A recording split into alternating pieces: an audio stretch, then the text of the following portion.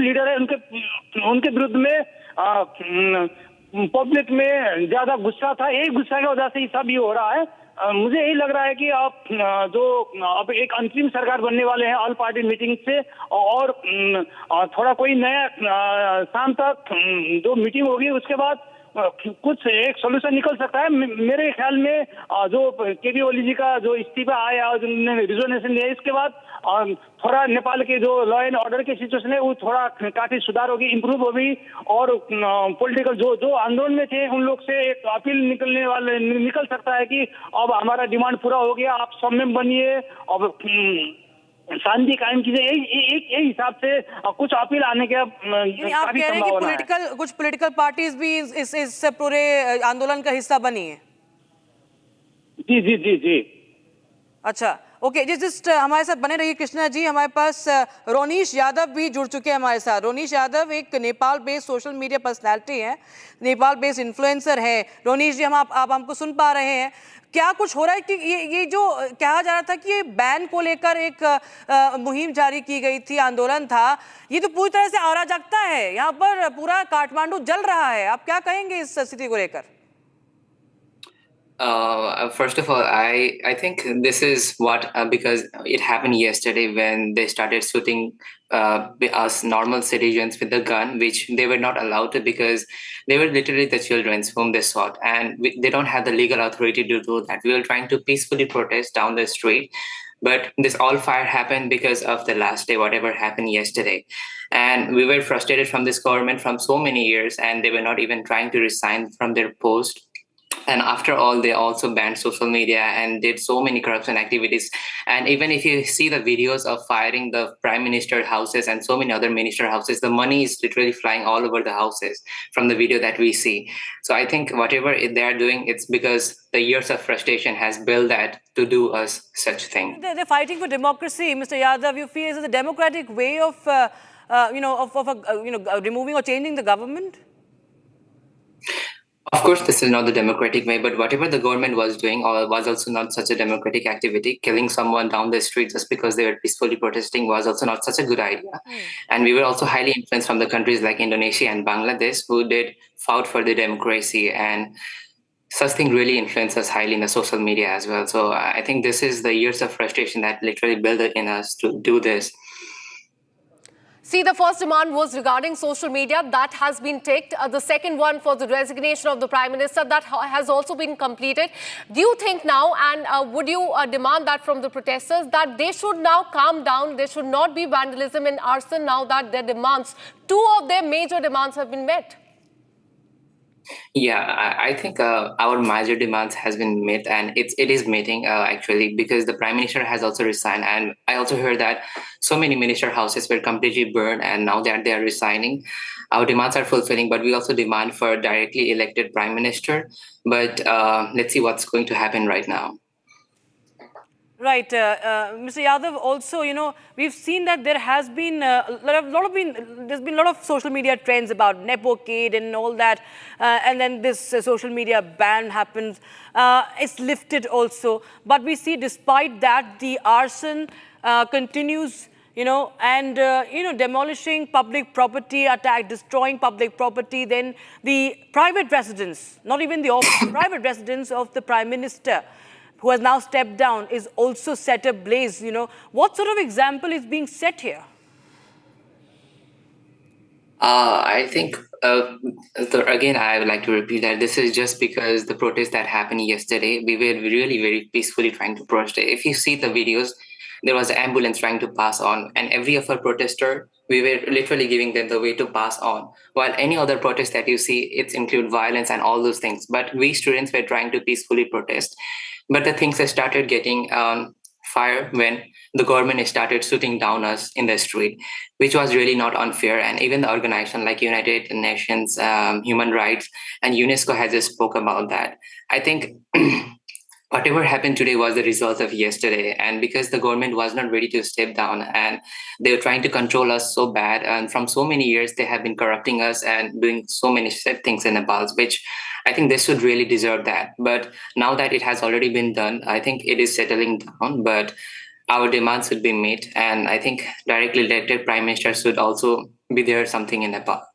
All right, and we also saw videos, in fact, going viral on social media regarding nepotism of the kids of ministers having a gala time in several other countries, while several protesters claimed that there was unemployment in Nepal.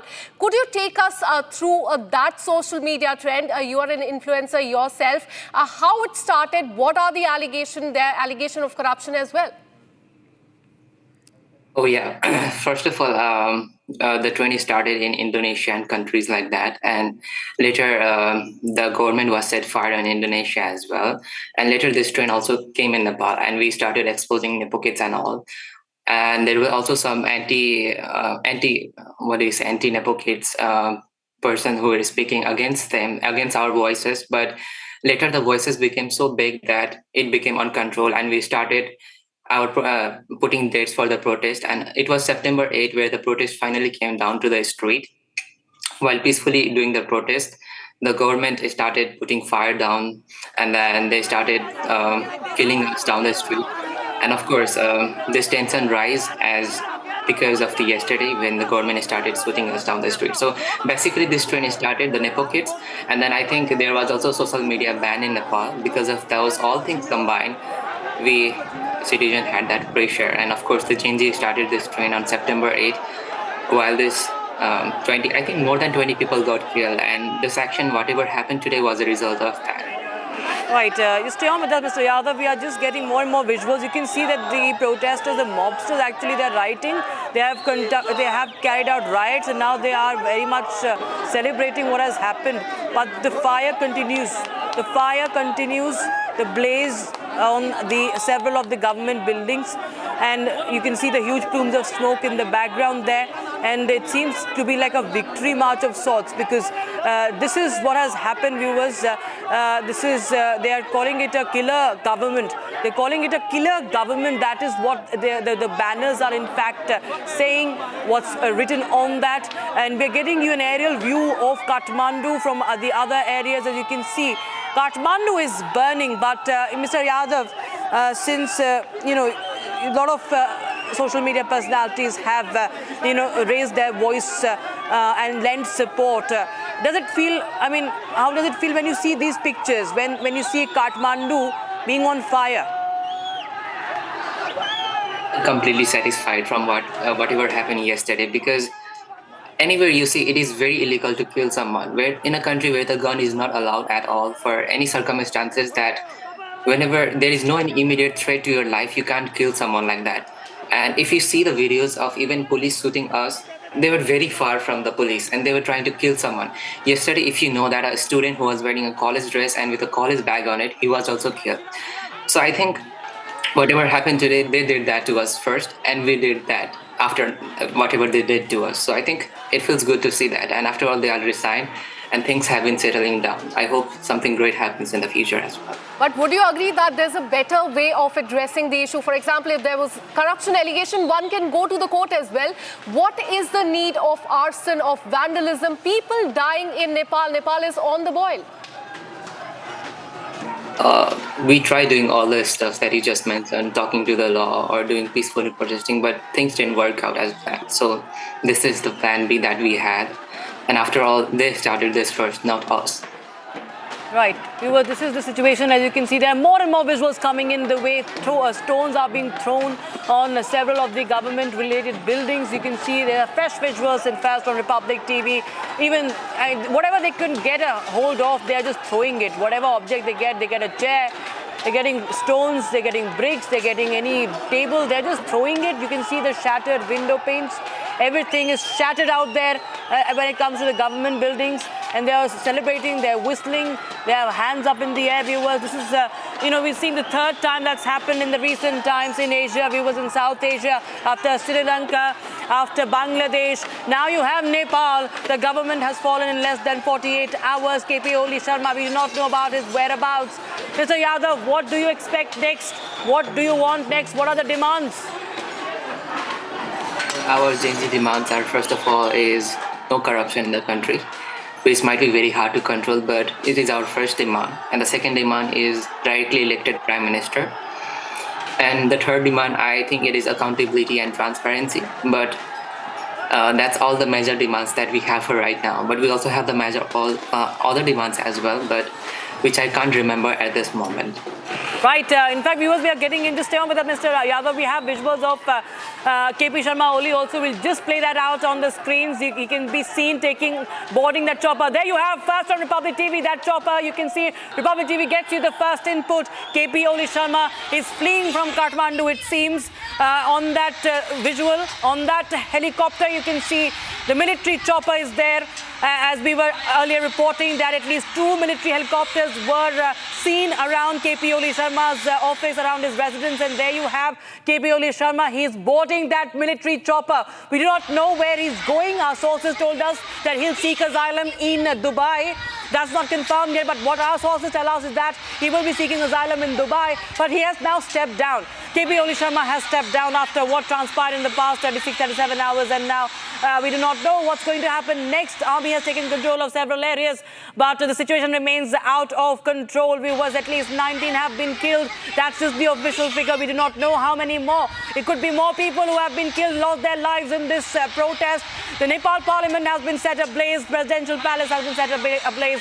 Many of the ministers' houses have been ransacked, vandalized, and they have been set ablaze. Viewers, Nepal is on the boil, and it is, of course, now you can see the government has felt the heat. It has, in fact, faced the fire, quite literally, and now they are forced to flee from Kathmandu. We've seen a similar situation unfolding in Bangladesh and Sri Lanka. In South Asia, this is the third country, viewers, Nepal being the third country where you see this sort of a coup, this sort of a toppling of the government that has happened after anarchy unleashed on the streets. Who's fueling this fire, we do not know yet. But yes, there could be there could be something more than meets the eye. And in 36 hours, the Nepal government has fallen, viewers. The situation remains critical. But first, visuals of KP Sharma Oli right down your screens, right after his resignation, the letter that we accessed and played it out for you. As Nepal burns, KP Oli Sharma flees. Mr. Yadav, his media advisor made a statement that Mr. Sharma will never flee, but it seems he is leaving Kathmandu. Yeah, our sources have also told that he has been leaving for China, but I'm not sure about that. But he should surrender himself to the public, but I don't know. The resigning is not the solution. We citizens want them not to resign, but also punish them for whatever they did for so many years.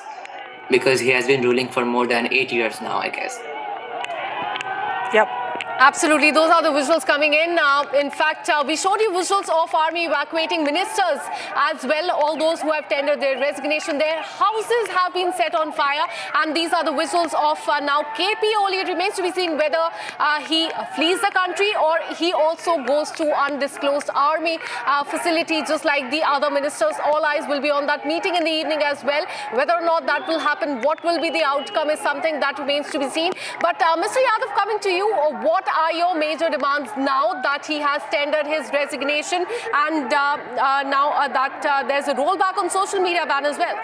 All right, viewers, these are fresh visuals coming in from KP Sharma Oli's residence as he flees. You can see this situation is only going out of control, viewers. This is, I think, the smoke that is being now unleashed, viewers. This is blaze, viewers. This is serious. This is, you can see they are not leaving even one portion of that residence. Everything is being dismantled by the rioters in Kathmandu. You can see it's all smokes. It's up in flames. Kathmandu is up in flames. The Prime Minister has just stepped down. His residence is up in flames. And this is an absolute breakdown of law and order. We do not know how this will be restored. Who takes over? Who takes charge of Nepal, viewers? This is something that India is watching closely because this is a neighboring country. And of course, there are a lot of people who, in fact, there's an exchange of citizens all the time. There are people who travel to Nepal from India, Indians traveling to Nepal, Nepalese coming into India, and of course the ME has also issued a statement as it's monitoring the situation. But you can see this march, viewers. It seems that they're celebrating their victory now after the government is toppled. Nepalese Prime Minister KP Oli Sharma has resigned and he flees in that helicopter. He's leaving Kathmandu, as you can see to the left side of your screens. First pictures on Republic TV, viewers, and you can to the right side of your screens the fresh visuals and I think water cannons have also been used on them, but they are unfazed, they are undeterred. Whatever they could break, whatever they could vandalize.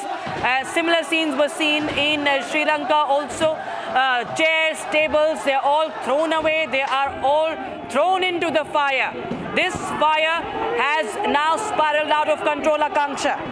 Absolutely, and those are the visuals coming in of arson and vandalism. And on the left side of your screen, you can see that is Prime Minister KP Sharma Oli, who has now tendered his resignation, fleeing to an undisclosed location. Whether or not he will also go to the army barracks, just like all the other ministers. We have Khushbu Oli. We have Khushbu Oli, Rashtriya Prajatantra Party, one of the opposition parties, the leader, Central Committee member. Khushbu, ma'am, we spoke yesterday. You were talking about the frustration among the people of Nepal, but what is happening is something that is astonishing. Nepal is burning. Kathmandu is burning, ma'am, and KP Oli Sharma has resigned within 36 hours of this rioting that has been unleashed on the streets.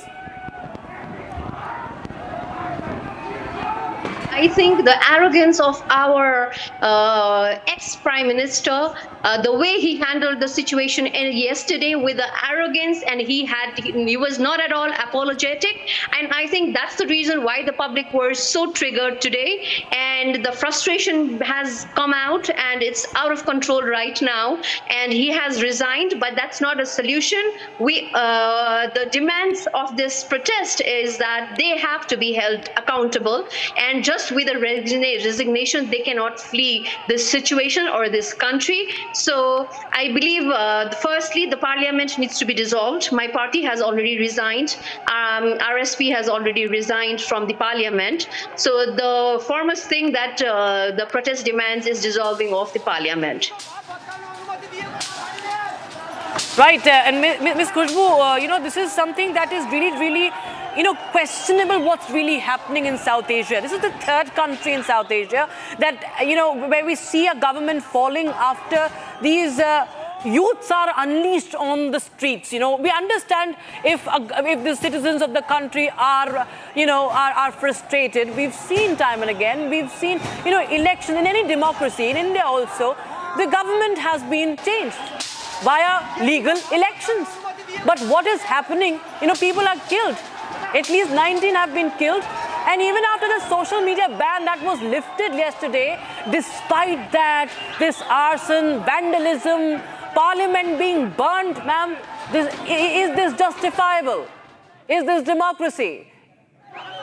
This is democracy, actually. No, the social media ban was not lifted yesterday. The prime minister, the former prime minister, he stood his grounds and he said that he is not going to lift the ban. And this is why the people were so frustrated today on the streets. See, the heights of corruptions that happened in Nepal was one of the major reasons that fueled this, because the kind of lifestyle these leaders were having, the kind of lifestyle these leaders were living, the families were living, the unjust in anything. There was nepotism in politics, nepotism in administrations, in every sector, and we were suffering at the public. So, and we have always been advocating against the heights of corruption these people are doing. And the main frustration is that they were always exempted of any kind of court trials. So political leaders were put under trials. They were always given relief from any kind of corruption cases or anything. So this had to happen. This had to happen.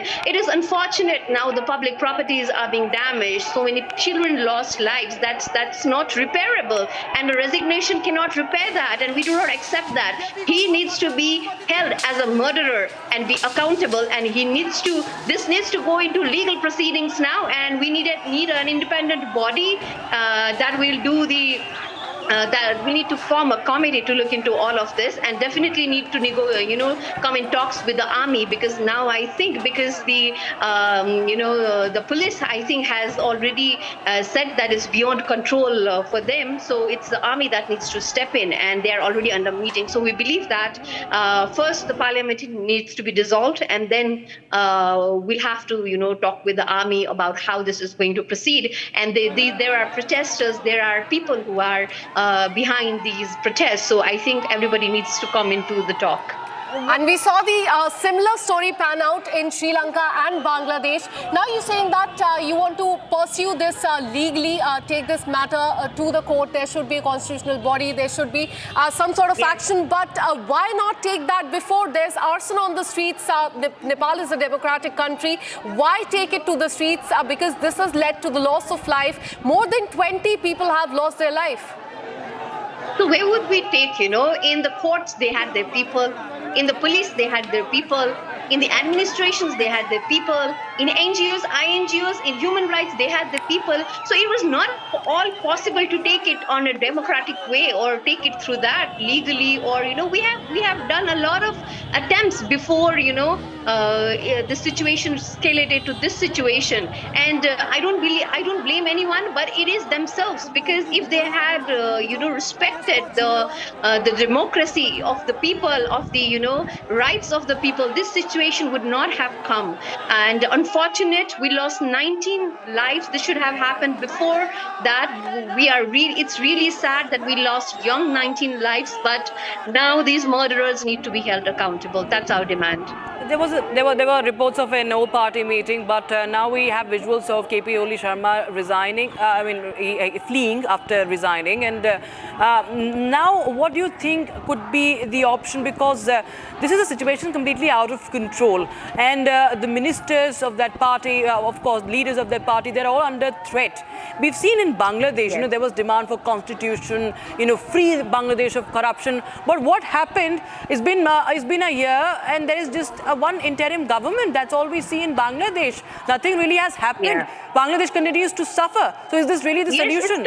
It's time we become patient and more sensible, take sensible decisions now. We have to stop this, because now that he has resigned, it's a step forward. And if now the government, the parliament needs to be dissolved, and now we have to be more patient, because if the further destructions happen, it is our property. It's taxpayers' property, the public properties. So, and we will need it in the future too. But now at present, nothing is yet clear, because the armies are still in the meeting. The political parties that have resigned from the government, or RPP, RSP, as we were in the opposition. So I think now it's time to sit and think and, come onto the tables and decide something for the welfare of the country, because we do not want this country to go under civil unrest like other countries that you have said. We do not want to civil unrest. Khushbu ji, we've seen visuals of, people chasing away the ministers, kicking them. Yes. I mean, is this the precedent that should be set?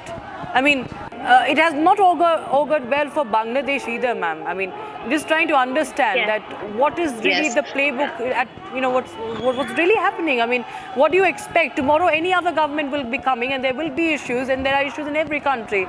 But is this the way forward? We do not see, we are not happy seeing all those things, but ये जो भीड़ होता है ना, इसको संयम नहीं कर सकते. We cannot control at one point of time, it's beyond the control. So nobody is under control of anybody. It's like an independently people are moving ahead. It's unfortunate what's happening, but there's so much frustration and there's so much hatred in the people right now about what happened. I think it has triggered them, and it's unfortunate to, we do not want this to be repeated, but the kind of arrogance these leaders held, it was I think it had fueled these people. But it's unfortunate to see what's unfolding, and now we request everybody to be patient and wait for further progression. So who will request, ma'am? Who will request? Because as you only said, that situation is going completely out of control. And in 36 hours, at the break of dawn, a protest breaks out. We have seen many protests in India also, but this is a complete breakdown of law and order. In 36 hours, a government is toppled, ma'am. People are dying, and Nepal continues to burn. Kathmandu continues to burn. Despite the Home Minister has also resigned, and there could have been talks also. There could have been held. But is there anyone representing these people also, or are there powers who actually want this situation to spiral out of control? Because I don't see anybody curbing, anybody controlling it. No, nobody is controlling it. Yes, nobody is controlling. Now it's beyond control. At this point of time, it's beyond control. But now all of us who were in support of this protest have requested the public to calm down and to settle and to have to be patient for further, because the former Prime Minister has resigned, and now, the best thing would be, I think, the oppositions that have resigned, and there are some people who have been accepted, like the Kathmandu mayor or anybody the public accepts from the younger generation, I think needs to come into negotiations and talks. But the sheer suddenness, ma'am, the suddenness of this protest, and this happens after KP Oli Sharma comes back from China. He comes back from China, and we see this sudden flare-up. The timing is also under question, ma'am. I do not know about that. See, I don't want. This is purely done by the public. It was done by youngsters. They just had two demands: end of corruption and lift of the ban of social media. Of the Prime Minister, he was not at all empathetic. He did not apologize on killing 19 children yesterday. We did not see his apology. He rather blamed the protesters and said that it was the infiltrators that were responsible. So this is not what we expect from a Prime Minister. And if you talk about democracy, I think it was the Prime Minister who was most undemocratic at this moment. And it's his sole responsibility. He has to be held accountable along with other people that were responsible from CPN, UML or Congress who are in the government. They have to be held accountable. Otherwise, it's not going to settle down. And now the Prime Minister, now that the Prime Minister has resigned, who do you think should be the next face? Who should be the next Prime Minister? Or do you think army should be given the charge? No, I cannot say you about that at this point of time. We just want stability now. We just want this to settle down. I'm just a central committee member of RPP, and I went to this protest as an individual because I wanted to support the youth. So I do not have a say on that. There are going to be several meetings that are going to unfold now, and then we'll come to a conclusion what is going to happen. So I'm not the right person to give you the correct answer on this, but definitely seeing the situation right now in Kathmandu, I think army will take a guardianship to control the movement. Right. You stay on with us, Ms. Oli. We have some more updates coming in via Nepalese media. The heads of all security agencies in Nepal as well as the army chief have called for a peaceful solution through dialogue. Okay, this is the update we have right now. Heads of all security agencies now calling for a dialogue. Army chief calling for a peaceful solution through dialogue. But how will it happen? We do not know. Now that the Prime Minister stepped down and he has now fled from Kathmandu, they're calling for a dialogue. Viewers, quite a similar situation that transpired in Bangladesh. Viewers, this is the breaking news we have right now. Several flights to Delhi to Kathmandu, Kathmandu to Delhi route have also been cancelled today, viewers, in view of the prevailing situation. So Republic TV getting you minute-by-minute updates as we continue to get you more voices from Nepal, viewers. These are the latest visuals, and all those who are tuning in right now, let us tell you that KP Oli Sharma's government has fallen in less than 2 days after what transpired. Since yesterday, Oli's residence set on fire, parliament set on fire, ministers chased and thrashed, parliament set ablaze, presidential palace set ablaze, all the ministers get out, their properties ransacked, the government buildings have been ransacked, vandalized, and Kathmandu continues to burn, viewers. For 36 hours, KP Oli Sharma was seen boarding a military chopper. As we just showed you, he is fleeing from Kathmandu. Reports suggest that he will be seeking asylum in Dubai, and that is as per our sources, that information. And now the army chief is calling for a dialogue for the peaceful solution. We do not know what happens next, who will lead Nepal next, as there is complete breakdown. It's into a complete political turmoil. It's a political cyclone, in fact, in Nepal. And Miss Khushbu Oli, Nepal has in fact seen political turmoil time and again, not the first time, but this is unprecedented. unprecedented. What has happened, this rioting is unprecedented. Okay, we have lost that connection with Ms. Khushbu Oli. We will, of course, try and get more voices, viewers, to understand the situation on ground zero. The gravity of the situation is completely visible, viewers, with the visuals that we are getting one by one. To the right side of the screens are the ministers. They are flying back in Barracks. Okay, we have Ronish Yadav, social media influencer from Nepal, joining us back. Mr. Yadav, appreciate you joining us again. Mr. Yadav, as we have been witnessing, now the army is calling for a peaceful resolution. But what can be expected? Because whenever such things have happened, there hasn't been a lot of stability. Example being Bangladesh. There is no elections haven't happened yet, and there is an interim government. Radicalists have taken over what's happening. The minorities are being targeted in Bangladesh. There is no law and order in Bangladesh till date, despite the toppling of Hasina government. What expectations, what hopes do you have now in Kathmandu?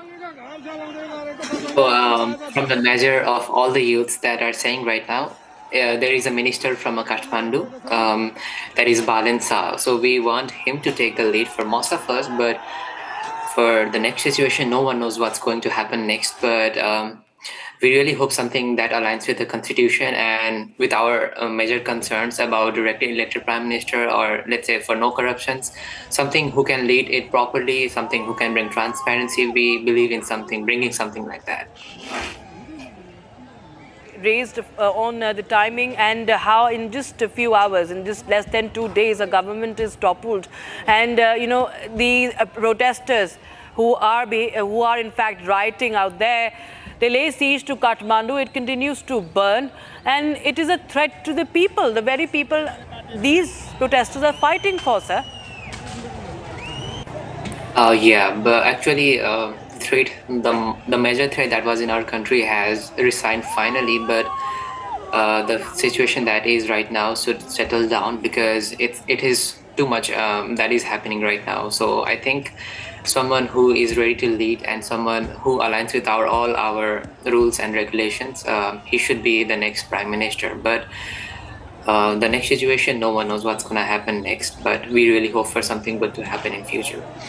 Because we will get you more voices. We will continue to talk to Mr. Yadav as well. But you can see the students, these so-called students, they are getting guns. Now, Mr. Yadav, where are these guns coming from? These are youngsters, you say. These are Gen Zs. They are innocent youngsters. And you say they are frustrated with the corruption. But where are they getting weapons from, sir? I think the weapons are from where they are burning the houses.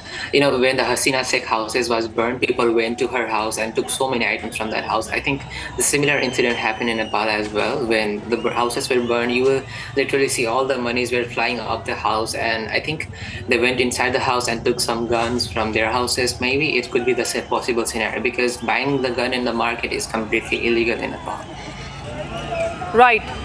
If you could just take us through also what, you speak of frustration amongst the youth, but since how long has been this frustration, and on what reasons, or what have been the reasons behind this, if you could just highlight them, and what measures were taken or any actions were taken by political parties, by the leaders, by the people of the country to in fact try and, handle this or raise the voices?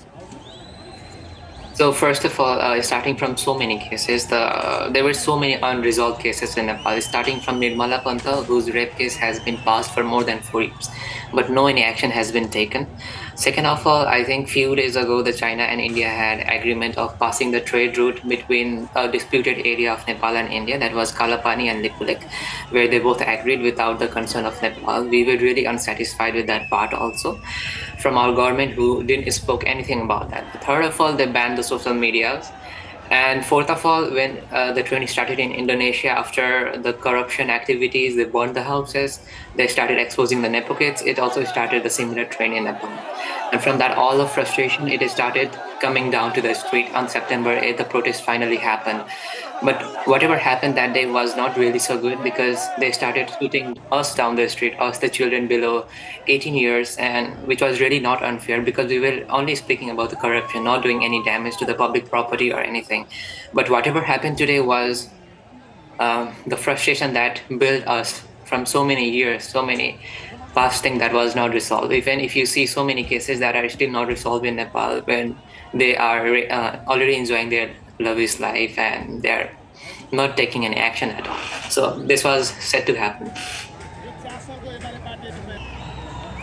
Right, we will just go across to a report filed by my colleague Priyanshi, as I welcome my colleague Iona also on the broadcast. We will be continuing to get you more voices from Ground Zero, but here's a closer look of what's been transpiring on Ground Zero.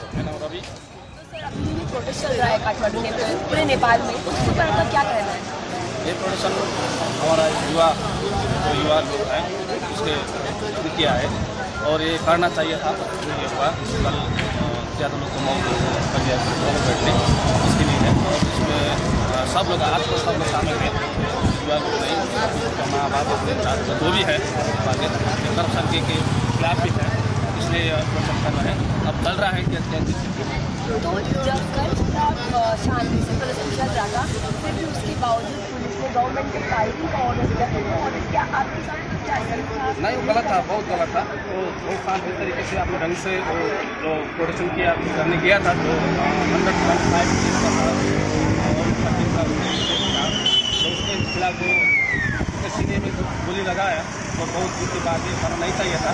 और दो चार लोग ऐसे होते हैं राज्य में दूर भी कंट्री में होते हैं, वो बहुत दूर होते हैं, उसका कोई एम नहीं होता है, जो उसको कोई दिमाग नहीं चलता है तो उसे ऐसी हरकत करता है। तो पुलिस हॉस्पिटल में गया, जाकर घर में जाकर मारा नहीं, ऐसे है जो उसको तो सरासर गलत, जो भी तो गलती है, मतलब हॉस्पिटल में, स्कूल में, कहीं भी विद्यार्थी लोगों को या ग्रामीण लोगों को जाके मारना पीटना अथवा वहाँ ट्रीटमेंट करना नहीं देना, उसमें बाधा पड़ना, सरासर Continue to get you more updates from ground. Oli's residents, viewers, you saw how it was gutted in fire, so was the parliament, and we'll show you that visual, a very, very, it's an image that in fact speaks volumes of that parliament up in flames, plumes of smoke billowing from that building, ministers at the army barrack, and they are being taken away from Kathmandu. Ministers have been chased, thrashed, kicked by the people, by the rioters, by the mobsters. Parliament has been set ablaze. They continue to throw whatever they could catch hold of, from chairs to tables, furniture completely ransacked, and the parliament has been breached and gutted in fire. Viewers, this is after Sri Lanka and Bangladesh. We are witnessing similar scenes, and also the students wielding the weapons, wielding the guns. Viewers, this is what is being shown here, firing on the streets of Nepal. And we continue to get you more updates from Ground Zero as the situation remains critical. At least 19 have been killed and more than 200 have been injured in these protests. Viewers, the government has fallen in around 36 hours. But who's next after KP Oli? We do not know what really happens next. Stability, Mr. Yadav, do you feel that stability is promised now? I'm not sure, because again, we demanded for anti-corruption and so many activities, and we are trying Pal and Saha to take the lead. But whoever coming next, we never know. And for the transparency and accountability, again, we can't promise anything on that. But we really hope, I have high hopes from our Minister Pal and Saha, who most of us want he to take the lead. But again, I'm not sure what's going to happen next.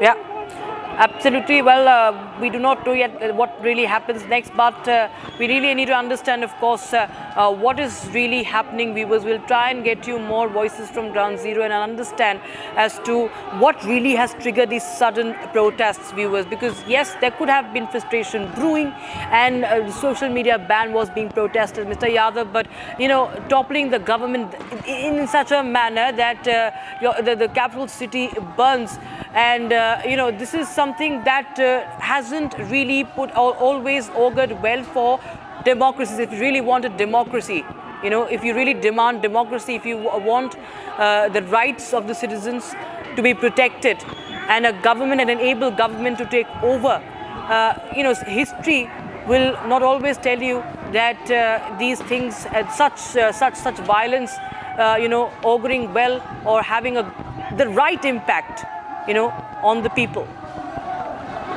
Yeah, I think whoever will be the minister will think so many times before becoming a minister himself, because whatever happened today will be a threat to upcoming prime minister or any kind of minister who is going to the high lead, because whatever happened today will definitely provide a threat to them to rule their post in accountable and a transparent way. So I really hope something good happens right now. We were really frustrated from so many years with seeing the same prime minister circling around for the chair. All right, these are fresh visuals coming in first on Republic TV. You can see that massive blaze that is coming in. I think it is the residence of KP Oli Sharma or the parliament. You can see those bench that is on fire. That is the bench on fire. You can see the tires on fire, vehicles and the furniture inside that has all been ransacked. You can see how they are trying to break through another building. It could be a government building because that is the prime target of all these mobsters. This is how they are, catching hold of anything and throwing it away and breaking it down. Now, it is about democracy, but we do not know how the reparations will be made. The question, of course, remains as to who's really fueling this. The weapons are being wielded, the rifles are being wielded by these protesters, these mobsters who on one hand hold the flag of Nepal, at the same time they are wielding guns as well. They call KP Oli Sharma killer government, his government a killer government, but the angry mob is actually now, endangering the very safety of the public property. And this is, of course, all from taxpayers' money, viewers.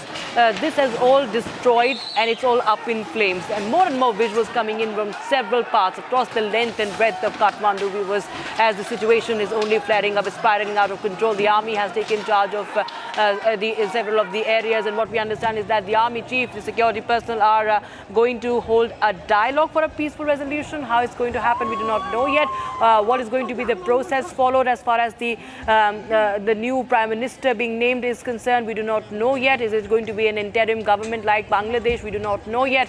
The army is right now trying to take control of the situation, but clearly everything has gone out of control. Even the borders, the villages along the border, Indo-Nepal border, the districts along Uttar Pradesh that share border with the Nepal are on alert. Viewers, India, of course, keeping a very, very close eye as there is a complete political turmoil. Nepal's foreign minister and Home Minister stepping down, fleeing from Kathmandu. Prime Minister Oli, who has stepped down, could be taking asylum in Dubai. We do not know yet about his whereabouts officially. We cannot confirm, but the report suggests that he will be taking asylum in Dubai. Meanwhile, the mayor has also been supporting the protesters. And now we have, in fact, an update coming in from Balendra Shah, who is the mayor. He, in fact, says that the killer has now stepped down. So this is what the mayor of Kathmandu says. The killer has now fled. All right, we have another visual. First on Republic TV, the military choppers right there on the sky, in the skies of Kathmandu. These are the public officials, the ministers, the cabinet ministers, and KP Oli Sharma also, who is now on board these military choppers and fleeing. And more visuals. You can see the security personnel. More visuals coming in from Kathmandu. He has succumbed under pressure. KP Oli Sharma has succumbed under pressure, and within 36 hours. And he has fled from Kathmandu. After he returned from China, he has fled from Kathmandu, facing heat, facing this situation that he could not control. Now, what really happens next is a big question. What's happening in South Asia, viewers, third country where we are witnessing such scenes, such toppling of the government. This is, of course, a very, very dangerous pattern that is being observed. And regime change in Nepal, viewers, will try and get you more updates from ground zero. In fact, we also understand that there have been attacks on several ministers. Even former Nepal Prime Minister Sher Bahadur Deuba, his wife also has been attacked. In fact, viewers, his wife is the foreign minister of Nepal, Arzu Rana Deuba. They all have been attacked. What we understand, violence being unleashed. Mr. Yadav, if you're still with us, what is the extent till how? Is there no bound? Is there no bound for violence? that now ministers are being physically assaulted. This is a murderous assault. Do you stand with this? Yeah, I definitely stand with this because, first of all, they murdered us yesterday because the student was just trying to peacefully protest. Imagine a kid who is far away from the village and is only 18 years old, is trying to protest, and he gets sued because he was just speaking about the corruption. They have not even been killed. They just flew away. They ran away from the system, and they call themselves the democratic leaders. First of all, the democracy is not meant like that. If they are not following the democracy and the rules like that, we are not even ready to follow that. We want change, and that's all we did. This is, it's a very, very dangerous trend that is being set up, Mr. Yadav. Meanwhile, we have some more breaking news coming in from Birganj in Nepal. Houses of political leaders are burnt, set ablaze after Oli's resignation in Birganj. So, Mr. Yadav, Oli has left. He has resigned. Social media ban was lifted. Home Minister resigned. Oli resigns. What else? What else? What are the demands? What else is left? Is it a regime change that these protesters want, or murder of the leaders? Could you repeat? No, what is the goal? What is the end goal? Is it about democracy? Is it about removing the corrupt from power? Because now houses of the political leaders continue to be burnt. Even Oli has resigned. He has stepped down and he has fled from Kathmandu. Now, what more are we going to see in Nepal? So our major demand was to resign them and to punish them publicly, but it seems like we can't punish right now because they already flew away. But the other demand was directly elected prime minister, and within few hours we might see some update on someone becoming a prime minister, maybe, because we really want someone like Balen Saha to take the lead. He is the only one minister in Nepal that we see who did some changes in the Kathmandu Valley. If you see, the Kathmandu was very dirty before. It turned out to be so clean and professional in these coming days. And you think that it will be a democratic government after such rioting that happens, undemocratic ways being, assumed by the protesters, by the citizens of Nepal? This is a very dangerous trend, don't you think, for the future of your country, sir? We never started this. We were doing everything in a democratic way. We fought for our voices. We failed to do so. We stand for our rights. We even fell for that. We had freedom of speech, but government banned all those apps. We didn't have the freedom of speech, and we were trying to peacefully protest. We got shot down the street. We didn't have any democratic rights in the country who is actually a democrat. But if our needs and demands are failed to meet, this is what we do. The years of frustration has finally come out, and people are celebrating it. So I think this is something good for Nepal, but at the end, it is also sad to happen this loss for Nepal. But it's the only thing that our prime minister, the coming prime minister, should be good in our country, and he should rule in a good way. Otherwise, the violence is something that will keep happening in the future. Okay, so you are in fact standing with the violence, as you say that there should be no violence. What we understand is that this situation is now beyond Kathmandu. Now it is now spreading beyond Kathmandu. It is spreading to several other areas in Nepal, Birganj being one case in point where the houses of the ministers are being now attacked and set ablaze. So Nepal is burning, it's on the boil, it's burning, and violent attacks are being reported from across the length and breadth. Meanwhile, we are getting in updates. Nepal Army has issued a statement. I'll just read that out.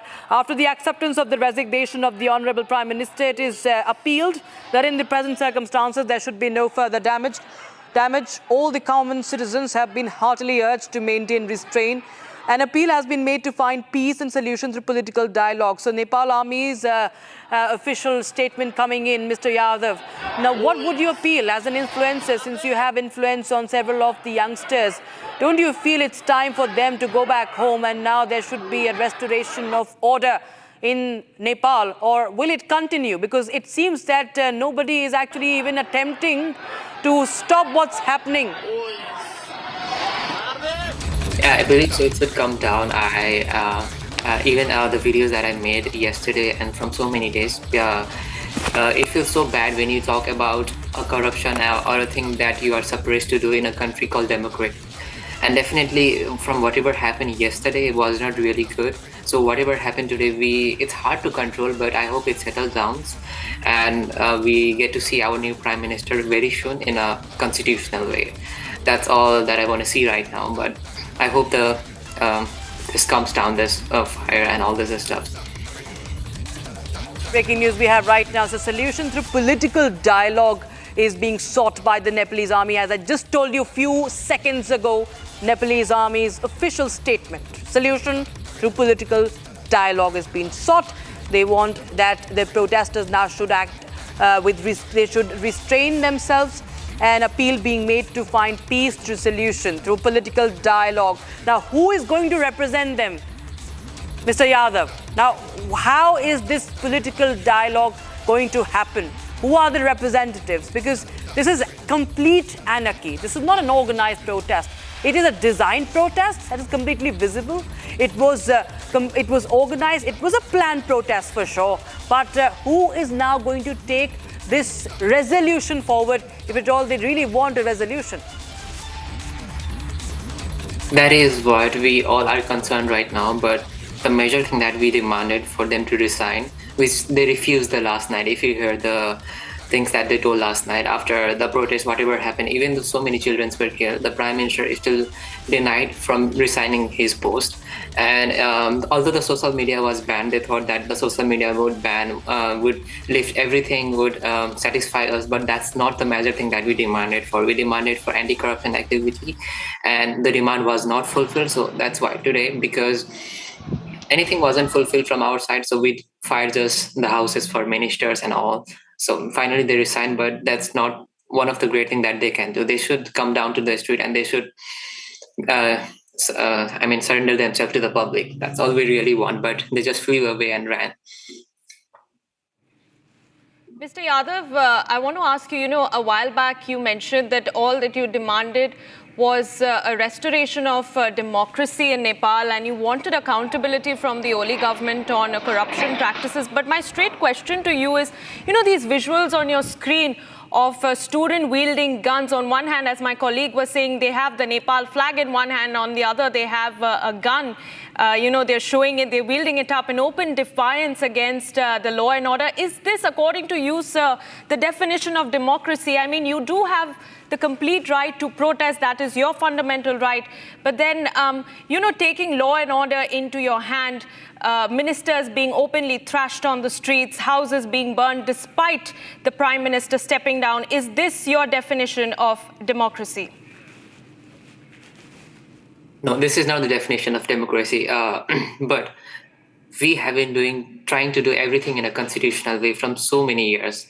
I already told you about the Nirmala Panta who was raped for more than 4 or 5 years. Her case is not resolved yet. We were trying to peacefully protest, but this thing didn't happen, and they sought us down the street. And also, I told you about the India and China agreement about the trade that happened to be on the disputed area of Nepal and India, that is Kalapani and Lipulek. Our government didn't take any action on that. And after all, our freedom of speech, that was through Facebook, Messenger, and all those apps, all those YouTubes and all the platforms were banned. So it feels like our democratic right was taken away from us. So we were trying to bring down the democracy, but it didn't work in a good way. And they even sought us down the street. So this is what they get to see today. And I think this is something that is good because we wanted change and now we are having it. But slowing down would take time, but this is a very good thing that happened. Okay, just stay on with us. We have visuals. Okay, we need to see this, viewers, how the ministers are thrashed. Okay, he's very much injured. He's critically injured. He's an old man. He's critically injured. And he has been injured by these protesters, viewers. This is the foreign minister, as I'm told. And he's one of the ministers. And he has been very much critically injured. And these are dramatic visuals and very, very dangerous trend that is being set here. Third country in South Asia when we see this toppling of the government. But this is bloody violence, viewers. This is bloody violence that is unfolding in Kathmandu. Foreign minister is thrashed. He is brutally attacked. And this is the visual that we are running on your screens right now. And this is the reason why so many of these ministers were fleeing in those military choppers, because their lives are endangered. When the more they stay, in Kathmandu, the more risks they and their family face. And this is one example. Nepal Foreign Minister thrashed, and you can see blood also oozing out. He has been thrashed. It's a murderous assault, and this is something that there cannot be no justification for, Mr. Yadav. That's definitely right, but whatever they did during their ruling period was also not right. And we were trying to peacefully protest, but they didn't hear us. So they get to see whatever happened today. We are playing more visuals out, but this is Republic TV bringing you in fact, you can understand, viewers, how serious this situation is in Nepal. This is bloody violence. There is arson, buildings being set ablaze, residences, private residents, not even the government office, the private residents have also been set ablaze, and the ministers are assaulted, viewers. This is the big update. This is the visual, viewers, that speaks volume about this so-called protest that was carried out by youngsters. But this is, viewers, dangerous, dangerous. On one hand, you can see the finance minister is kicked. He's chased away, and he's kicked in broad daylight in the middle of the street. And on the right side, you see the foreign minister being thrashed. He is being assaulted. He is injured. He is taken out from that building by people, and he is running for life. All the ministers are fleeing from Kathmandu. KP Oli Sharma steps down, succumbs to the pressure, succumbs to the deadly violence, and he steps down, he surrenders, he succumbs, and he flees Kathmandu. Where, we do not know. Maybe Dubai. Maybe he has sought asylum in Dubai. But this is the state of affairs, viewers. Nepal government has fallen. KP Oli Sharma's government has fallen. And army is now seeking a peaceful resolution as the situation goes completely out of control. Army was called in yesterday, viewers, remember. But the violence, the bloodshed continued. Deaths continued. The death toll continued to rise. We do not know how many have been injured from the protesters' side. Even the security forces have been injured. Stones have been pelted towards them. Firing has also been reported in Kathmandu. And now we see the ministers are chased away. They are attacked. They're brutally assaulted. They're brutally attacked. And it's a murderous attack. And it's an attempt on their life, viewers. We continue to closely track updates coming in from Kathmandu. We'll slip into a very, very short break, but we'll be right back with our blanket coverage on what's happening in Kathmandu as Nepal continues to burn for the past 36 hours.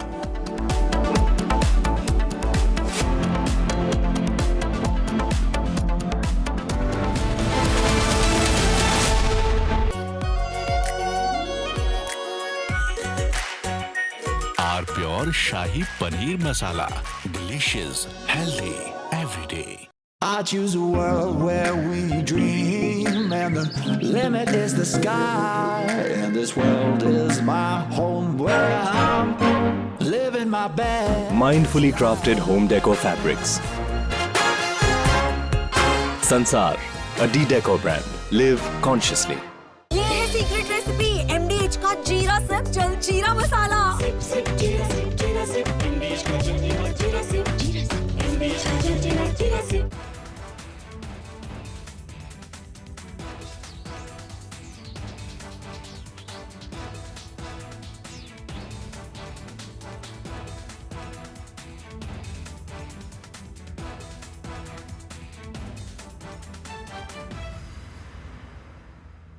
Yesterday, a coward decided to take our 8-year-old son Fletcher away from us. Because of their actions, we will never be allowed to hold him, talk to him.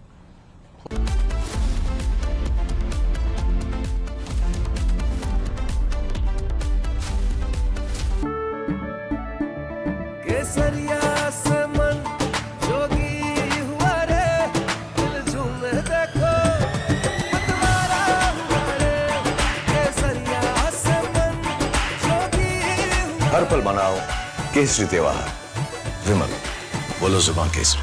Are pure सूजी pasta उबालो मिलाओ और खाओ 8 minute में तैयार। क्या taste है सबका राजा hardcore masala. Here we didn't want to bring out the big charts because it had no chance of standing. Fortunately, we came armed with a little smaller chart. So it's 67%, so we're going to be charging a discounted reciprocal tariff of 34%, I think.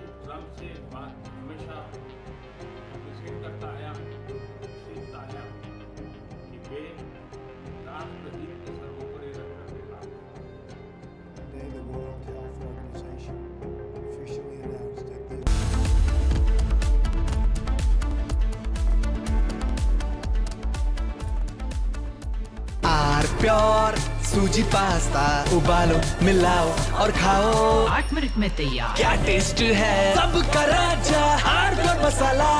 QSMTHE, the world's foremost university rankings organizations, have ranked Amity amongst the top 3% universities globally, making it among the very few Indian universities to be included in both rankings. Yet another top ranking for Amity University. आधे bowl दही में 4 चम्मच MDH चटनी पुदीना मसाला डाला, stir करो, पुदीना चटनी तैयार। MDH चटनी पुदीना मसाला। केसरिया से मन जोगी हुआ रे, दिल झूमे देखो मतवारा हुआ रे। केसरिया से मन जोगी हुआ। हर पल मनाओ केसरी त्योहार। विमल बोलो जुबान केसरी। आर प्योर सूजी पास्ता उबालो मिलाओ और खाओ 8 मिनट में तैयार। क्या टेस्ट है सबका राजा आर्नब मसाला।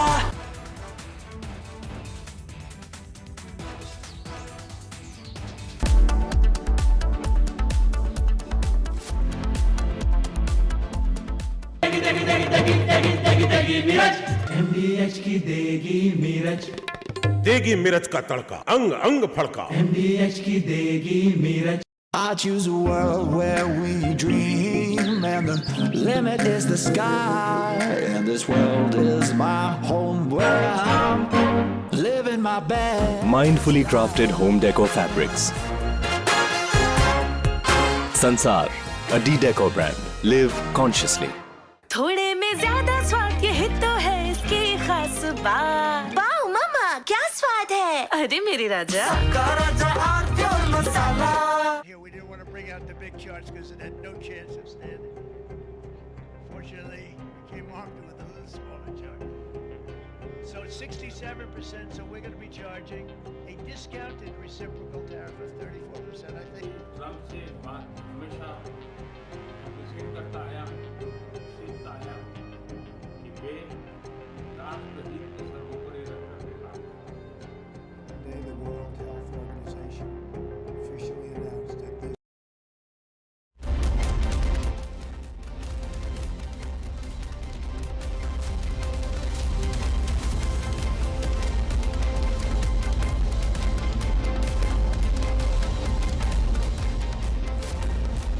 I choose a world where we dream and the limit is the sky, and this world is my home where I'm living my best. Mindfully crafted home decor fabrics.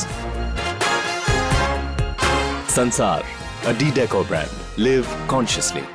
थोड़े में ज्यादा स्वाद यही तो है इसकी खास बात। वाओ मामा क्या स्वाद है। अरे मेरे राजा मसाला।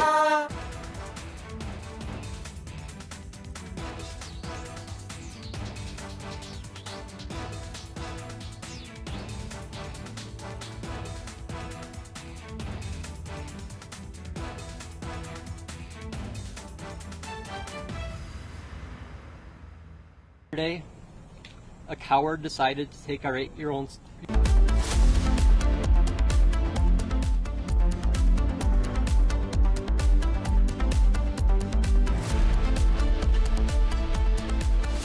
थोड़े में ज्यादा स्वाद यही तो है इसकी खास बात। वाओ मामा क्या स्वाद है। अरे मेरे राजा मसाला। केसरिया से मन जोगी हुआ रे, दिल झूमे देखो मतवारा हुआ रे। केसरिया से मन जोगी हुआ। हर पल मनाओ केसरी त्योहार। विमल बोलो जुबान केसरी। अब छोलिया हो या लोबिया, सब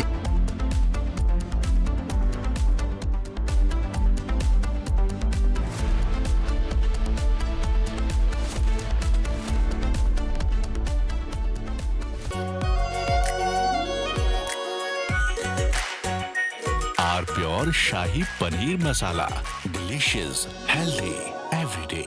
QSMTHE, the world's foremost university rankings organizations, have ranked Amity amongst the top 3% universities globally, making it among the very few Indian universities to be included in both rankings. Yet another top ranking for Amity University.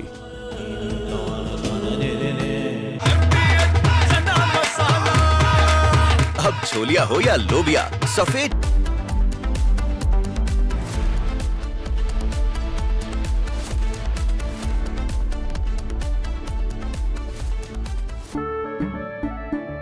केसरिया से मन जोगी हुआ रे, दिल झूमे देखो मतवारा हुआ रे।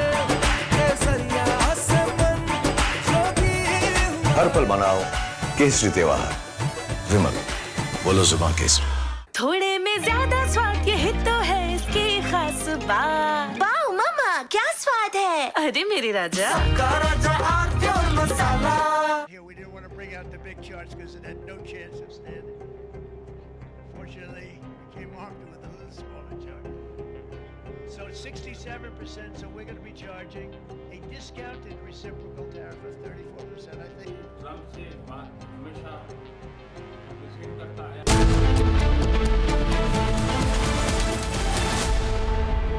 दादी के हाथों का जादू और खुशबू से महकता घर, माँ की मुस्कुराहट और खाने की सुगंध। MDH गरम मसाला, क्योंकि हर रिश्ता है स्वाद से जुड़ा। I choose a world where we dream, and the limit is the sky, and this world is my home where I'm living my best. Mindfully crafted home decor fabrics. Sansar, a decor brand. Live consciously. Are pure सूजी pasta, उबालो मिलाओ और खाओ।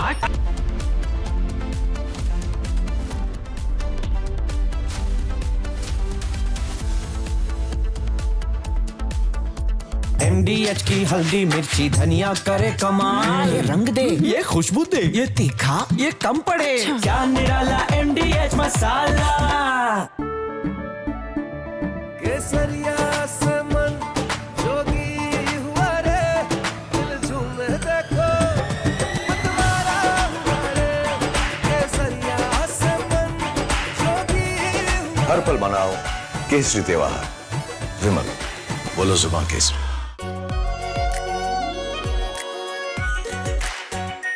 Are pure shahi paneer masala, delicious, healthy every day.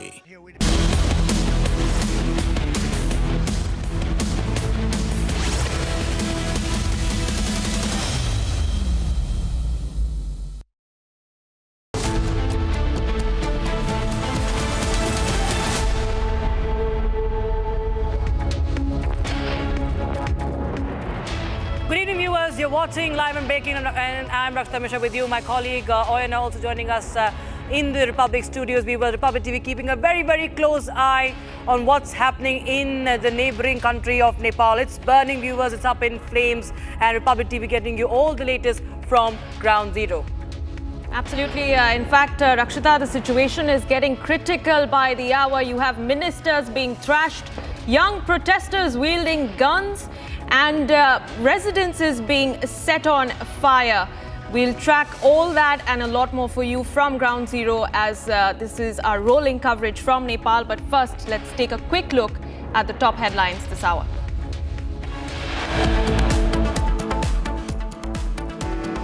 Coup complete in 2 days. Nepal Prime Minister KP Oli steps down. New Prime Minister to be announced soon.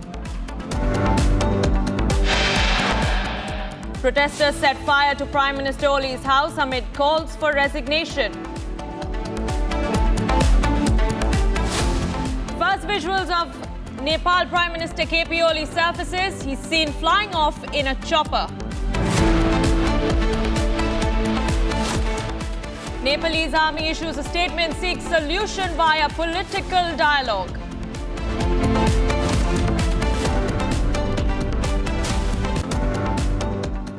Protesters chased and thrashed ministers in Nepal. Protesters chased and thrashed ministers in Nepal. Ministers take shelter in army barracks.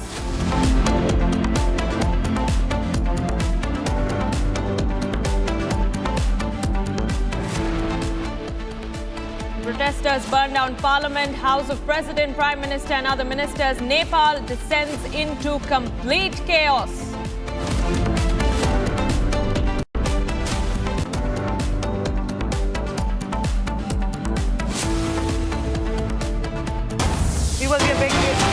We have breaking news coming in right now. Ministers being attacked in Nepal, and you can see the bloody violence that has unfolded in Nepal. The minister has been beaten up, viewers.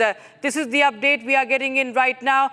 After Nepal Prime Minister KP Oli has stepped down, now we see the finance minister. Okay, we corrected that. It's the finance minister that has now been beaten up, and he's bleeding. You can see he's been taken away by those from those around him, his associates, and it's complete breakdown of law and order. This is bloody violence, viewers. The murderous assault on the ministers of those who are in charge of the government in Kathmandu. His wife, you can see, she's also rushing away, and this is a very, very dangerous situation that's unfolding in the neighboring country. Viewers, after 36 hours, we see that the KP Sharma Oli government has fallen. The coup is complete in less than 2 days, and the ministers are being thrashed. They are being kicked in broad daylight in the middle of the road. They are attacked and they are bleeding, viewers. There you have the visual coming in from that from Kathmandu, viewers. That's the breaking update we have as we try and get you more updates. Surendra Puyal is joining us live on the broadcast. Surendra, we see that violence still continues even after Oli's resignation. Now the foreign minister, several of the ministers, their associates, all of them are being attacked, and it's a brutal assault. Yes, indeed. Very unfortunate and very, anarchy crowd that continues to, rule the streets of Kathmandu even now. Even after security forces, appeal to maintain calm and stay calm, people are not just listening. The Parliament building is on fire. Even Supreme Court has been, set alight right now and just now, and even most government offices are under attack.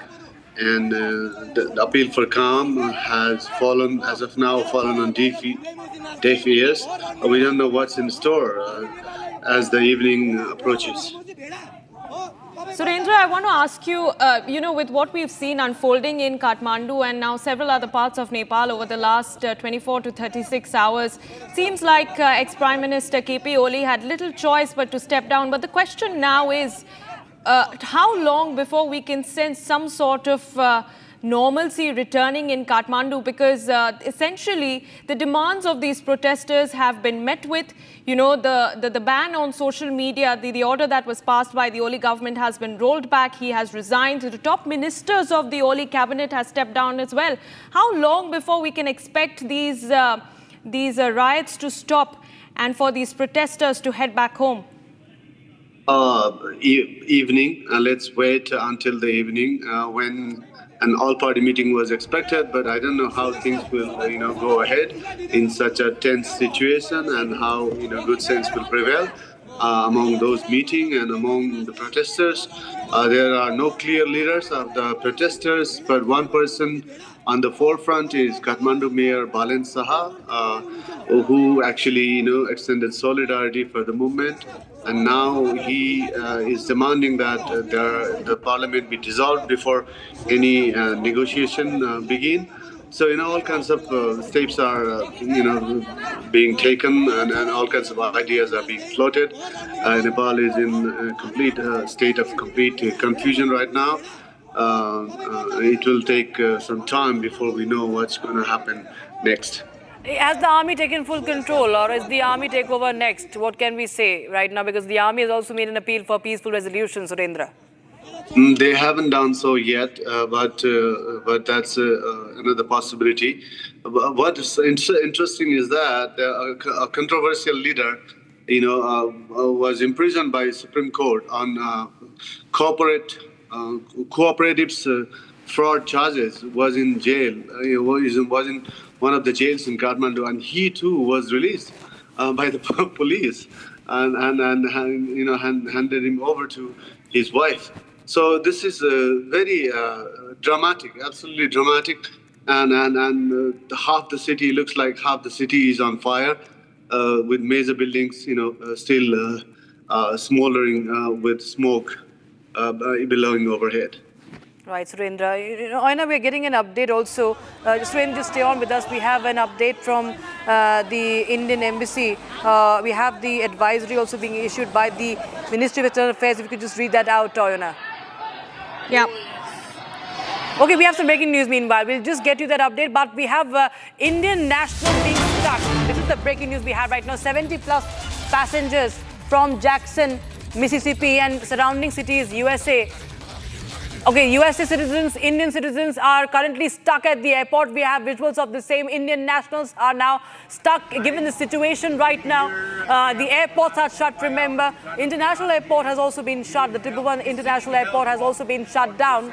And it's under the control of the Nepalese army. And now we see the Indian nationals, they are stuck. And there's complete state of chaos there. Nepal airport. Hello, we are at the Nepal airport. We are stuck at the airport in Kathmandu because of the crisis going on at the time. We're here at the airport for the last 4 or 5 hours. We're trying to get out of here. We need help. We're seeking help from our U.S. Embassy in Delhi to get us out of here. Please help us. Please. Thank you. Hello, we are at the Nepal airport.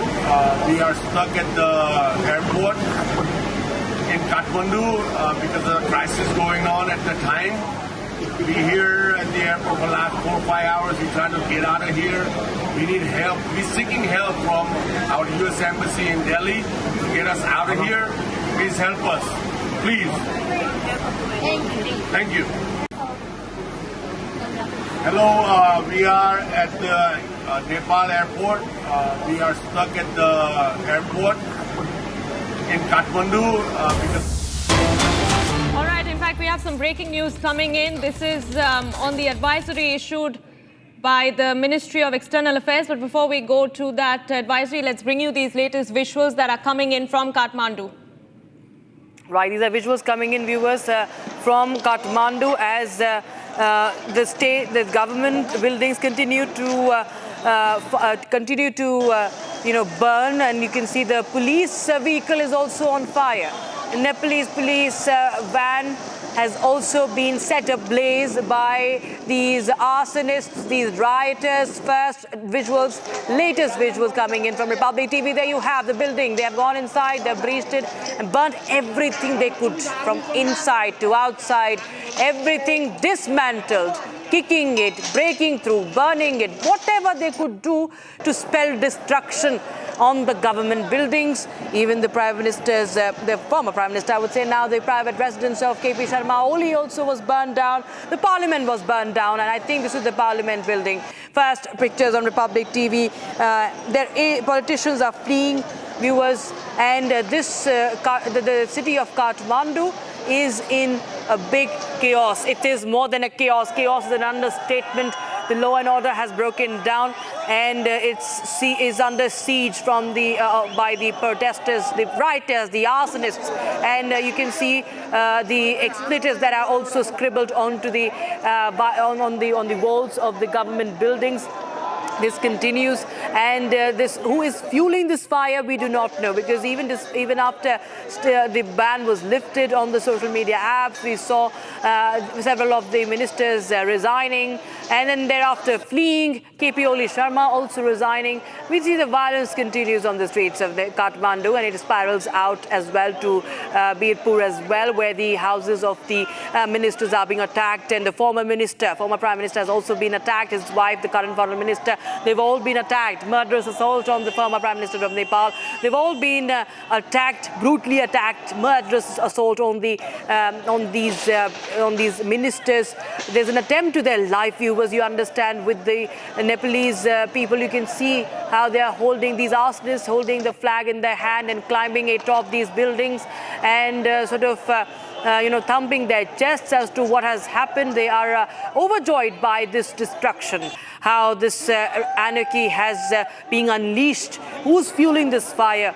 That's the matter of curiosity. That's the big question that is looming right now. Oli has left. He has fled. He has succumbed to the pressure that he faced for just 36 hours. We have reactions. काम चोर है, भ्रष्टाचारी है और ये देश के लिए ये ने 2 दिन में सब कुछ कर दिया।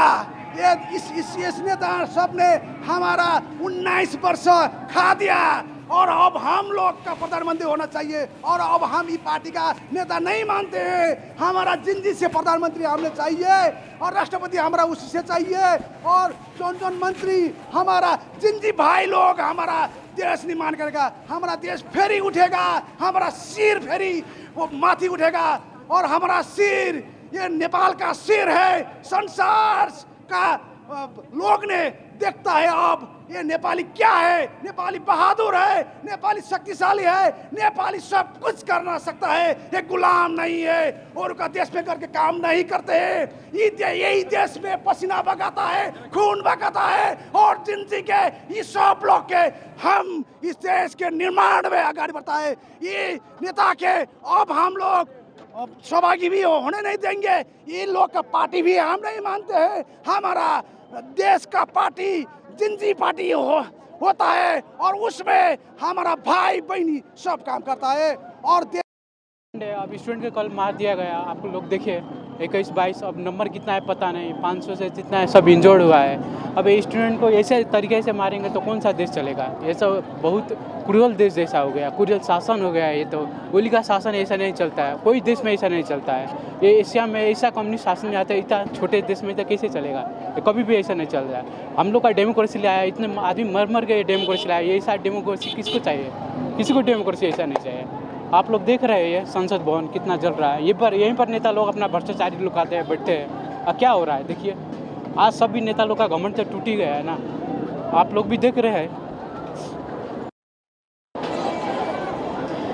जैसे आप लोग देख रहे हैं आज हमारे नेपाल में संसद भवन में पूरे जनता ने मिलके, जेनजी ने मिलके आज आग लगा दिया है। कल नेपाल पुलिस ने जितना ज्यादा किया है ना, कल कमती में 19 लोगों को, स्टूडेंट को नेपाल पुलिस ने गोली मारा, चुन के गोली मारा। उसने गोली मारने का एक तरीका होता है ना, गोरे मार के उसे घायल कर देने का, पर वैसा नहीं किया उसने सीधा यहाँ पर मारा है, डायरेक्ट वो मर गया है। और ये सरकार ये जो हुआ है ना, ये इतना कुछ ये सोशल बैंडिंग के लेके नहीं हुआ है। हम लोगों को चाहिए यूथ लीडर चाहिए। अब हम लोग परिवर्तन खोज रहे हैं। ये बूढ़े लोग है ना, ये बूढ़े जब लीडर है ना, वो हम लोग अब वक्त हो गया है, अब नहीं चाहिए, हमारा यूथ चाहिए। अब सब जेनजी का मांग है youth. My name is Akash Yadav and I am from Apex College. So you are a student? Yeah, I am a student. So how is this scenario here in the parliament after the Prime Minister Oli has resigned? It's too much. You are seeing, I have no words for this. All the people of our countries and youth with the students are coming here for protest, and finally they ran out of country. They are the murderers of our nation. They killed our 14 years children on gunshot in head, and this is very brutal for our Nepal country. And I hope that now coming next PM will be good as well as by seeing this scenario. And I would like to say that please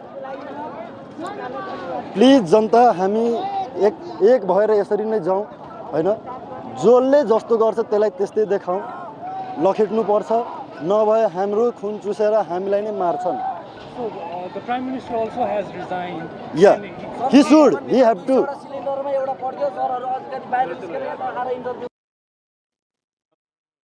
Voices coming in from ground zero, the protesters calling out the government and in fact they are just justifying the violence. It seems we have more updates coming in. The choppers are being used to flee, to help the politicians escape, but the airports are shut down, and even the Indian origin Americans are suffering right now. They're stranded at the airport, and we are going back to my colleague Surendra, who continues to report from Kathmandu. Surendra, can you just show us around if you are on ground? If you could just show us what's happening on ground zero in Kathmandu as we speak. I can see smoke, billowing in North Kathmandu, near where Deoba residence is located. That side is filled with smoke. If you could just pan the camera, Surendra. If you could just show us what are you seeing? Kathmandu is, filled with smoke right now. If you can see that side, there's a lot of smoke. That's where Deoba's residence is located, north side of Kathmandu, and a helicopter just flew over. It's going north. Even the crowd was, the protesters were so angry that they even tried to assault former Prime Minister Serbati Deoba and his wife, Foreign Minister Arju Deoba, were attacked. Not a very nice thing to see. He was covered with blood, and Deoba's body, face and everything, and he was attacked, and it's not a nice sight. He's a senior citizen after all. And then there are smoke, the smoke-filled neighborhoods all around me. This side also, there's some smoke. That's where the Prime Minister's residence, official residence is located, and commercial complexes are located. So that side is also filled with smoke. Behind these trees is Parliament somewhere, and that side sky is also there, also filled with smoke. So nobody knows. It's complete confusion as of now. Nobody knows what's going to happen, who's going to be the new leader of this country. It's completely leaderless. And Kathmandu mayor, who supported these protesters, has come forward Surendra, just stay on with us. We have visuals coming in now of politicians fleeing in military choppers as the airports remain shut for civilians. We see that the choppers are active in Kathmandu's airspace and at the Kathmandu airport. Helicopter activities being reported from the Kathmandu airport as the politicians, the ministers, that are all escaping from Kathmandu as these rioters take siege of Kathmandu. We have the latest visuals coming in from the airport. You can see these military choppers being parked there, and we just saw one of the visuals we showed you a while back where KP Oli Sharma was also boarding one of the military choppers. He fled from Kathmandu, and several of the other ministers following suit. They continue to flee from the airport via these choppers, while there are, of course, Indians and many other travelers who remain stranded. The airport activities for the civilians is shut. We see that Indian government has also issued an advisory, any travel to Nepal, asking Indian nationals to remain indoors, and emergency phone numbers have also been issued for Indian viewers, the Indian citizens in Nepal. Parliament was set ablaze today. We saw many other government buildings set ablaze. Nepal continues to burn. The government has fallen within 36 hours, and now we see these politicians who have now succumbed to these rioters, the arsonists. They are now fleeing from Kathmandu with the military choppers, and there is, of course, a grave threat to their life. We've seen one of the former prime ministers being attacked brutally. He was bleeding, and he was taken away. He was being rescued by his associates, and we'll try and get you more updates. I think there are some more reactions coming in. Okay, Surendra is back with us. Surendra, the airport is now only active for these politicians, it seems, and they are now fleeing using the military choppers. What's really happening? What are you picking up in the latest update? Actually, they have not fled the country. The airport remains shut for now. But then the helicopters are, transporting them to safer areas, and these are army helicopters. So they are being transported to safer areas depending on which area is safe. So only they know where they are, but they haven't fled the country. They are somewhere in Kathmandu. They are meeting, and I can see very thick smoke, billowing in the Prime Minister's residence area. I can't confirm whether that's the same building or something else. There's a lot of smoke that side. Yes, just show that. Just show that to us. Yes, okay, that's the smoke. We see Kathmandu continues to burn. Surendra is just telling us. Yes, Surendra, please carry on. So there's a lot of confusion as to what happens next. So next 24 hours are going to be crucial. And any decision Nepal will make will be made within that period, I imagine. But again, the big question remains, will that guarantee peace, stability, and economic progress and good governance in Nepal? The big questions remain, however. Yeah, that's a big question because we saw similar, playbook in Bangladesh, Surendra, and it hasn't really bring in any benefit to the people of Bangladesh. We have some more breaking news. Meanwhile, viewers, we have update coming in from India. The Ministry of External Affairs issuing a fresh travel advisory for Nepal, saying do not travel unless absolutely necessary. Do not travel to Nepal unless absolutely necessary. Do not go out of your homes. This is the advisory from New Delhi for the Indians in Nepal, and for those who are planning to go to Nepal, they have been cautioned against traveling to Nepal. Yes, Rakshita, this is a fresh advisory that has been issued by the Ministry of External Affairs. India, in fact, earlier had also issued a statement this morning saying that they are monitoring the situation very, very closely.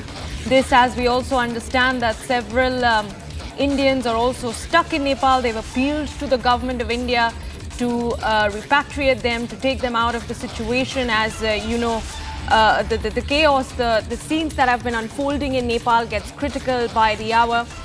India, of course, monitoring the situation very closely, while we have absolutely no clarity as to whether the formation of a new government hours after KP Sharma Oli steps down essentially guarantees the restoration of peace.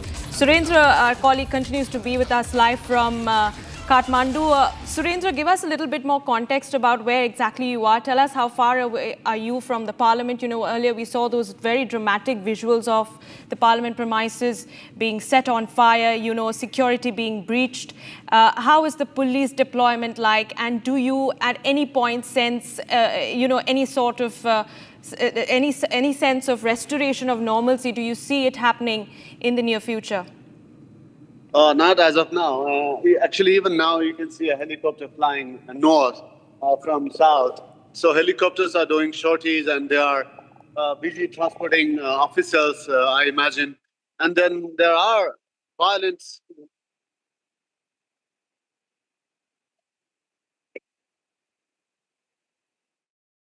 Right, so that is a military chopper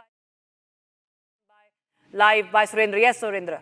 There were protests and the police opened fire at a few places. And at least 2 people were killed today in Kalimati this afternoon. And another 2 somewhere else in the city. So there are new casualties even today. So it goes on top of 19 that was recorded yesterday. So it's still violent. They have appealed for calm. And the police and the security forces, they have appealed for calm, and hopefully the protesters will calm down after the dusk fall, which will happen in a couple of hours. Surendra, army has appealed for peace and a peaceful resolution through dialogue. Now, how will this dialogue, if at all it takes place, what could be the way forward? It doesn't have any clear leader. One person who has come to the fore is Kathmandu Mayor Balen Saha. If he is saying, okay, I'm going to represent the Genji and, talk on their behalf, he might be welcomed. Okay. So nothing is clear. It's absolutely, Nepal is in transition and very uncertain, uncharted territory right now. Absolutely. In fact, Nepal has seen multiple times, it has gone through political turmoils, but this is something that is unprecedented, isn't it, Surendra? What we learn is that there are other areas that are also being affected beyond Kathmandu also. What are you picking up, Surendra, like Birganj areas? We are learning that ministers' houses have been burnt there as well. Yeah, ministers' houses, even province ministers' houses were burned down. And the chief minister of Madhya province bordering Bihar in South Nepal also, tendered his resignation. So there is a nationwide protest and they want complete overhaul. The protesters are saying they want complete overhaul of the system and they don't want any older generation leaders, anything older. They want to create something new. But I don't know how they're going to do it. And if you mentioned about the border, also I want to understand from you: is the land route still operational, or has that also been shut? Nepal border is, of course, anyway very porous as far as India-Nepal border is concerned. It's very tense all over the country, including Nepal-India border. So they are exercising caution. That's for sure. Every district across near Nepal-India border to South Nepal is disturbed. So urban areas are more disturbed, like big cities like Kathmandu, Pokhara. So there's a lot of violence, and it's absolutely unprecedented. Right. Thank you so much, Surendra. We'll come back to you after this very short break. Viewers, we continue to give you all the latest updates from Ground Zero from Kathmandu as Nepal continues to burn. Viewers, the situation is spiraling out of control. We'll listen to a short break, but we'll be right back with more details and minute-by-minute developments from Nepal.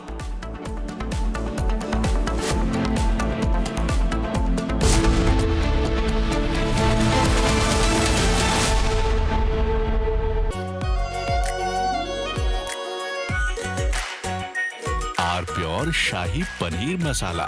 Delicious, healthy, every day.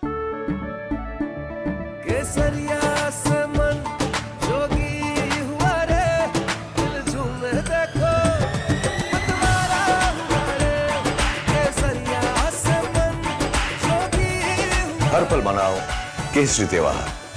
विमल, बोलो जुबान केसरी। ये है secret recipe MDH का जीरा SIP jaljeera मसाला। SIP SIP जीरा SIP MDH का jaljeera SIP MDH का jaljeera SIP.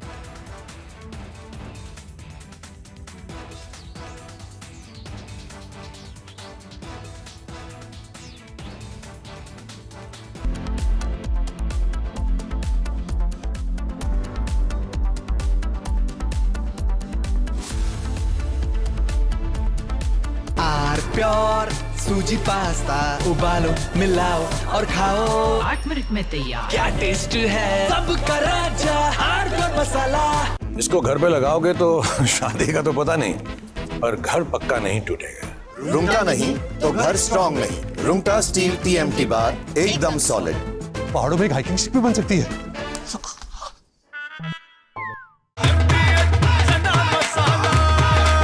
अब छोलिया हो या लोबिया, सफेद चने या काले चने, सब कुछ मजेदार बने। I choose a world where we dream and the limit is the sky and this world is my home where I'm living my best. Mindfully crafted home decor fabrics. Sansar, a decor brand. Live consciously. थोड़े में ज्यादा स्वाद यही तो है इसकी खास बात। वाओ मामा क्या स्वाद है। अरे मेरे राजा। Here we didn't want to bring out the big charts because it had no chance of standing. Fortunately, we came armed with a little smaller chart. So 67%, so we're going to be charging a discounted reciprocal tariff of 34%, I think.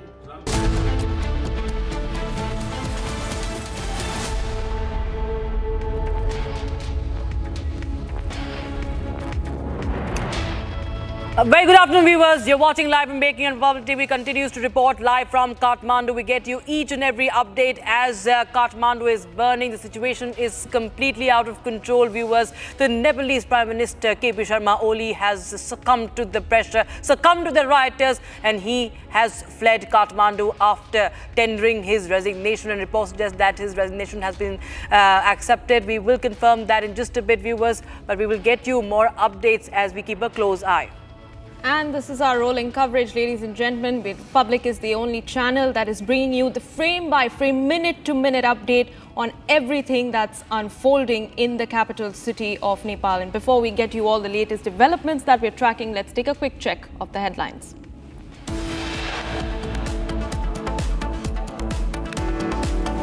Coup complete in 2 days. Nepal Prime Minister KP Sharma Oli steps down. New Prime Minister to be announced soon. Protesters set fire to ex-Prime Minister Oli's house amid calls for resignation.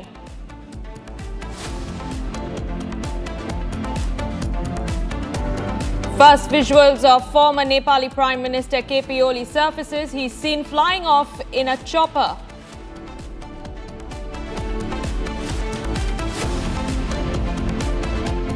Nepalese army issues a statement, seeks solution via political dialogue.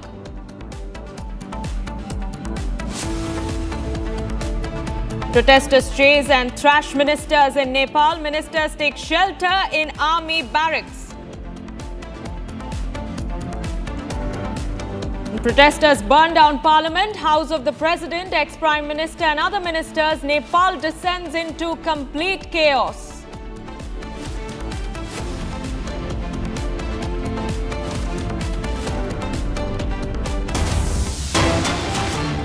All right, we have some fresh visuals coming in right now, viewers. This is again another aerial view via drone of the Nepal parliament burning, viewers. This is an image that helps you understand what has happened. The very seat of democracy, the temple of democracy in any democratic nation is burned down. That's the Nepalese parliament in Kathmandu that has been set ablaze, and an aerial view of that on your screens right now. It's a drone shot of the Nepalese parliament burning down, and it continues to burn. It's up in flames and huge plumes of smoke billowing from that parliament building. And similarly, there are other buildings of significance of government use that have been also set ablaze by the rioters across Kathmandu, from the presidential palace to KP Sharma Oli's residence to several other residences of the ministers who are the part of the cabinet. They've all been set ablaze, and from roads to the government buildings, vandalism, arson, rioting, all that, even firing, everything has been witnessed, viewers. They have been wielding guns, flag in one hand and the other holding the guns, rifle being wielded by these protesters. And now you have this visual of smoke that continues to billow from that Nepalese parliament that was set ablaze today. Yesterday they tried to breach, they tried to enter and vandalize. Today they have been successful in setting it ablaze as KP Oli Sharma succumbed and he tendered his resignation and fled from Kathmandu. We do not know where has he gone. His advisor says that he will never leave Nepal, but he will resign. So he did. But what our sources are telling us that he might flee to Dubai. Of course, it's an undisclosed location where the ministers are fleeing. The airport remains unoperational. It is not functioning for a civilian movement, but the politicians are fleeing.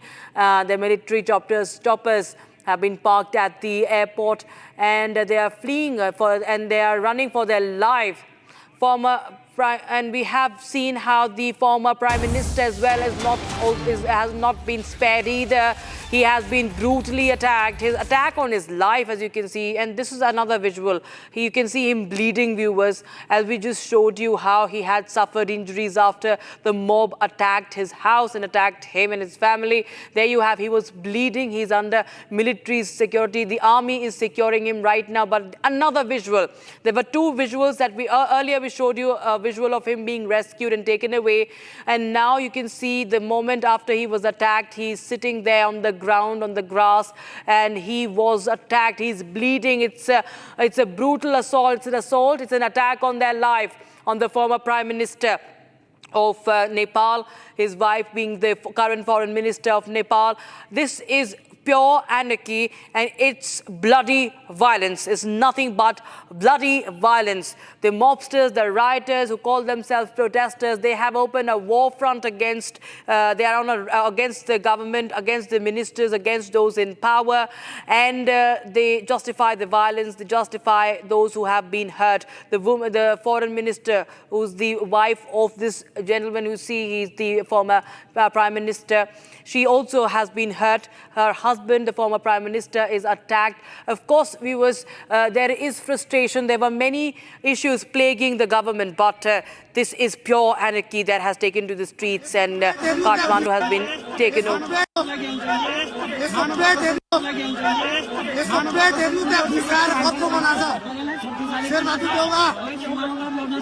जिउँदो लास भएर त्यहाँ भतपति खोलेर बसिरहेछ घर जलिरहेछ अब बापको धुरीबाट कराउँछ नि अनुहारै न अनुहार जाला कस्तो चालीको यो त्यसरी मारे त बच्चाहरूलाई बच्चा मार्ने विद्यार्थी मार्ने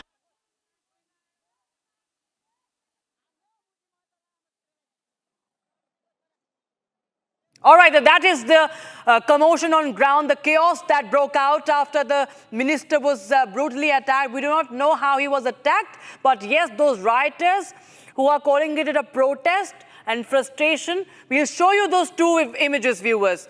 You understand the blood and gore that is unfolding in Kathmandu, viewers, in the name of restoring democracy. What's happened is that they have toppled a government. It's a coup, and it's bloody violence that is unfolding. There you see, to the left side, he's sitting on the ground. He's injured. To the right, he's taken out by his associates. He's under, all these ministers are being protected by the army men, the army personnel. And this is absolute breakdown of law and order. This is a murderous assault, viewers. His wife is the current foreign minister. She has also been attacked. She's also injured. So the former prime minister, Sher Bahadur Deuba, and his wife, who is the foreign minister, she's also attacked, she's also injured, but he's brutally attacked. You can see he has sustained grievous injuries. We do not know yet if he has managed to flee from Kathmandu or not, but that's what every minister has done, because they are running for life now. They cannot stay in Kathmandu. The cabinet ministers are saying that it's impossible now to stand with the government, that there's no option for them but to run for their lives, but to flee from Kathmandu. And this government has fallen in 36 hours, viewers. This is what they called a Gen Z protest. But viewers, this is violence, this is anarchy, this is bloodshed, this is blood and gore. And we have seen firing also. We have seen weapons being wielded by the so-called youngsters as we see the situation worsening. It's a complete breakdown of law and order, and the law and order has been shattered.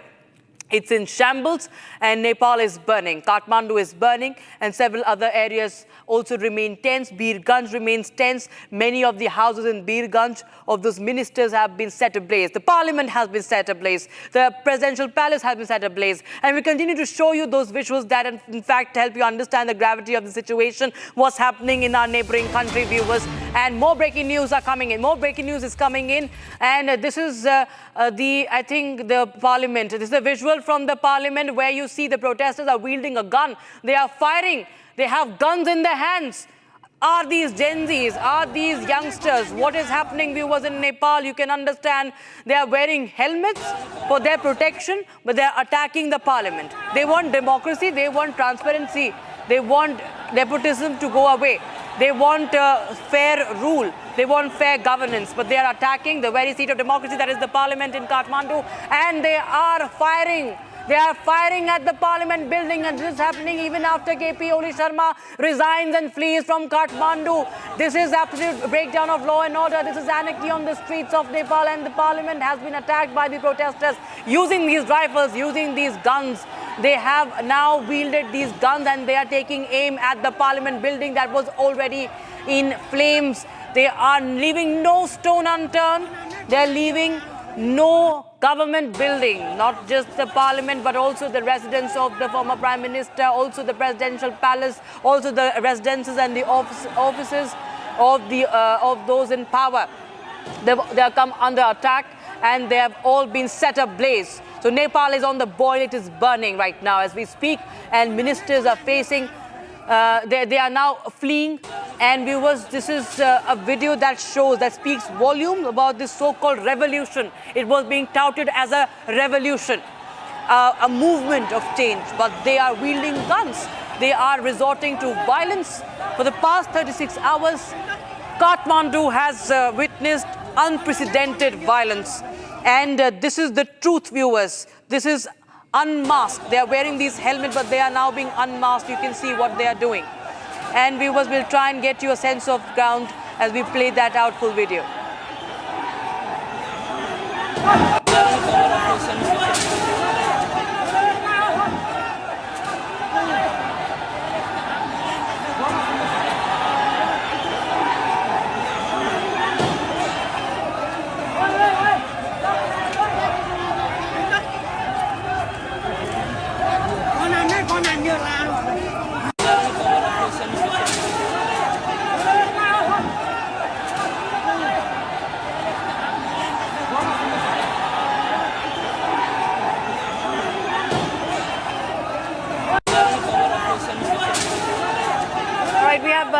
strategic affairs expert and defense expert, Major General D.D. Bakshi joining us. Very good afternoon to you. It's not at all a good afternoon in Nepal, it seems, because what had been touted as a revolution, sir, has been now captured by the anarchists.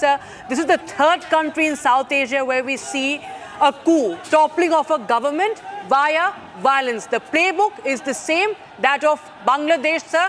These protesters are now wielding guns. Nepal is burning. The playbook is there, but who gave their opening to these people?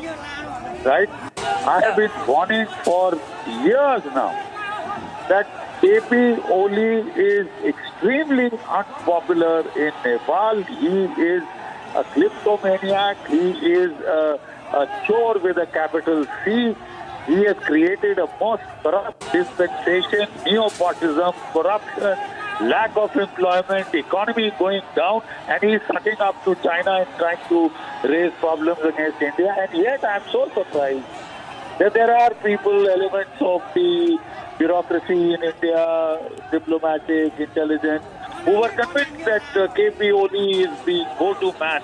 He's so strong that, when there was an agitation in support of the former king, an agitation for change, Raja Lao, Desh Bachao, they said, no, that's nonsense. KP Oli is the guy, he is loved by the people of Nepal. Then we've seen how much he's loved. He's out. Right. General Bakshi, yes. General Bakshi, KP Oli was not really ever a friend of India, but we've seen that, sir.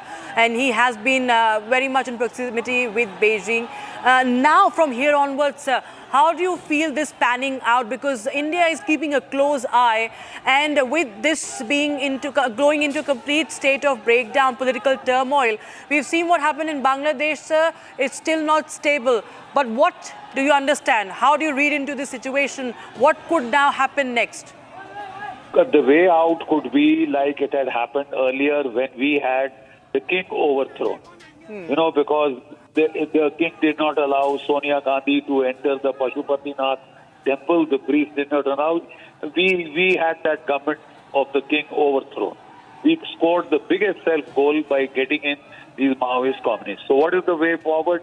The way forward is that either the Chief Justice or in this case even the courts are under a cloud now, or somebody who is non-partisan, non-political, who takes charge as a caretaker prime minister, and a new constitution is drafted, new constitution is written. I'm afraid the one that we tried to enforce has not worked. You see, democracy has to have an opposition. If the opposition gets in bed with the ruling party, well then, where do the people go to for their grievances? The media doesn't listen to them. They had a social media that was banned. On the social media, they were carrying out e-commerce. They were, the bulk of the Nepal youth wants to get out of Nepal and get jobs in Dubai, etc. How do they talk to their people at home? On the WhatsApp, which is free. On Facebook, on Messenger, which is free. Now they have to pay international roaming call rates. They are poor people, as it is. They don't have... Yeah. You just stay on with us, sir. Just for a few seconds. I'm just getting a breaking news. The protesters have set fire to the UML party office at Birta Mode in Jhapa. So this is the ruling party. Of course, that government has fallen now. The party office has been set on fire. Fresh visuals coming in on your screens, viewers. So this complete state of anarchy, and you can see this is inside visuals. Okay, I think this is the UML office. Yes, this is the party led by KP Oli. This is KP Sharma's party, and that has been inside. These are the visuals coming in from inside, and that's the breaking news coming in. It was. We will try and get you more updates coming in on that story. Parliament has been gutted, and now these are visuals from inside the office of the UML, the Communist Party. These are inside visuals. You can see the photographs of the leaders are being thrown away. They are being broken down. And this is, you can see the violence is completely taken over. Violence has completely taken over Nepal, and inside visuals coming in from Birta Mode in Jhapa. This is the update we are getting in right now from Nepal. Viewers, from the parliament to the state buildings to other district offices to even KP Oli Sharma's party. This is all being broken down.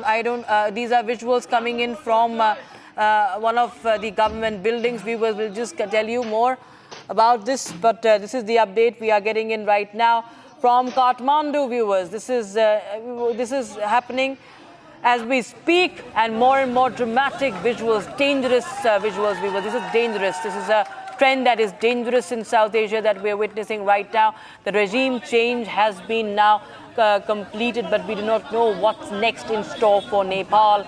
Coup is completed in 2 days, and this is another building that is burning. I think this is the UML building that is burning right now in Jhapa. Yes, this is the UML building that is being set on fire in Jhapa, one of the areas in Nepal, and it has been now set on fire by the arsonists, and that's the breaking news we are getting in, that we are getting right now. It is in Birta mode. Meanwhile, you see another visual from the parliament, I think, or the presidential palace, where this the party flag is being taken down. This is another visual that has gone viral on social media, viewers. This flag is being taken down, and we continue to show more updates as the army also is not really able to take control of the situation. The former prime minister is being attacked so grievously that he is bleeding. His wife, the foreign minister, is also injured. She's a woman minister. She is also not spared in this by the mob. The woman is also not spared. She is also injured, and this is now going completely out of hand. You can see protesters are dancing, they're making reels, and we'll try and get you more updates. The former prime minister is not even spared, as I was saying earlier, by the mobs, and they are all being attacked, and how, viewers, they are it's an attempt on their life. If you see how he's bleeding, the former prime minister, Sher Bahadur Deuba, and his wife, who's the current foreign minister, she's being attacked. And the army personnel are surrounding him for his security, and he is being rescued as well. But he has been grievously injured, critically injured by these mobsters. Is this the democracy that they are fighting for? Is this the revolution that they wanted to, in fact, take up? That they attack the ministers and, in fact, also take an attempt on their life, on a woman minister, and mob attacking the former prime minister, the former ministers, the current minister. They are all running for lives. They are all running for their lives, and they have most of them have fled Kathmandu. Is what we have learned, viewers, and it's the biggest attack on democracy in the democratic building, the very seat of democracy. The parliament building has also been up in flames. It's still burning as we speak, from inside and outside. It's being vandalized, ransacked, and it is attacked using the rifles also, not to forget. Weapons are being wielded in broad daylight. Weapons are being wielded and being used. The wife of former prime minister has been set on fire. All right, that's the breaking news we have right now. The situation is completely spiraling out of control. The wife of former prime minister, it's an attempt on her life. She was set on fire. As per Nepalese media, that's what we are learning, viewers. The wife of former Prime Minister Jhalanath Khanal, another former Prime Minister, he has been attacked and his wife set on fire. She was set on fire, as we are learning via Nepalese media. We are quoting, we are citing Nepalese media as we tell you what has happened with one of the wives of the former Prime Minister of Nepal. And this is another video of the firing. You can see these weapons, and not one, but more of them. You can see they are wielding weapons, not one, but two, but more of them. At least three I can see in this very video from this vantage point. This man who is now taking aim at the parliament building that continues to be up in flames. The smoke is billowing from this parliament building in Kathmandu, and they are now firing at the parliament. They call the Oli Sarkar, the Oli government, Akila government, but they are now attacking the ministers. They are brutally assaulting them. And as per Nepalese media, one of the former prime ministers, his wife has been set on fire. Viewers, this is absolute breakdown of law and order. And Supreme Court has been set on fire. Media channels have been set on fire. Media houses have been set on fire. the Supreme Court, not just the temple of democracy, but also the justice system. You can see what's happening on the streets of Parliament. I think these are, scenes that are worse that we've seen in the longest time. In Bangladesh also, we've seen a similar trend. We saw what happened, but this is, viewers, completely out of hand. This is not even in the hands of army, it seems, because they are busy helping the ministers escape from Kathmandu. The Supreme Court is now set on fire by the mobsters. The Supreme Court is set on fire, Media House set on fire, Parliament set on fire, Presidential Palace set on fire. The flag has been removed, and now they demanded the resignation of KPO Sharma Oli. But despite that, we see that arson and violence and attack on ministers continue. They are running for their lives. They're fleeing fleeing via the military choppers, and they are running away. They're running for their lives. Supreme Court set on fire. In the latest, viewers, many other areas, not just Kathmandu. This is, in fact, moving ahead. This is expanding to other areas, the border areas. India shares a border, remember, with Nepal, Uttar Pradesh, Bihar. They all share a border with the Nepal. They are all tense. Those areas are under alert. This is the visual, viewers, Republic TV getting you first visuals from Kathmandu. This is the Supreme Court in Kathmandu. The top court, the apex court of Nepal, has been set on fire by the people, by the mobsters. Nepal's Supreme Court is up in flames. It's going up in flames. It is all burnt out. It's a charred building. From the Parliament to the Supreme Court, it's all burnt down. It's all burnt down by the mobsters. Complete chaos, and it's only ruckus and arson and even murderous attempts being made by these mobsters on the lives of the ministers and the former ministers. Viewers, this is the update we have right now.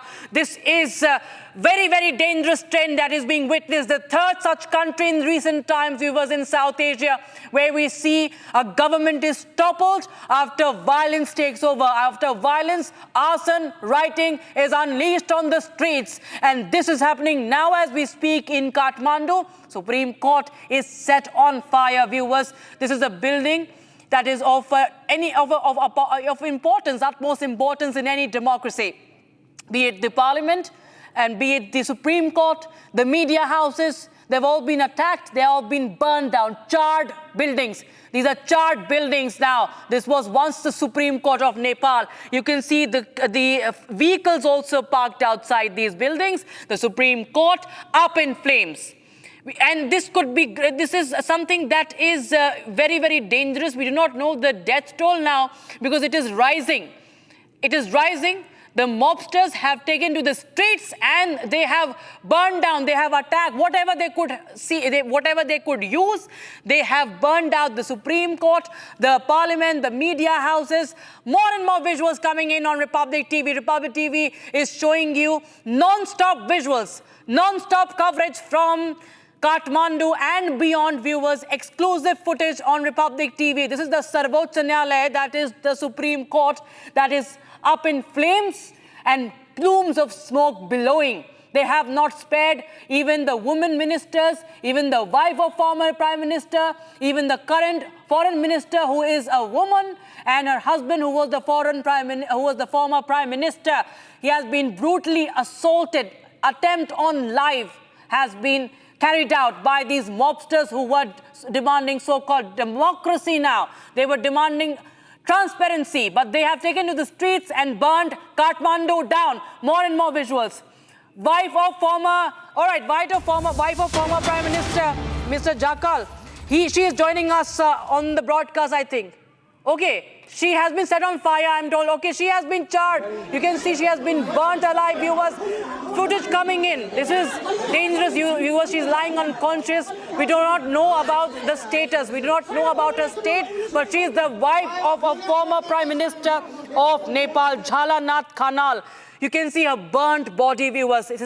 This is dangerous, and this is a murderous attempt. She has been set on fire. She has been burnt alive, viewers. This is a visual that you can understand what's happening in Nepal, what's happening in Kathmandu. These so-called protesters these are murderers, viewers. These are murderers, arsonists, rioters, mobsters, and they have also attempted to murder the wife of a former prime minister. She lies unconscious. She has been burnt alive. This is the wife of former prime minister of Nepal, Jhalanath Khanal. She has been set on fire. She has been burnt alive.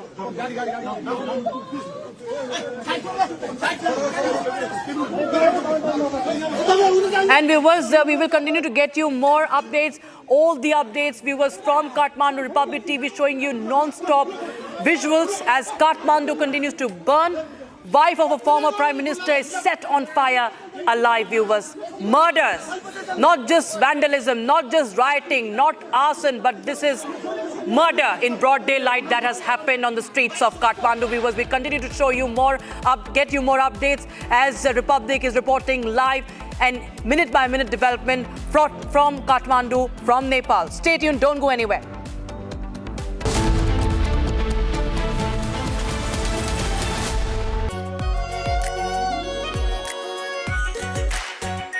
Our pure Shahi Paneer Masala. Delicious, healthy, every day.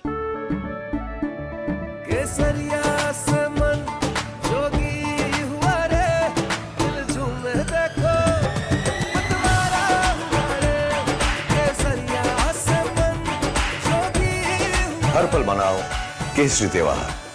विमल, बोलो जुबान केसरी। ये है secret recipe MDH का जीरा SIP जल जीरा मसाला। SIP SIP जीरा SIP MDH का जल जीरा सिप MDH का जल जीरा SIP.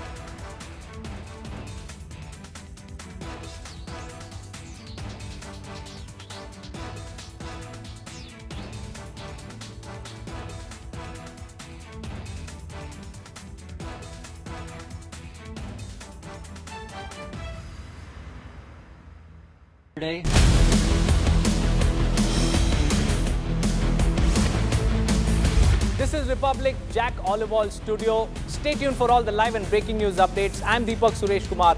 Let's get started.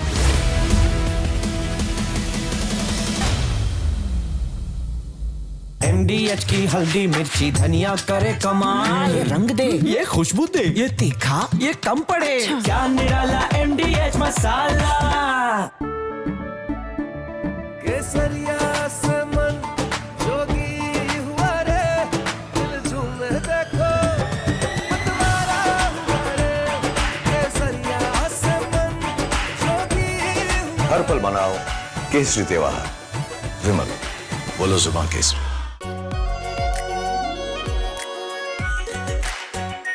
Our pure Shahi Paneer Masala. Delicious, healthy, every day. We didn't want to bring out the big charts because it had no chance of standing. Fortunately, we came armed with a little smaller chart. So 67%. From Asia's largest news headquarters, setting the agenda for Bharat.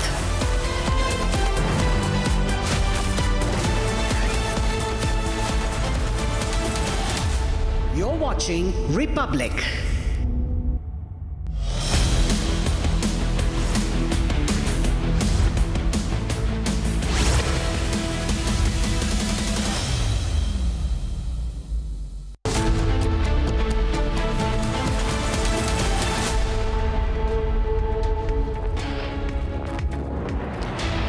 Nepal's Prime Minister KP Sharma Oli resigns as the protest escalates, not just limited now to Kathmandu, but several parts of Nepal. All this and much more on this edition. But first, let me take you through the headlines we're tracking at this hour. Coup complete in 2 days. Nepal Prime Minister KP Sharma Oli steps down. New Prime Minister likely to be announced soon. Protesters set fire to Prime Minister Oli's house amid calls for resignation.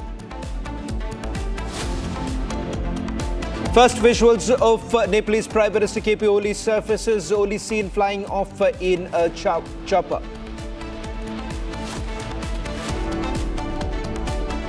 Nepalese army issues a statement, seeks a solution via political dialogue.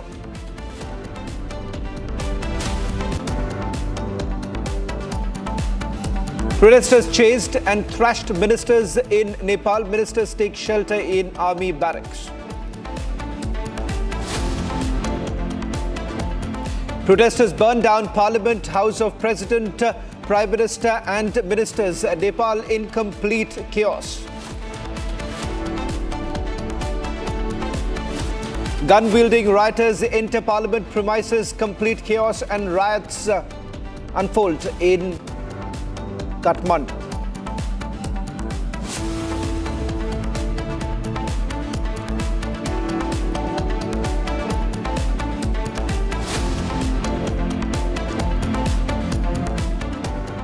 Well, in fact, starting with the latest, as the wife of former Prime Minister Jalanath Khanal has been set on fire alive by the youth. In the last few hours, the developments that have taken place so far, at least 2 people have died in today's unrest after 19 were essentially killed on Monday. The target essentially being KP Sharma Oli's entire cabinet. Wife of a former Prime Minister has now been set ablaze by the protesters who have run amok. In fact, it turns out that the protest, which essentially began as over the social media ban, has now only been escalating. In fact, this entire ban has already been reversed by the government, but it seems that isn't it. Now, the protesters are essentially demanding the resignation of the Prime Minister, which has happened a while back. The Prime Minister has tendered his resignation.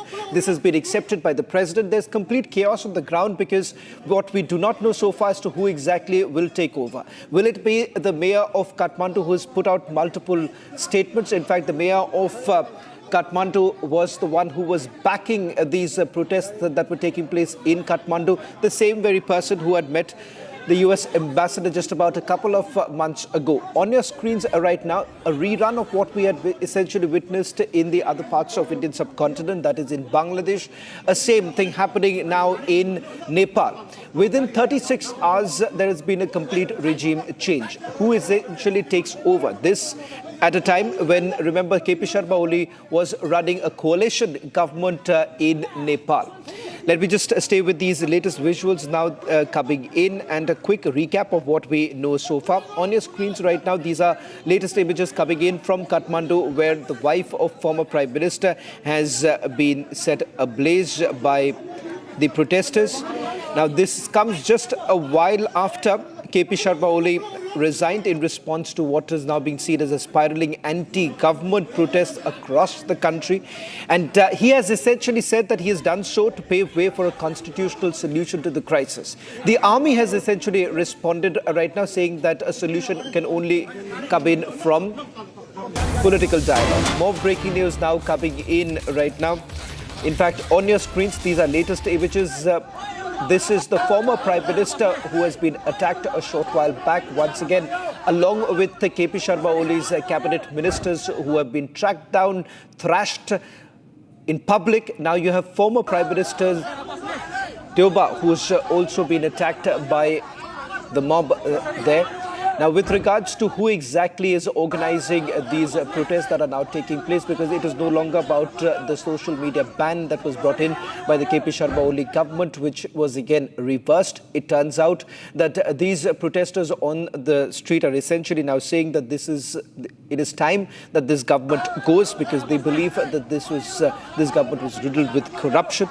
In fact, now you have armed policemen who have been brought on the streets. Army has essentially been given control of certain parts of Kathmandu. In fact, a short while back, there were reports coming in of armed police firing tear gas in an attempt to push back the protesters as they are essentially growing in numbers. In fact, others coming in also. A short while back, there is also reports coming in that Minister of Water Supply, Pradeep Yadav, has also resigned in protest to the government's heavy-handed crackdown that we had essentially seen.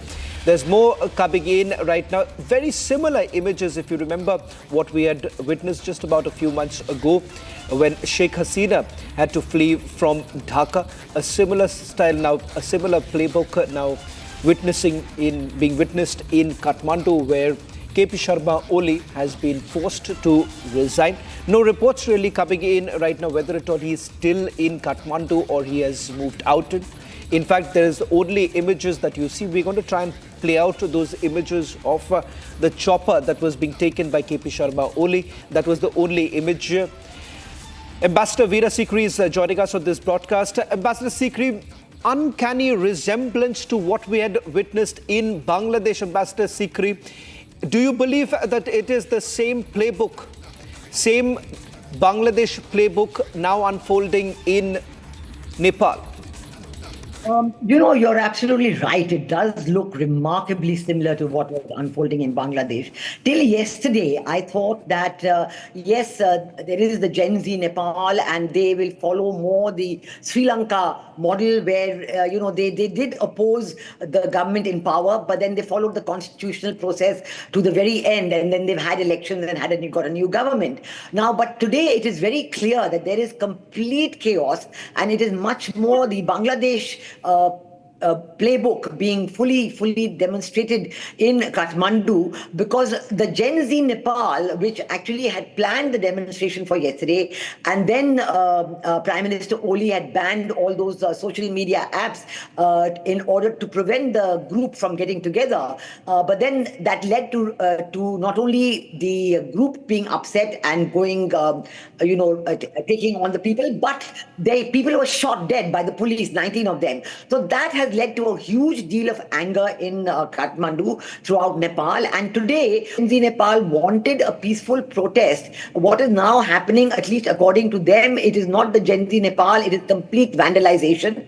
And, who is leading the vandalization is right now very difficult to say. But if we go back to what Gen Z Nepal had been asking for on their Facebook, on their website, it is very remarkable, similar to what they wanted in Bangladesh, which is they are saying, as of yesterday evening, that we want all members of parliament to resign, we want the government to completely go away, and we want an interim government. Now, who will form this interim government? Who will be able to say who's going to form the interim government?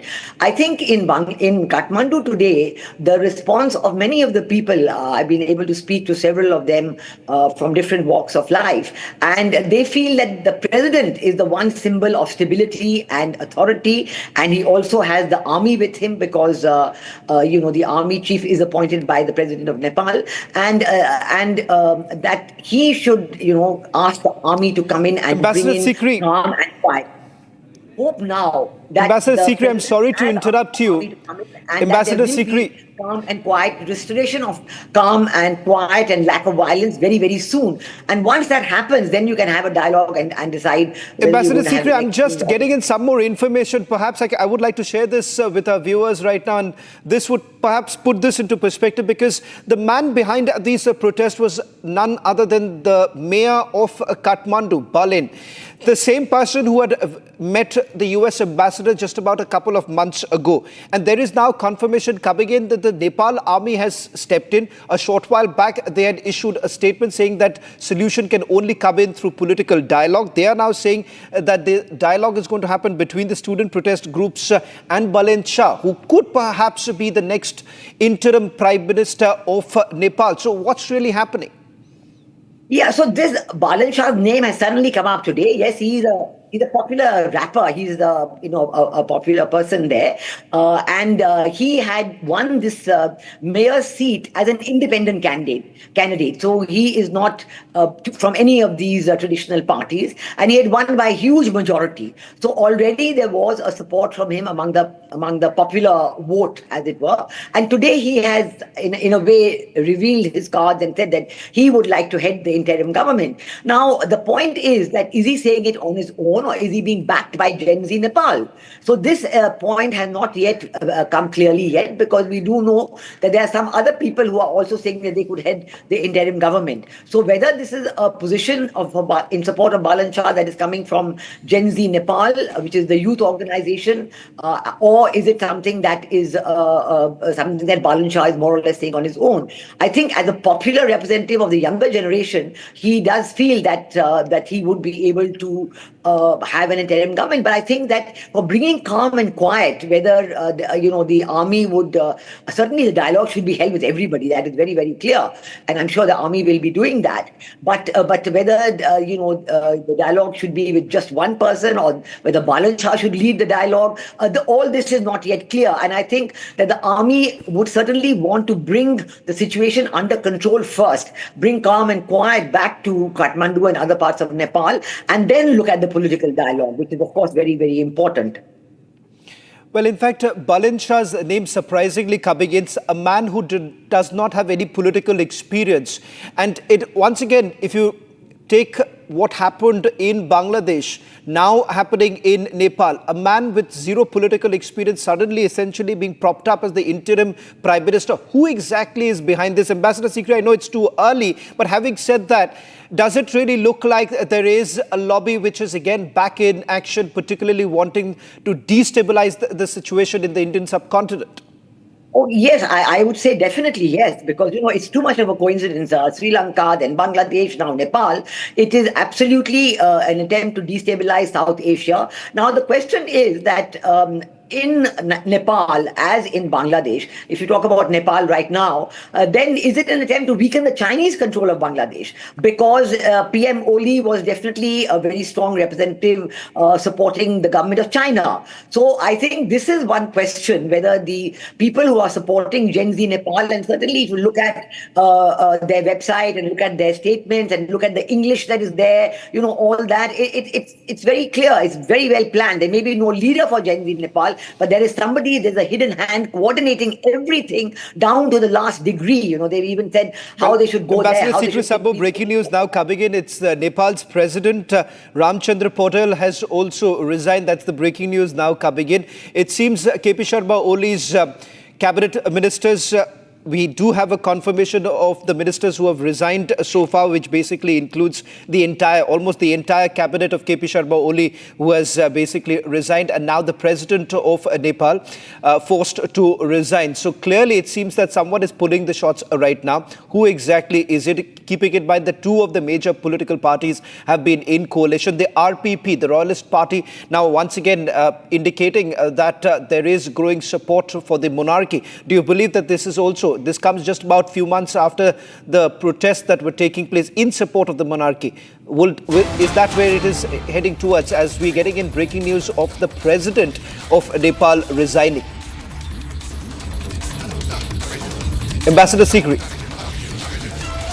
This is absolutely very, very surprising now. But since he has already handed over responsibility to the army for maintaining law and order, I do hope that the army will continue and bring in the required calm and quiet and peace. Because if they don't, then you can have complete chaos. You have a completely different situation in Kathmandu and the environs. You have a completely different situation in the various provinces of Nepal, and also you're in the Terai and other regions of Nepal. So it is going to be completely chaotic unless the army steps in and brings peace and quiet and is able to return the peace and quiet to Nepal. And I think that this situation of forcing the president to resign, this seems to be really a very, very sudden development. We did hear in the morning that the president's house was also attacked and so on. But I think every institution of stability being attacked in this manner is a very, very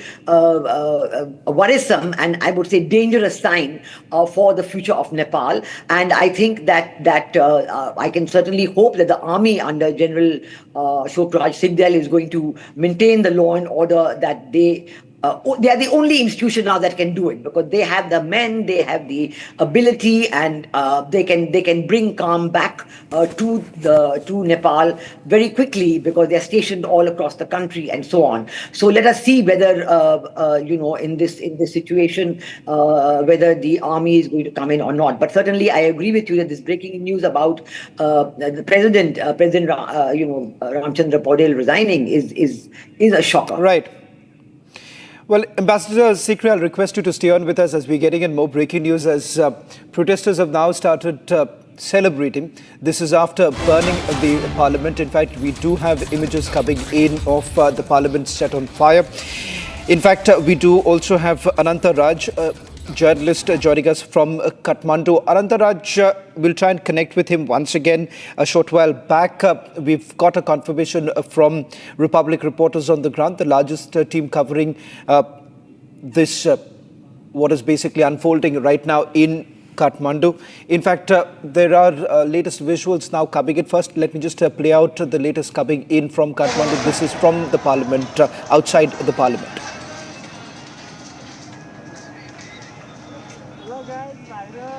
Well, in fact, Ambassador Sikri, I want you to stay on with us because fast-paced developments taking place.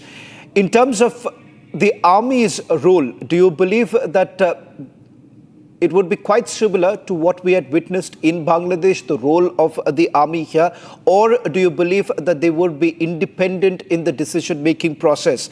And perhaps Nepal could actually see an interim prime minister in the next few hours? I think that appointing anybody before there is calm and the violence ends in Nepal would not calm down the situation. It could further inflame it because I do not know whether any one person at this stage would, be able to say that I am going to lead the entire country in this situation. So I think that if the army is able to control the violence, then that would be a good thing. Now, in Bangladesh, if you draw a comparison to that, of course, in Bangladesh, it was the army that calmed down the situation, and the army had said at that time that, they would not. They calmed down the people. They told them to stop because they said we are in charge and we're not going to fire on civilians, but we will bring them, we will want the situation to be calm. And then Mohammed Yunus came in. But in Bangladesh, the thing was that there was the Jamaat-e-Islami, which was the strongest party left standing, as it were, even stronger than the BNP, because although BNP and Awami League are two of the largest political parties in Bangladesh and they enjoy about 35 to 40% vote bank support each. But at that time, it was the Jamaat-e-Islami, which was behind all the events that took place. And they were the ones who were and still are controlling the situation behind the scenes and controlling what Mohammed Yunus is doing and saying. So that was the situation there. Now, in Nepal, is there a force behind this random violence? Is Gen Z Nepal that force? Now, Gen Z Nepal doesn't have a visible leader, but is Balan Shah claiming to be the leader of Gen Z Nepal? Or is Gen Z Nepal supporting Balan Shah? So these are questions which are coming up. And if that becomes clearer in the next few hours, then we would be able to say. But, certainly the fact that the president has been forced to resign, is a very grave blow to the constitutional authority in Bangladesh, in Nepal. In Bangladesh, the president is still in position as of, the same president was there last July, August, or the 5th of August when Sheikh Hasina left. That president is still there, and same army chief is also there. So, you have those two institutions, the presidency and the army, which are ultimately responsible for maintaining law and order, while, of course, the Jamaat-e-Islami and the increased radicalization and the mobocracy is very similar. The way the mobocracy is functioning in Nepal today, going to houses and bringing out people and setting them on fire, this is exactly similar to what happened in Bangladesh. Exactly similar. Even the Supreme Court judges were surrounded and forced to resign and new ones have been appointed. This is absolutely parallel on every count. So who is going to control these mobs? This is absolutely something. If you want a return to law and order, if you want, Nepal to regain calm and constitutionality again, it is very important that the army play its role. But so far, it's not evident. I think they must be, talking among themselves about this. Whether the president has just resigned and left or whether he just offered his resignation, right. I don't know if those details I think so we can get in more details right now, Ambassador Sikri, because we do have Nepalese journalist joining us, Ananta Raj. Ananta, what's really happening on the ground? Who exactly is this Balan Shah? Does he really have the kind of support that he's basically claiming to? And is there a possibility that perhaps in the coming few hours there would be a clarity as to who takes over? Would it be Balan Shah?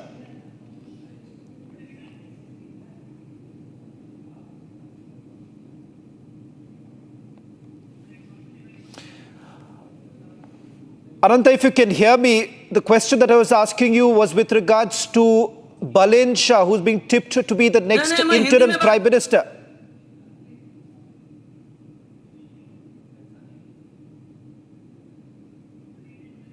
अनंत, जो सवाल मैं कर रहा था बालन शाह को लेकर, mayor Kathmandu के रह चुके हैं और अब स्टेटमेंट जारी कर रहे हैं.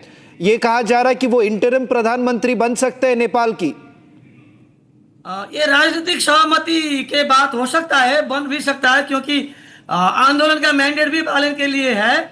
अभी अभी बालन और रवि लामिछाने और सेना प्रमुख का बातचीत होने वाला है और वो प्राइम मिनिस्टर हो भी सकता है. ये संभावना अधिक है सर.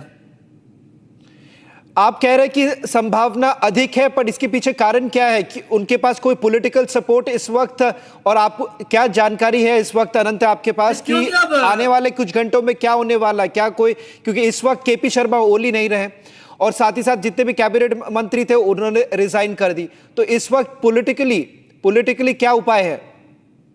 पॉलिटिकली तो क्या है कि पॉलिटिकल सहमति ही अब समाधान का मार्ग है, क्योंकि अब संवैधानिक समाधान को तो मार्ग नहीं दिखा रहा है, क्योंकि अब प्रदर्शनकारियों ने कार्यपालिका, व्यवस्थापिका और न्यायपालिका तीनों को कब्जा कर लिया है, और ये संसद को और ये संविधान को और पूरे डिनाई अस्वीकार कर रहा है। वो नया मतलब नवीन मार्ग में वो जाना चाहते हैं, वो है नया संविधान और नया अंतरिम सरकार। आपके इस वक्त जो जानकारी हमारे पास है अनंत, मैं चाहूंगा आप जुड़े रहे। We are getting in more breaking news coming in. Balin Shah has just put out 2 statements. Let me just put this into perspective who this man is. A 34-year-old rapper came to prominence just about a few months ago when he was made the mayor of Kathmandu.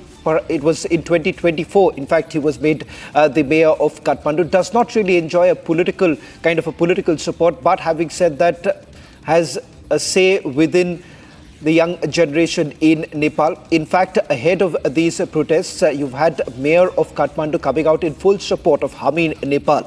The very group that was responsible and rather have been spearheading these entire protests, it was Mayor Balin Shah who had come out in full support, indicating that KP Sharma Oli government is riddled with corruption and it is time for KP Sharma Oli to go.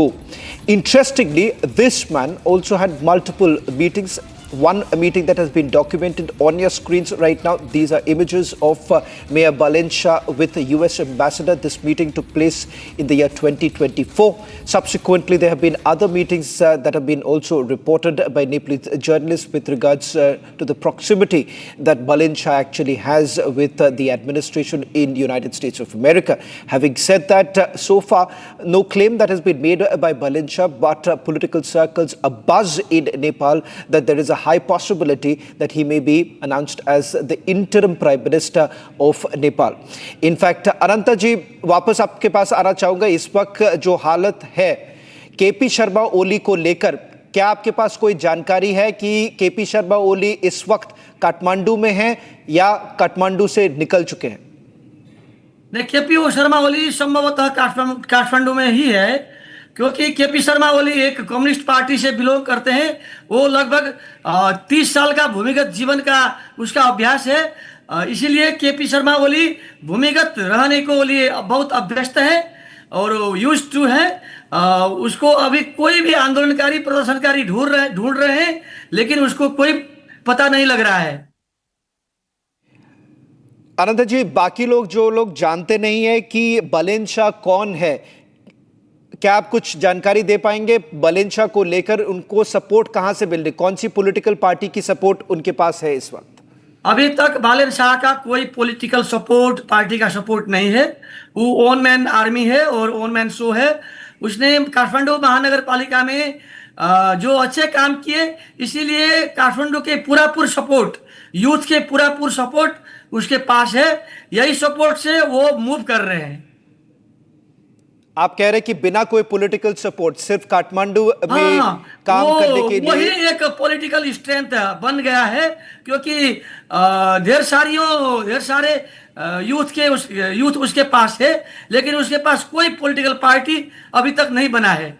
संगठित रूप में उसका कोई political party नहीं है। अनंत जी, आपके पास कोई जानकारी है इस वक्त की कोई जो ऑल पार्टी मीटिंग होने वाली थी, आज शाम को ऑल पार्टी मीटिंग होने वाली थी, क्या वो रद्द कर दिया गया है? वो तो टल गया, अभी भी होने वाला? रद्द कर दिया, क्योंकि कोई नेता ही नहीं जुट सकते हैं, एक जगह नहीं रख सकते हैं, सब छिन्न भिन्न है और सब अंडरग्राउंड है सर। अब ऑल पार्टी मीटिंग का कोई संभावना नहीं है। In fact we do have a represent. Anant ji, मैं आपको रिक्वेस्ट करूंगा कि आप जुड़े रहें हमारे साथ। इस वक्त we also have the RPP. Remember the RPP has had about 14 seats in the last elections, seen as close to the monarchy. the former King Gyanendra, in fact considered to be close to the party.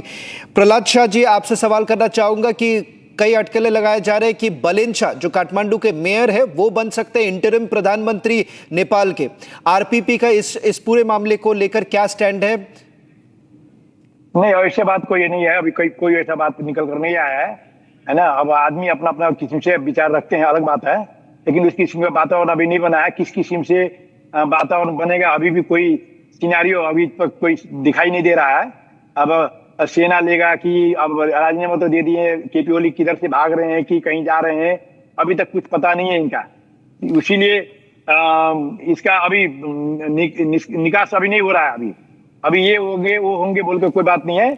अब पहले संपूर्ण जिम्मेवार राजनीतिक दल बैठेंगे। राजनीतिक दल, खास करके पुराना राजनीतिक दल का पुराना नेता का तो कोई वर्चस्व ही नहीं रहा नेपाल में, अब है ही नहीं है, समाप्त ही हो गया। कोई निकलने को तैयार नहीं है, सब लुके हुए हैं, भगे हुए हैं। लेकिन नया पुस्ता जेएनजी का जो मांग है, जेएनजी का जो मांग है कि भ्रष्टाचार और सुशासन है ना, और युवा पुस्ता का जो मांग है, जेएनजी जो पुस्ता का मांग है वो लेकर आगाड़ी जा रहे हैं अभी। और अभी सिचुएशन अभी क्लियर नहीं हुआ है, अभी किस ओर जाएगा। इतना हम कह सकते हैं कि राष्ट्रीय प्रजातंत्र पार्टी ने का संपूर्ण प्रदेश से लेकर संघ में जितना सांसद थे सब राजीनामा दे दिए। प्रदेश सभा के प्रमुख सभामुख जो थे वो भी राजीनामा दे चुके हैं। और स्थिति को हम लोग एकदम नजदीक से देख रहे हैं। राजनीतिक अवस्था को हम लोग विचार कर रहे हैं कि किस हिसाब से देश में सुशासन हो, किस हिसाब से जनता को राहत मिले, किस हिसाब से जनता को आक्रोश को संबोधन हो। तो खास करके हम लोग तो देख रहे हैं कि आज का विद्यार्थी को जिस किस्म से गोली से, जिस किस्म से तानाशाह रूप से दिखाया मारा गया। प्रहलाद जी, सवाल ये कर रहा हूं क्योंकि आरपीपी का इस पूरे मामले पर क्या स्टैंड रहा है, क्योंकि जो ज्ञानेंद्र शाह है उनके यहां से अब तक कोई स्टेटमेंट नहीं आया। क्या ज्ञानेंद्र जी से कोई स्टेटमेंट आने की संभावना है? संभावना हो सकता है राजा ज्ञानेंद्र की तरफ से कोई वैसा बात अभी नहीं आया, लेकिन आरपीपी का स्पष्ट धारणा रहा है, शुरू से ही धारणा रहा है कि राष्ट्रीय प्रजातंत्र पार्टी चाहता है कि पुस्ता हस्तांतरण हो।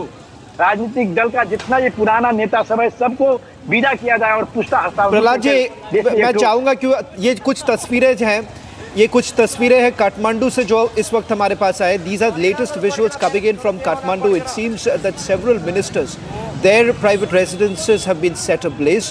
In fact, the situation is far from under control right now.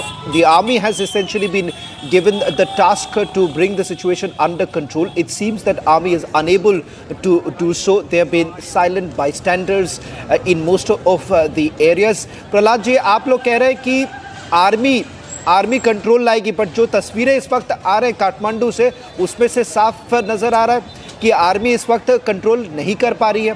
Police से जितने भी वेपन्स थे उसे छीन लिया गया है। सिचुएशन आउट ऑफ कंट्रोल हो रहा है, एकदम आउट ऑफ कंट्रोल है। देश केवल काठमांडू में नहीं, देश का हर एक गांव, हर एक शहर, हर एक नगर, सब जगह सिचुएशन आउट ऑफ कंट्रोल ही है। कहीं प्रहरी नहीं है, कहीं सशस्त्र प्रहरी नहीं है। प्रहलाद जी, आप कह रहे हैं कि सिर्फ काठमांडू में नहीं, कुछ और जानकारी दे पाएंगे कि कहां पर प्रोटेस्ट हो रहे हैं इस वक्त, क्या हालात है काठमांडू के बाहर? नहीं, अभी मैं विराटनगर में हूँ। विराटनगर का मुख्यमंत्री कार्यालय को आग लगा दिया गया है। मंत्रालय जितना है सभी को आग लगा दिया गया है। ये कौन से इलाका की बात कर रहे हैं प्रहलाद जी? बिकॉज ये ब्रेकिंग न्यूज है, ब्रेकिंग न्यूज आ रही है। आप कह रहे हैं कि आप जिस इलाके में हैं उस इलाके के मुख्यमंत्री के घर को जला दिया गया। घर ही नहीं, कार्यालय को, मुख्यमंत्री मंत्रालय था, सब मंत्रालय को आग के हवाले कर दिया गया है। सभा कोशी प्रदेश का सभा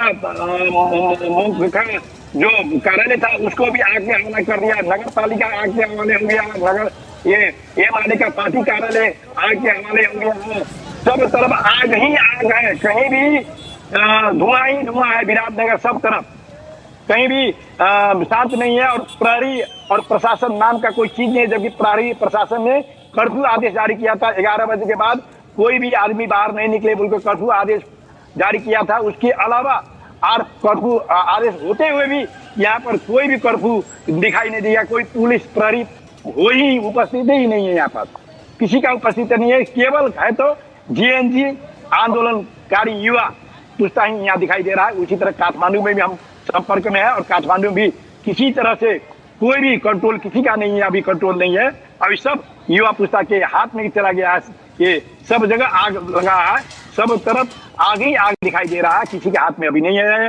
लेकिन इतना जरूर है कि देश को बारंबार हम लोगों ने, खास करके राष्ट्रीय प्रजातंत्र पार्टी ने बारंबार बोला है, सरकार समय पर सचेत हो जाओ, सरकार समय पर तुम सुधर जाओ, सरकार समय पर ही पुस्ता को हस्तांतरण करो। राष्ट्रीय प्रजातंत्र पार्टी ही एक पार्टी है जो नया पुस्ता में अपना अध्यक्ष बनाया है। बाकी सभी पार्टी वही पुराना 30-35 वर्ष अगाड़ी से जो शासन व्यवस्था को कब्जा करके रखा हुआ है, वही जो भ्रष्टाचार से निर्लिप्त है, वही व्यक्ति लोग अभी तक शासन व्यवस्था में आते रहे, जिसका खिलाफ ये आक्रोश है। बच्चा के मन में, मस्तिष्क में क्या आ गया कि ये जो शासन व्यवस्था है, इसमें केवल प्रधानमंत्री, भूतपूर्व प्रधानमंत्री, मंत्री का बच्ची सब देश का जितना साधन स्रोत है सब पे आली मुआली कर सुख शैल मौज मस्ती में ये लोग बिता रहे हैं। इन लोग का लाइफ एकदम महाराजा की तरह लाइफ हो रहा है, और हम लोग का लाइफ, हमारे पिताजी विदेश में जाकर दुबई, कतार, कहाँ जाकर विदेश में जाकर कमा कर पठाया हुआ रेमिटेंस में भी सदुपयोग नहीं हो रहा है। इस ख्याल से दुनिया आक्रोश इस किस्म से आया है। और खास करके कल जो नृशंस हत्या किया गया है, हत्या बोलते हैं, सरकार के तरफ से जो हत्या हुआ है विद्यार्थी का, उसको तो इतिहास के ही बर्बर, नेपाल के इतिहास में इतना बर्बर हत्याकांड कभी भी नहीं हुआ था। इसको लेकर तो जनता को आक्रोश है, घर घर से आदमी निकला है। कहाँ संभालेगा, कौन आर्मी संभालेगा, कहाँ से आर्मी, कहाँ का पुलिस। मैंने कल ही चेतावनी दिए थे, कल रात में सोने नहीं सक रहा था, और मैंने चेतावनी दिया था, सेना तुम नेपाली जनता का सेना बनो, प्रहरी तुम लोग शांति सुरक्षा करो, जो गोली आदेश दे रहा है, जो आदेश दे रहा है गोली मारने के लिए, उसी को गोली ठोको बोलकर तो कल ही हम अपना मंतव्य जारी किए थे। लेकिन ये सरकार सुनने वाला थे। हम तो सोच रहे थे कि सरकार नहीं, केपी ओली पागल हो गया है, हम पागल तक का संज्ञा दिए कल, आज नतीजा वही दिखाई दे रहा है। हाँ, भागने का स्थिति है, किधर से भागे किधर से जाए। आज देख रहे हैं शेरवा देवा का और देवा की पत्नी को, आज क्या ये हालत है, क्या हालत है। नेपाली में एक उखान है, पाप धूरी बड़ा करो उसे बोलता है, वही पाप धूरी बड़ा करा। जितना नेपाली जनता का श्रम शोषण कर जिस तरह से देश में राज कर रहे थे, गुंडा राज बोलता है उसको, सुशासन नहीं बोलता, गुंडा राज। अरबों अरब का भ्रष्टाचार, अरबों अरब का विदेशी से ऋण लेकर।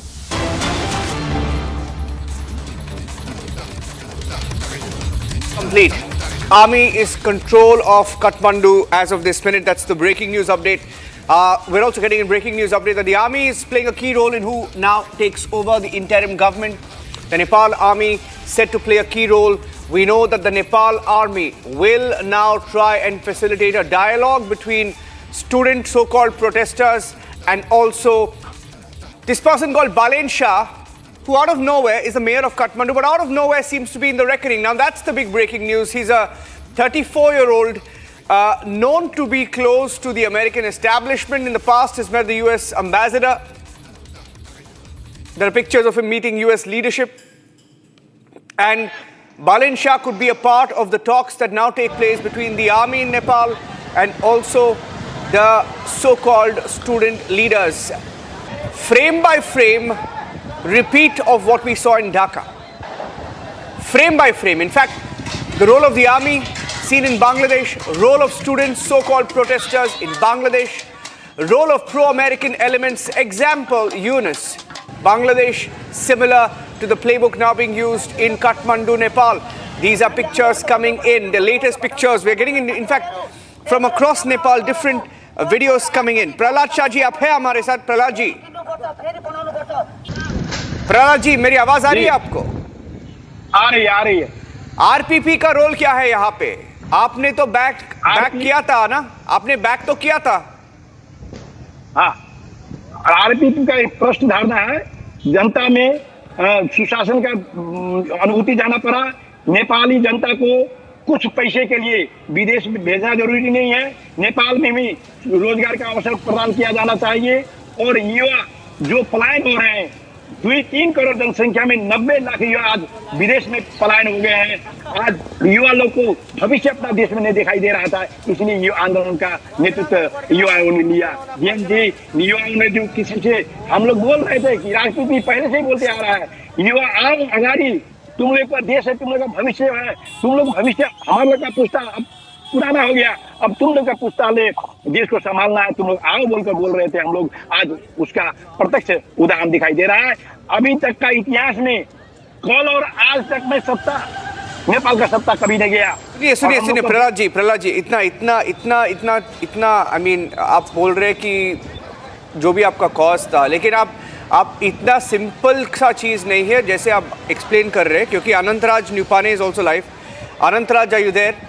अनंतराज, ये जो बालेन शाह है, बालेन शाह के बारे में सबको पता है। Balen Shah is close to the establishment in America. He is a pro American, is a pro America leader, right? जो बांग्लादेश में हुआ, right? I'd like to get your views on that, Anantaraj. It's interesting that a mayor will have a role to play in who becomes the next prime minister.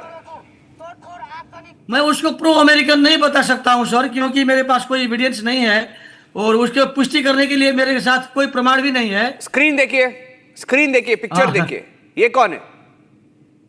ये तस्वीर तो है इसका। हाँ, US ambassador है ना? अनुमान कर सकते हैं, आशंका कर सकते हैं। यूएस एम्बेसडर है ये। और नेपाल जाए, नेपाल क्या है कि इंडिया का, चाइना का और अमेरिका का मेन 3 राष्ट्र का प्ले ग्राउंड है। ये अमेरिकन हो भी सकता है, हम अस्वीकार नहीं कर सकते हैं, लेकिन हम बोल नहीं सकते हैं कि ये अमेरिकन है। लेकिन आज के दिन में बालेन पावरफुल है और मूवमेंट का, हेलो यस बताइए, बोलिए, गो ऑन। और मूवमेंट का मैंडेट भी बालेन के सपोर्ट कर रहे हैं, और मूवमेंट जो कर रहा है वो बालेन को प्राइम मिनिस्टर के रूप में देखना चाहते हैं। देखना चाहते हैं। तो आप बोल रहे हैं कि देखना चाहते हैं, माने ये लिखा हुआ है, ये स्क्रिप्ट लिखा हुआ है आनंद जी, वही तो आप बोल रहे हैं। ये जो स्क्रिप्ट ऑलरेडी लिखा हुआ है, he is been openly asking for students to come out on the streets. आज का समाधान भी यही है कि अब जेएनजी और बालेन के साथ संयुक्त रूप में वार्ता कर और जेएनजी के आग्रह, अनुरोध, मतलब सहमति के साथ उसको समाधान निकालें। एक और चीज बताइए हमें, बालेन शाह का रोल क्या है इसमें? आई मीन ये अभी का पोस्ट जो है, दो तीन दिन से जो पोस्ट है, ये बिल्डअप होता आ रहा है, ये आजकल का बात नहीं है। ये मुद्दे को लेकर बालेन शाह बहुत सारी चीजें पोस्ट भी की है, right? We knew this was going to happen. Balen Shah knew this was going to happen. And we're getting in more pictures. Nepal Army Chief is going to address the nation shortly. Nepal Army Chief is going to be addressing the nation shortly as he also mediates whatever you want to call it. Nepal Army will have a role to play in who becomes the next interim president or interim prime minister of Nepal. But on the broadcast we have Ananta. Ananta is a journalist based in Kathmandu, Anantaraj, and he's telling us that Balen Shah, whose pictures you just saw, could be the next interim president, prime minister.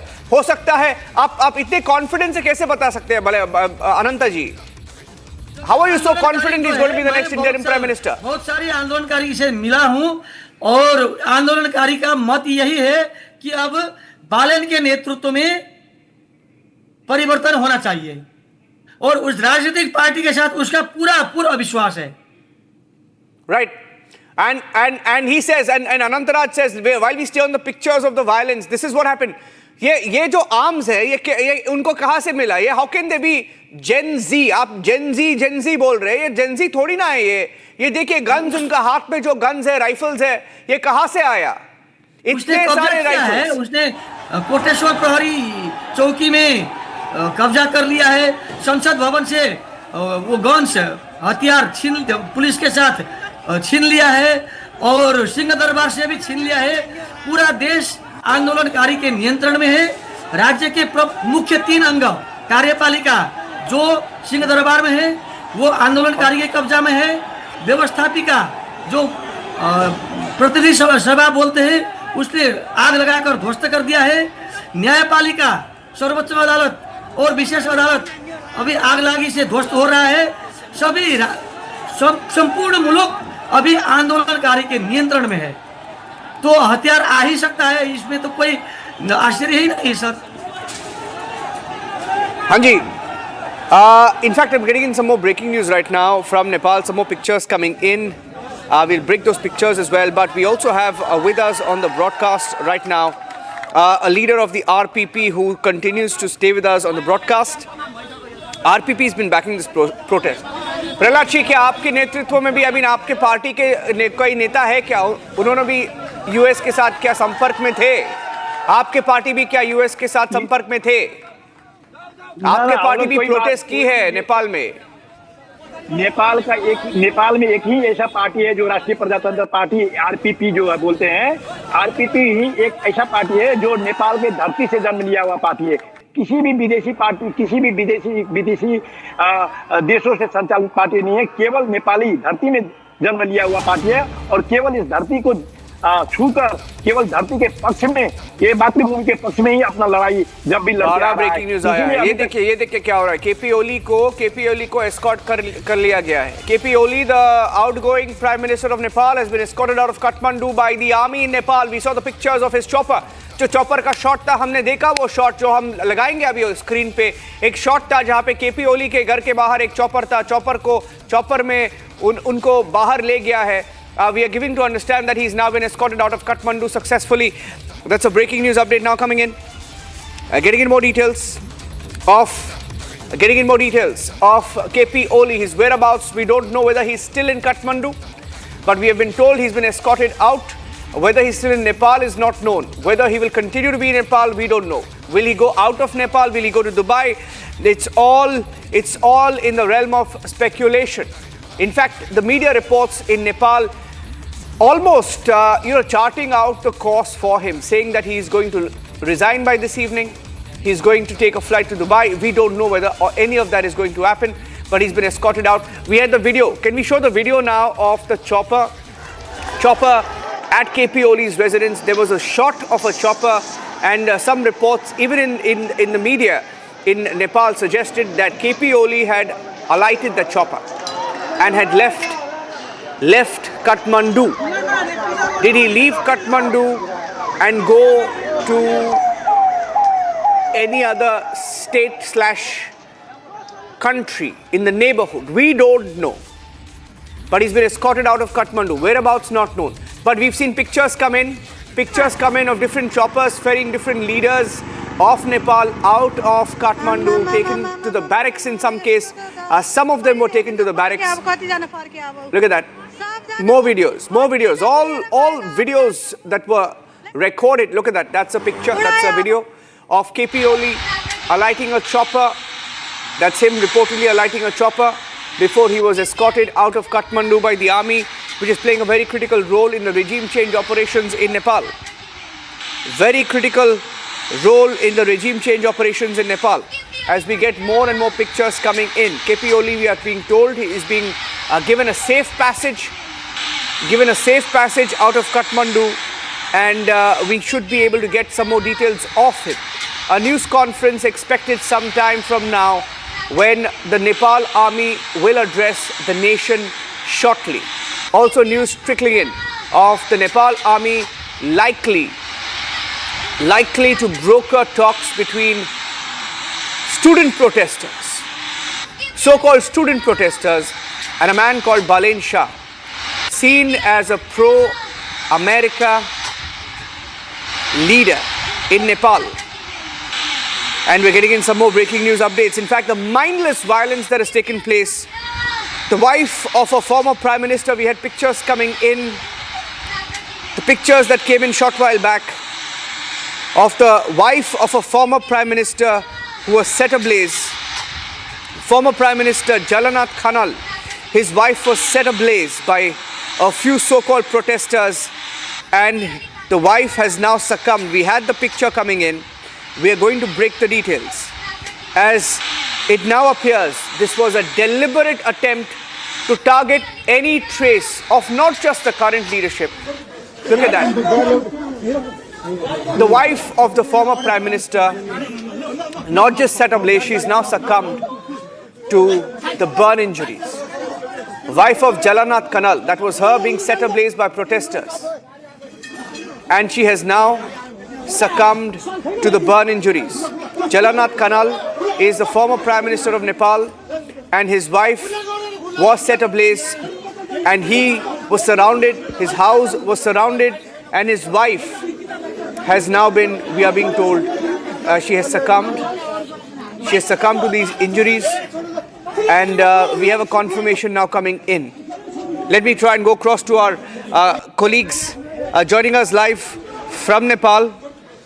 Ananta, ये जो news आ रही है नेपाल से, जलानाथ खनाल का जो बीवी है, she has succumbed.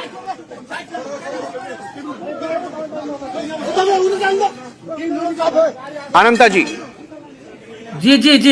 Jalnath Khanal के जो पत्नी है, धर्मपत्नी, वो अभी गंभीर घायल है क्योंकि उसको आग लगा दिया है और आग में जलकर वो गंभीर रूप से घायल है। नहीं, अभी जो इन्फॉर्मेशन आ रही है, इन्फॉर्मेशन ये है कि उनका she has passed away, she has died because of the burn injuries. इसमें अपडेट नहीं हूँ, लेकिन हो सकता है। नहीं, आइए बताइए। नहीं अनंता जी, अगर आक्रोश इस सरकार पे था, ओली सरकार के ऊपर था, तो ये क्या हो रहा है? घर के सब नेताओं के घर के अंदर जाना, घर को जलाना, बच्चे बीवी को मार डालना, ये क्या हो रहा है नेपाल? इसमें पूरे अनार्किज्म भी है मूवमेंट में, और कोई अराजक तत्व भी है, पूरा थोड़ी सारी घुसपैठ भी है। सर, घुसपैठ कहाँ से है? कौन है? ये तो हम नहीं बता सकते हैं। नो, लेकिन हो तो रहा है वहाँ पे घुसपैठ ही हो तो रहा है। तो ये कंफर्म है ना आनंद जी, आप सीनियर जर्नलिस्ट हैं नेपाल से, घुसपैठ तो है। तो ये क्या, इसका मतलब क्या हुआ? इसका मतलब ये हुआ कि ये सिर्फ एक मासूम सा स्टूडेंट का प्रोटेस्ट नहीं था। ये जी हमने नहीं समझा। नहीं, ये जो प्रोटेस्ट है ये सिर्फ स्टूडेंट प्रोटेस्ट नहीं था अनंता जी। नहीं, ये कोई अराजकवादियों ने भी प्रोटेस्ट किया है, और उसका भी अराजकता का ये परिणाम है। हाँ जी, और कितने आपके पास जो इंफॉर्मेशन है, कितने नेताओं को और कितने नेताओं के परिवार को टारगेट किया गया है नेपाल में? नहीं, कांग्रेस, एमएलए, माओवादी और निकबा समाजवादी, इसके नेता को पूरा टारगेट किया है। कोई भी हो, क्योंकि गगन थापा थोड़ा लोकप्रिय थे कांग्रेस का, वो भी टारगेट में आ रहा है। उसको भी प्रदर्शनकारियों ने हाथ-पात किया है। ये अभी जो सत्तारूढ़ पार्टी है और विपक्षी पार्टी है, उसके पास उसके प्रति नफरत है आंदोलनकारियों को। ये बहुत आई मीन, ये जो पिक्चर्स आ रही है, very disturbing images, in fact, coming in from different parts of Nepal, of not just political leaders, not just the current establishment, but even former leaders, former prime ministers, families of former prime ministers, family members, children, all being targeted by the mobs. In fact, even the media, senior most journalists in Nepal saying this is no more a student protest. The media in Nepal saying this is no more a student protest. It's been infiltrated by different elements. Disturbing images coming in of people being lynched, people being attacked, people being slapped, set ablaze. And these are not just student protests These were never just student protests. That's what even senior journalists are saying, that there is an element of infiltration. What KP Oli said, that this was, in fact, the Prime Minister, the former Prime Minister who escaped, he claimed this was no more just a student protest. There was an element of infiltration. And that's exactly what's happening here. KP Oli has been escorted out of Kathmandu, ladies and gentlemen. The regime change is complete in Nepal. The government has fallen in 36 hours. Can students bring down a government in 36 hours? I don't think so. It is unprecedented. It is an alarm bell for the entire subcontinent on foreign powers that are meddling in the Asian subcontinent. Taking a break, live coverage continues. Stay tuned.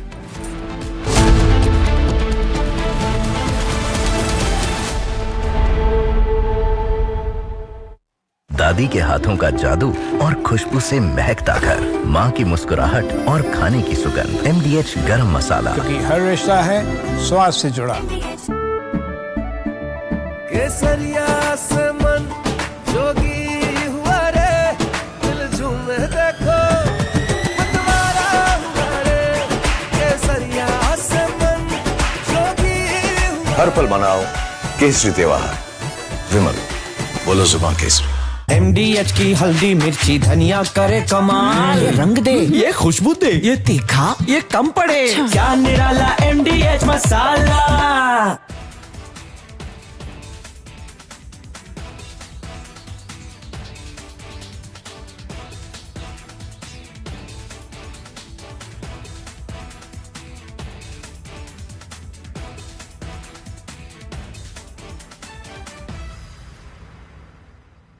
Yesterday, a coward decided to take our 8-year-old son Fletcher away from us. Because of their actions, we will never be allowed to hold him, talk to him, play with him, and watch him grow into the wonderful young man he was on the path to becoming. Justice for Ralph! Justice for Ralph! Justice for Ralph! Justice for Ralph! Justice. Families in Minneapolis are mourning.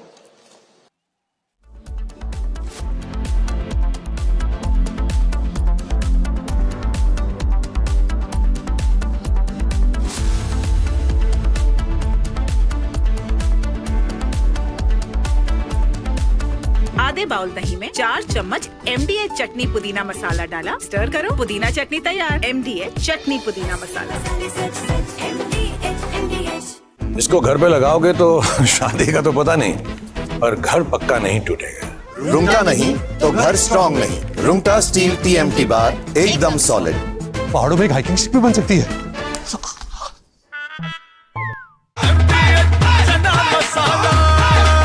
अब छोलिया हो या लोबिया, सफेद चने या काले चने, सब कुछ मजेदार बने। Here we didn't want to bring out the big charts because it had no chance of standing. Fortunately, we came armed with a little smaller chart. So it's 67%, so we're going to be charging a discounted reciprocal tariff of 34%, I think. Trump से बात हमेशा करता आया सीखता आया कि वे राष्ट्रहित के सर्वोपरि रखना। Today, the World Health Organization officially announced that this is a global pandemic. We have been in frequent contact with our allies, and we are marshaling the full power. During an interview, American economist Richard Wolff called out the US administration for attacking India with tariffs and shooting itself in the foot by doing so. Wolff said that India is central for trade and that it will find other places to sell its exports if the US gets shut off. Wolff said that India is now, according to the United Nations, the largest country on earth. The United States telling India what to do is like a mouse hitting his fist to an elephant. India will find other places to sell its exports if the US is shut off to India, and the move will only strengthen the BRICS nations. But like Russia found another place to sell its energy, India.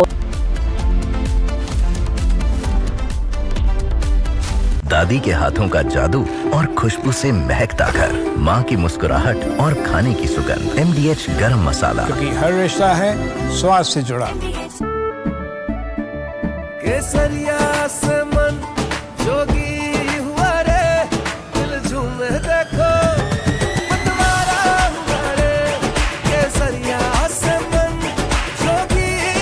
हर पल मनाओ केसरी त्योहार।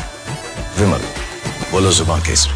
आधे bowl दही में 4 चम्मच MDH चटनी पुदीना मसाला डाला, stir करो, पुदीना चटनी तैयार। MDH चटनी पुदीना मसाला।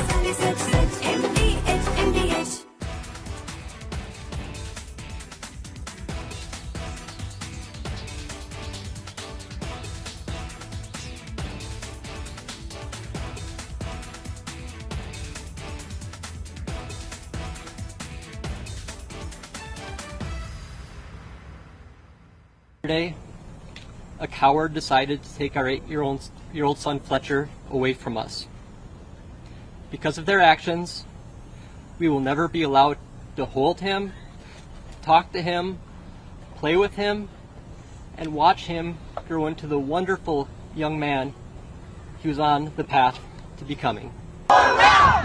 Justice for Ralph! Justice for Ralph! Justice for Ralph! Justice for Ralph! Justice. Families in Minneapolis are mourning. Our Greater Annunciation Fellowship is mourning.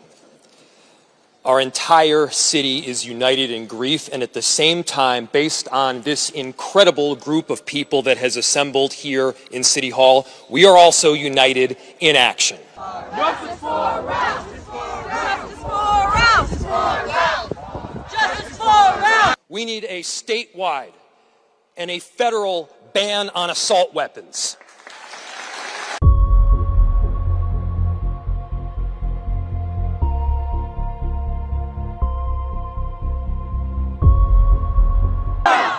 Justice for Ralph! Justice for Ralph! Justice for We need a statewide and a federal ban on high-capacity magazines.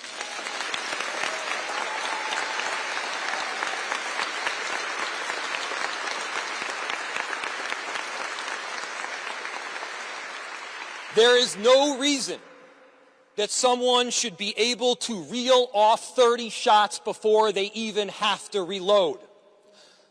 We're not talking about your father's hunting rifle here. We're talking about guns that are built to pierce armor and kill people.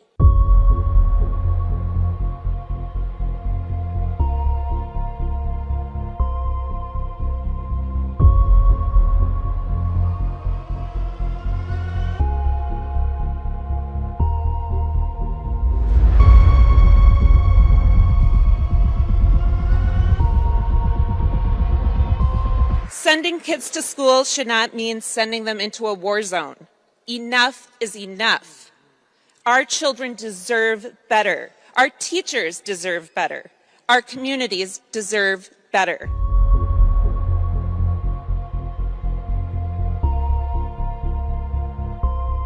There's going to be a time for politics, and there's going to be a time to figure out how to prevent this stuff from happening, how to make these shootings less common in our country. And I'm not going to speak about that now, but I would encourage you, the First Lady, Melania, who really has a very big heart for children, obviously as a mother herself, she put out a statement earlier today that I think is really worth taking a look at, because this happens too much in our country. And if you look, we really do have, I think, a mental health crisis in the United States of America. We take way more psychiatric medication than any other nation on earth, and I think it's time for us to start asking some very hard questions about the root causes of this violence. MDH की हल्दी मिर्ची धनिया करे कमाल, ये रंग दे, ये खुशबू दे, ये तीखा, ये कम पड़े, क्या निराला MDH मसाला। केसरिया से मन जोगी हुआ रे, दिल झूमे देखो, मतवारा हुआ रे, केसरिया से मन जोगी हुआ। हर पल मनाओ केसरी त्योहार। विमल, बोलो जुबान केसरी। दादी के हाथों का जादू और खुशबू से महकता घर, माँ की मुस्कुराहट और खाने की सुगंध। MDH गरम मसाला, क्योंकि हर रिश्ता है स्वाद से जुड़ा। Here we didn't want to bring out the big charge because it had no chance of standing. Fortunately, we came armed with a little smaller charge. So it's 67%, so we're going to be charging a discounted reciprocal tariff of 34%, I think. सबसे बात हमेशा विश्लेषण करता आया, सीखता आया कि वे राष्ट्रहित के सर्वोपरि रखकर Today the world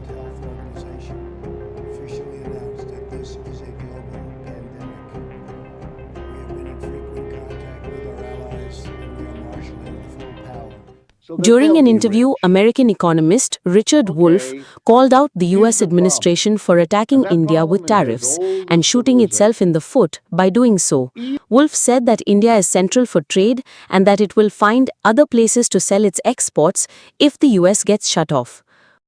Wolff said that India is now, according to the United Nations, the largest country on earth.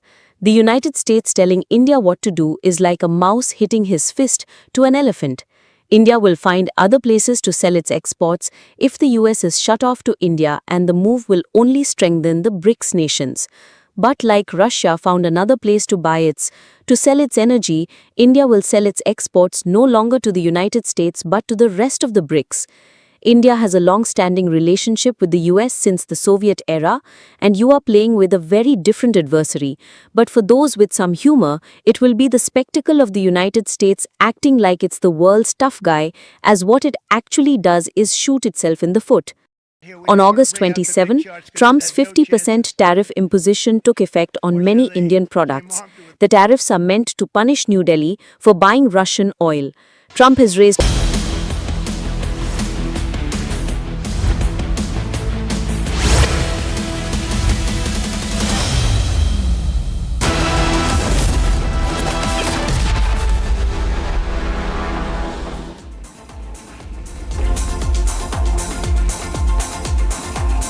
Hello and welcome. You're watching 6 Stories at 6 with me, Akanksha Khajuria. And this evening, we are keeping our focus on the massive unrest in Nepal. And first off, we'll tell you about how the government has been toppled in Nepal. Prime Minister, the president there have resigned. And next, we will show you the visuals of arson and vandalism and complete anarchy on the streets of Nepal. And third, we will bring you a ground report straight from Kathmandu. We have a reporter joining us. In fact, we will cut to him. The situation remains grim there. And then back in India, all eyes are on who's going to be the next vice president. It is Radhakrishnan versus Reddy. The numbers are tilted towards Radhakrishnan. Voting is over and results will be out soon. And then to Karnataka, to a massive uproar over Pakistan Zindabad slogans that were raised in a religious rally. And lastly, Prime Minister's visit to flood-affected state of Punjab and relief that has been announced for the people and the farmers there. In fact, before we get you all that, let's start with a big breaking update that is coming in as Nepal is on the boil. We're learning that Nepal Parliament will be dissolved now. Army Chief will be announcing the next course of action, and this is a big breaking update that we're getting for you, and this is coming right after the resignation of the President and also the Prime Minister. In fact, the President had written a letter. He had said that in the current situation for the peaceful resolution of the crisis, I appeal to all the agitating political parties and the stakeholders to contribute to the democratic process. And following the resignation of the Prime Minister, I express gratitude to him, is what he had stated. But now we are learning that Nepal Parliament will be dissolved. Remember, there were 3 major demands by the protesters. Firstly was the resignation of the Prime Minister, for him to leave the country, and thirdly, it was that there should be fresh elections. And now it appears that under pressure, all that demands are being fulfilled there. The Prime Minister has resigned, and we're learning that now the Nepal Parliament will also be dissolved. We have more breaking news coming in. Nepal's Deputy Prime Minister Bishnu Paudel was chased and beaten up by the protesters during the anti-government protests that is going on in Kathmandu. Those are the visuals on your screen that you can see. Nepal Deputy Prime Minister, he was chased by the protesters there and he was beaten up. And this is not the first case that has come to the fore. The Finance Minister, the Foreign Minister, all of them beaten up. In fact, we're learning that the wife of a former Prime Minister was also set ablaze. But very concerning visuals coming in from Nepal of the Nepal Deputy Prime Minister, the current Prime Minister, being chased and beaten as well. Let me go across to Surender, who's been tracking this story very closely. Surender, we're learning that the situation is very grim at this point in time in Nepal, and we're getting our viewers the visuals of the Deputy Prime Minister being chased and thrashed. But before I ask you about that, tell us more about the dissolution of the Nepal Parliament. The Parliament has not been dissolved yet, but the Parliament building has been, arson, and it is badly destroyed by fire. And as are other buildings like the main seat of the government ministries, Sima Darbar, a very historic old palace. And it's also housing several ministers. It's also gone. Presidential palace, prime minister's residence, official residence also has been arsoned. Most of the former prime minister's private residence have been damaged, as are private residences of other ministers. So it has been a little while ago, the half of Kathmandu was filled with smoke. Right now, dusk has fallen. With evening, protesters are returning home gradually. But again, just a little while ago, a big shopping mall in the heart of Kathmandu, Bhatpatini supermarket, was attacked and also looted. All the goods there were taken away by some of the protesters. And now, right now, the latest development is that the president, not the army has appealed for calm to all the protesters, but President Ramchandra Paudel has invited all the concerned parties for dialogue. Right. And he is telling them to find a solution through dialogue. And when the dialogue is going to take place, we still don't know. Absolutely, and all eyes will be on that, but there's a complete anarchy. Thank you so much, Surendra, for all the details. And now let's tell you about what is happening there on the ground. Nepal Prime Minister KP Sharma Oli has tendered his resignation following the violent protests triggered by the ban on major social media platform and anger over the corruption as well. Anger on the street is palpable. Parliament and Supreme Court set ablaze. Ministers beaten up, their houses set on fire, and just a while back, the president has also tendered the resignation. Watch this.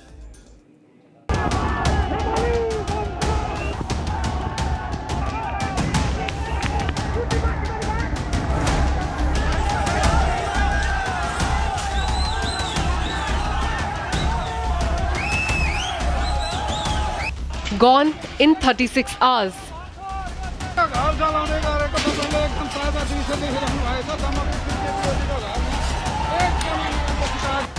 A coup completed in less than 2 days.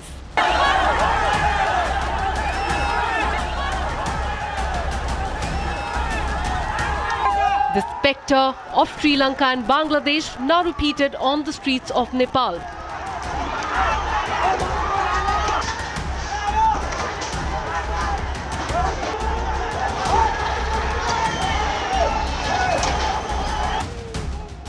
Nepal Prime Minister KP Sharma Oli has resigned.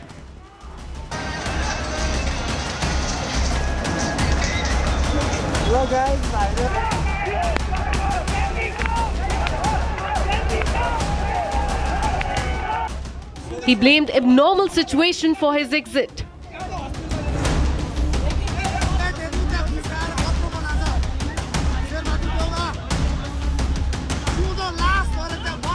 And 2 hours later, resignation was accepted.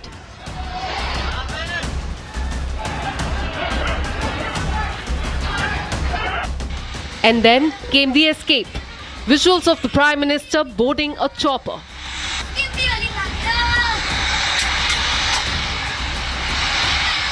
This comes amid speculations of KP Oli fleeing to Dubai. All his ministers too evacuated by army to a safer location.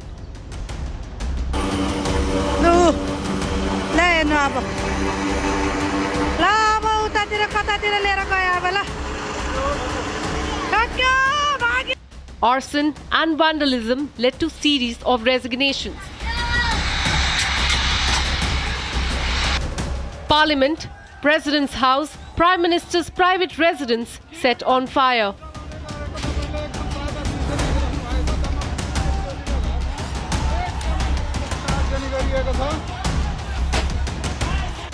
And now Nepal is left with nothing but uncertainty.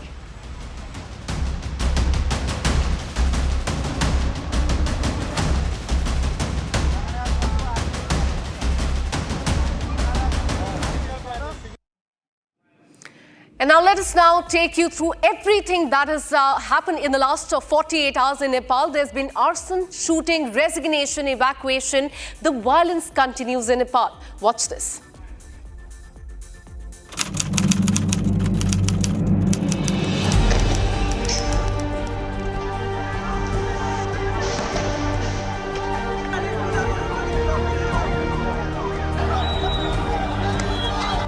A city held hostage.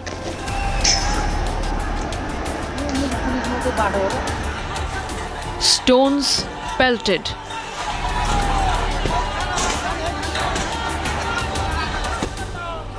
Nepal's parliament stormed. Former Prime Minister's house attacked. Residences of former ministers torched. Cars vandalized. Tear gas shells fired, a curfew defied. A wild, ruthless mob on warpath. The Himalayan city of Kathmandu is on the brink. The Nepalese capital is now, for a second consecutive day, held hostage to rioters. A day after the KP Oli government rolled back the controversial order on social media ban, young protesters have stormed the streets again. At least 19 have been killed, over 300 injured.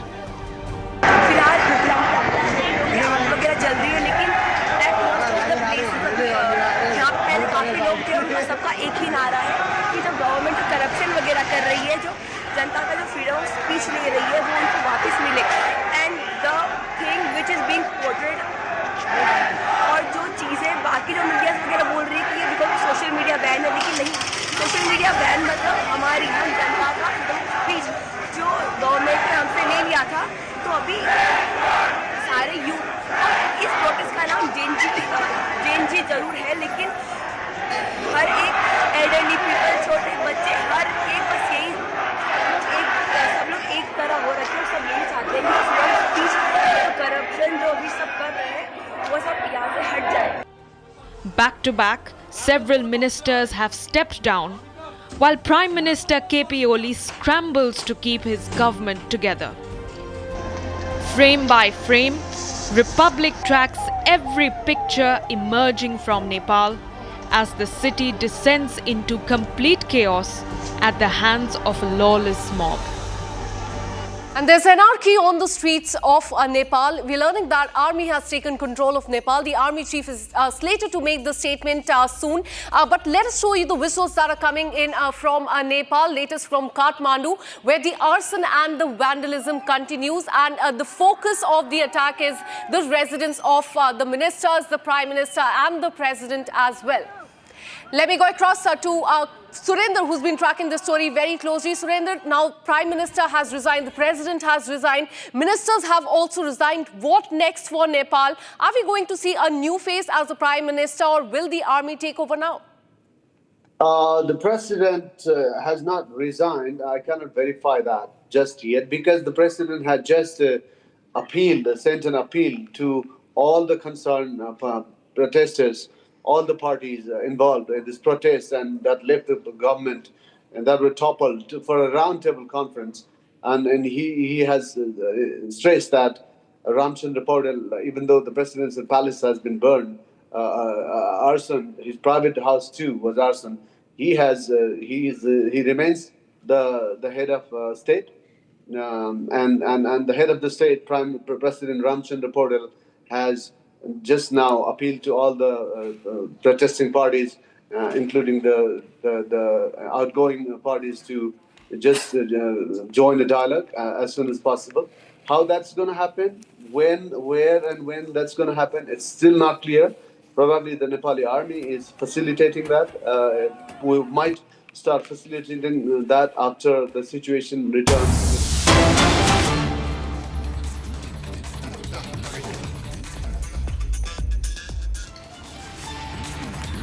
All right, we have breaking news coming in. The counting for the vice presidential election has now started. Remember, the voting started at 10 o'clock in the morning. It went on till 5 to 6 o'clock. Now, as you can see in the visuals, the voting there has started. It is a fight between C.P. Radhakrishnan and B. Sudarshan Reddy. And the tilt is quite clear. The numbers are with CP Radhakrishnan. In fact, we are learning that there is already a plan in place by the NDA leaders to have a big celebration today at night. And we will know who will be the next Vice President of the country in just some time. In just a few hours is what we are learning. So the voting continues there, and we can also see Kiran Rijiju, Parliament Affairs Minister, there in the visuals as well. First day of the monsoon session of the Parliament saw the sudden resignation of Jagdeep Dhankar, and it has set the ball rolling for the election of the next Vice President of the country.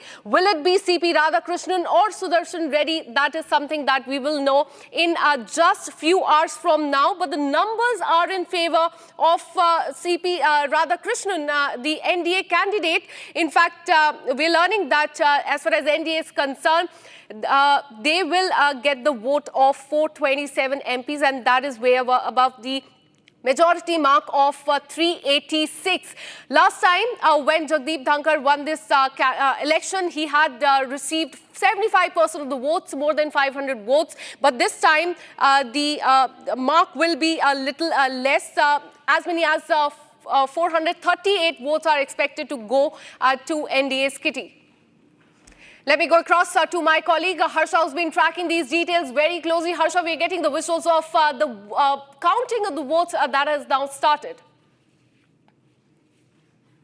Yes, Akanksha, the visuals on our screen is the counting of the vote for the VP election, and the counting process is right now underway. We have got to learn that at 7 o'clock, PC Modi, the election officer, will be doing a press conference and will be announcing who has won the VP election, who is the VP of the country now. And this election was entirely between CP Radhakrishnan and B. Sudarshan Reddy, and the final announcement of the victory will be done at around 7 o'clock. And after that, we will continuously see back-to-back movement and at the residence of Prahlad Joshi, because all the arrangements have been made of celebrations at the residence of Prahlad Joshi, and also not only Prime Minister will be arriving at Prahlad Joshi, but also the entire NDA, all the allies of the BJP, and also each and every MP will be reaching at the residence of Prahlad Joshi only to congratulate Vice President CP Radhakrishnan. Just 40 to 45 minutes now from now, when we will get the election result of the Vice President. And we already know the magic number is 386, but the voting which has been casted out of 781,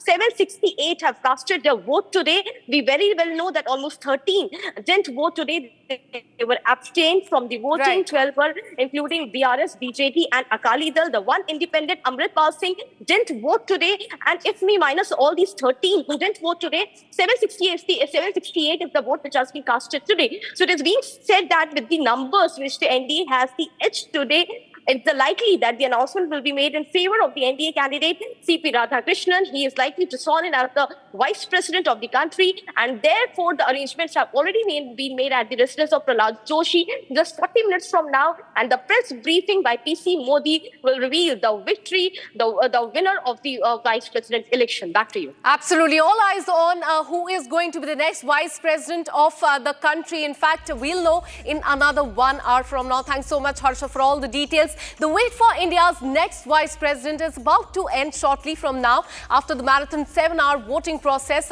in the Parliament of India today, and the results likely to be along the expected lines. They're expected to be announced any time from now, as our reporter Harsha has said. But it appears that the India bloc has somewhere accepted the defeat, with several leaders, in fact, advocating for the conscious voting. Have a look.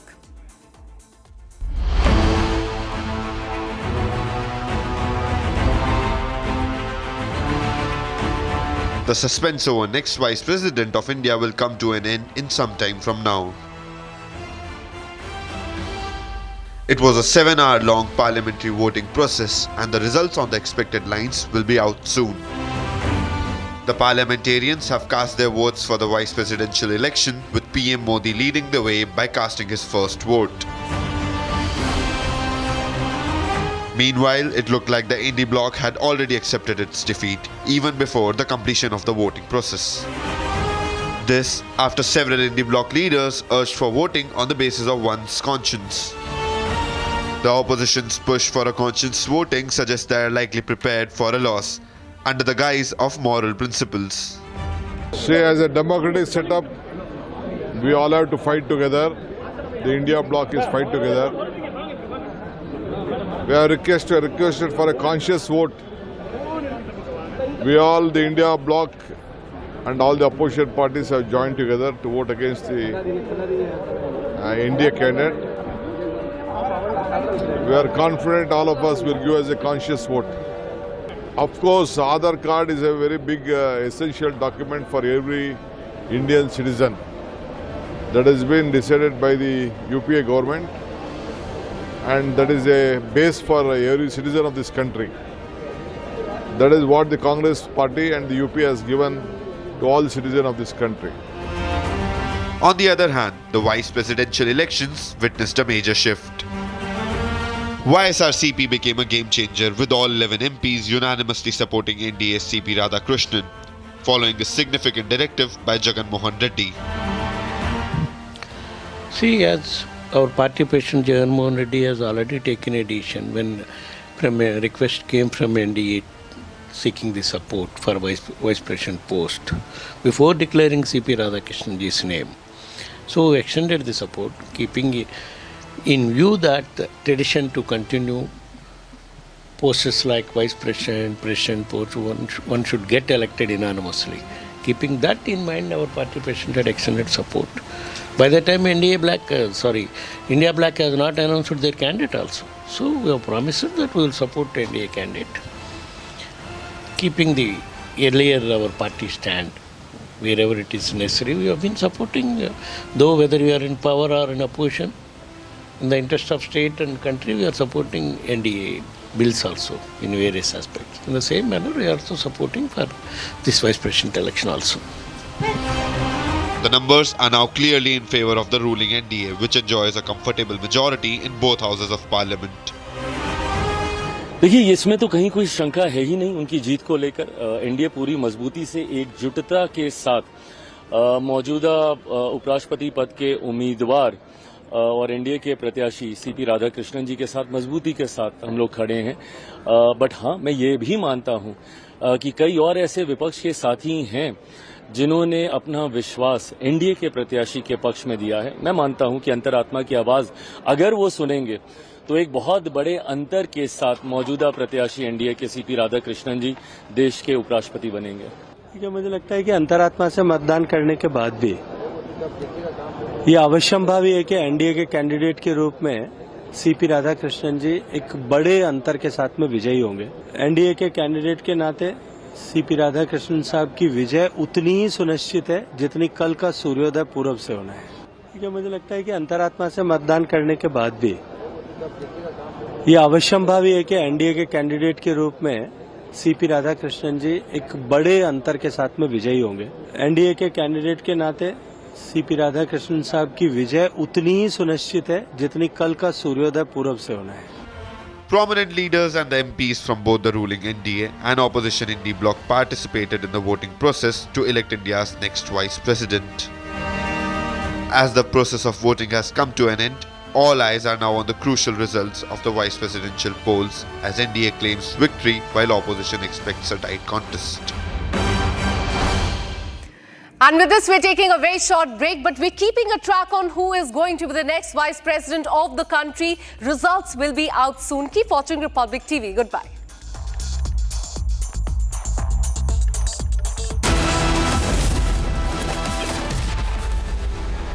आधे bowl दही में 4 चम्मच MDH चटनी पुदीना मसाला डाला, stir करो, पुदीना चटनी तैयार। MDH चटनी पुदीना मसाला। QS&THE, the world's foremost university rankings organizations, have ranked Amity amongst the top 3% universities globally, making it among the very few Indian universities to be included in both rankings. Yet another top ranking for Amity University. Pure सूजी pasta उबालो मिलाओ और खाओ 8 minute में तैयार। क्या taste है सबका राजा आर्नब मसाला। भारत की अपनी दुकान इंडिया सोना, अपने देश का सामान इंडिया सोना, इंडिया सोना, इंडिया सोना। अब छोलिया हो या लोबिया, सफेद चने या काले चने, सब कुछ मजेदार बने। I choose a world where we dream, and the limit is the sky. And this world is my home where I'm living my best. Mindfully crafted home decor fabrics. Sansar, a D-Decor brand. Live consciously. थोड़े में ज्यादा स्वाद ये तो है इसकी खास बात। वाओ मामा क्या स्वाद है? अरे मेरे राजा राजा और प्योर मसाला।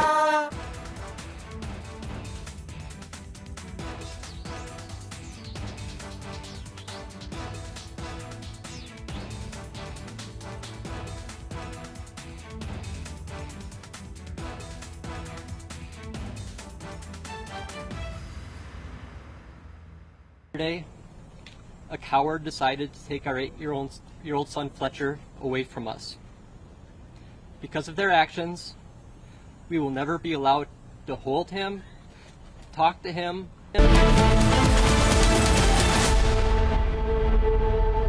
MDH की हल्दी मिर्ची धनिया करे कमाल। ये रंग दे, ये खुशबू दे, ये तीखा, ये कम पड़े। क्या निराला MDH masala. I choose a world where we dream, and the limit is the sky. And this world is my home where I'm living my best. Mindfully crafted home decor fabrics. Sansar, a D-Decor brand. Live consciously. Are pure सूजी pasta उबालो मिलाओ और खाओ 8 minute में तैयार। क्या taste है सबका राजा आर प्योर मसाला। केसरिया से मन जोगी हुआ रे दिल झूमे देखो तुम्हारा हुआ रे। केसरिया से मन जोगी हुआ। हर पल मनाओ केसरी त्योहार। विमल, बोलो जुबान केसरी। आधे बाउल दही में 4 चम्मच MDH चटनी पुदीना मसाला डाला, स्टर करो, पुदीना चटनी तैयार। MDH चटनी पुदीना मसाला। Here we didn't want to bring out the big charts because it had no chance of standing. Fortunately, we came armed with a little smaller chart. So it's 67%, so we're going to be charging a discounted reciprocal tariff of 34%, I think. Trump से बात हमेशा receive करता आया, सीखता आया कि वे राष्ट्रहित के सर्वोपरि रखना। Today, the World Health Organization officially announced that this is a global pandemic. We have been in frequent contact with our allies, and we are marshaling the full power. During an interview, American economist Richard Wolff called out the US administration for attacking India with tariffs and shooting itself in the foot by doing so. Wolff said that India is central for trade and that it will find other places to sell its exports if the US gets shut off. Wolff said that India is now, according to the United Nations, the largest country on earth.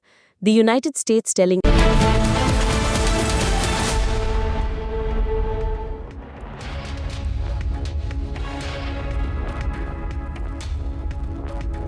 Welcome back, friends. There's been a complete coup in Nepal with every institution of the state, from the Prime Minister office to Prime Minister himself to the President's office and the President, and then of course the Supreme Court, among others, targeted.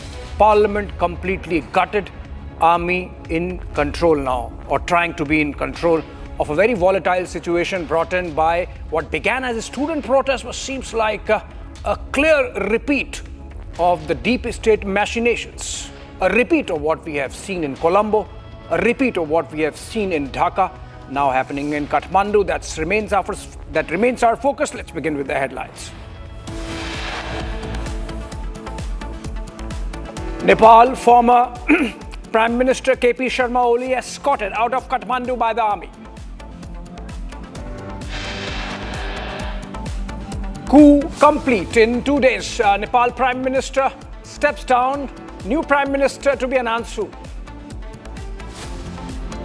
Nepal Parliament to be dissolved. Army Chief to announce next course of action. Protesters, rioters chased and thrashed every minister in Nepal. Kathmandu. Ministers, their families take shelter in army barracks. Protesters also burned down Parliament, House of President, PM and ministers. Nepal in complete chaos.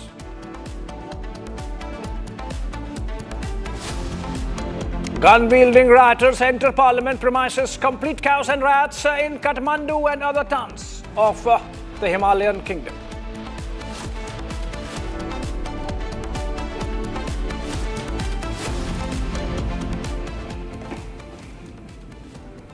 All right, friends, let's begin with a statement coming in from the Nepal army on the ongoing chaos in their country. The statement says the Nepali army has remained committed to protecting Nepal's independence, sovereignty, geographical integrity, independence, national unity and security of the Nepalese people, and people even in difficult circumstances. The Nepal army is analyzing the developments in the recent Gen Z movement in Nepal. Very cryptic, short statement there coming in from the Nepal army, and in fact earlier we broke the story of how Nepal's army chief Ashok Raj Singhdil is going to be addressing the nation in some time. I think this statement is a prelude to that and okay, we have a Nepal army chief statement coming soon. And before that, the Nepali army has said, the Nepali media is quoting him as saying, will also appeal to all citizens to maintain peace and security. We have Surendra live. Okay, we'll try and connect with the reporter, correspondent on the ground in a bit. But essentially, these are big developments that have taken place in Nepal. Just imagine in 36 hours, a regime change happening to a level where right from Prime Minister to the President to every minister, everybody's home and office have been targeted. These are pictures of the chopper in which KP Sharma Oli, the Nepalese Prime Minister, was evacuated. And okay, let's go to the next breaking development, which is that Nepal's Deputy Prime Minister Bishnu Paudel was also among those ministers who were chased and beaten by protesters during the Gen Z anti-government protests in Kathmandu. These are pictures of the Deputy Prime Minister who perhaps was trying to hide with a helmet on, Bishnu Paudel, but he was caught by the mob, the rioters. These cannot be just student protests. Remember, this is planned because in 36 hours you cannot have students coming out of the campuses and overturning an entire regime, an entire state apparatus. The police ineffective, the army ineffective, the president's house gutted, the parliament of this nation gutted, the prime minister chased, the ministers chased. These are pictures of the deputy prime minister being chased. Nepal completely in chaos. Nepal in a situation where nobody is in control.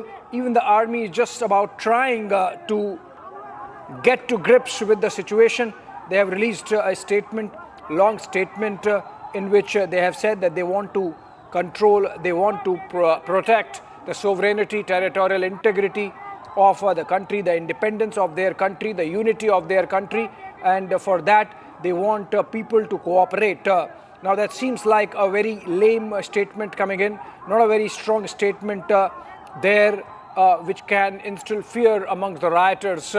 We have seen them literally run amok and no resistance whatsoever from the state apparatus. The police is absent or compromised or fearful to act against this huge mass. Yesterday, in fact, we saw how the police acted, and that led to the death of 20 of the protesters, and that actually escalated the violence. So in a way, the state apparatus proving to be absolutely inadequate. The capacity of the state to handle this kind of lawlessness is clearly, it stands exposed.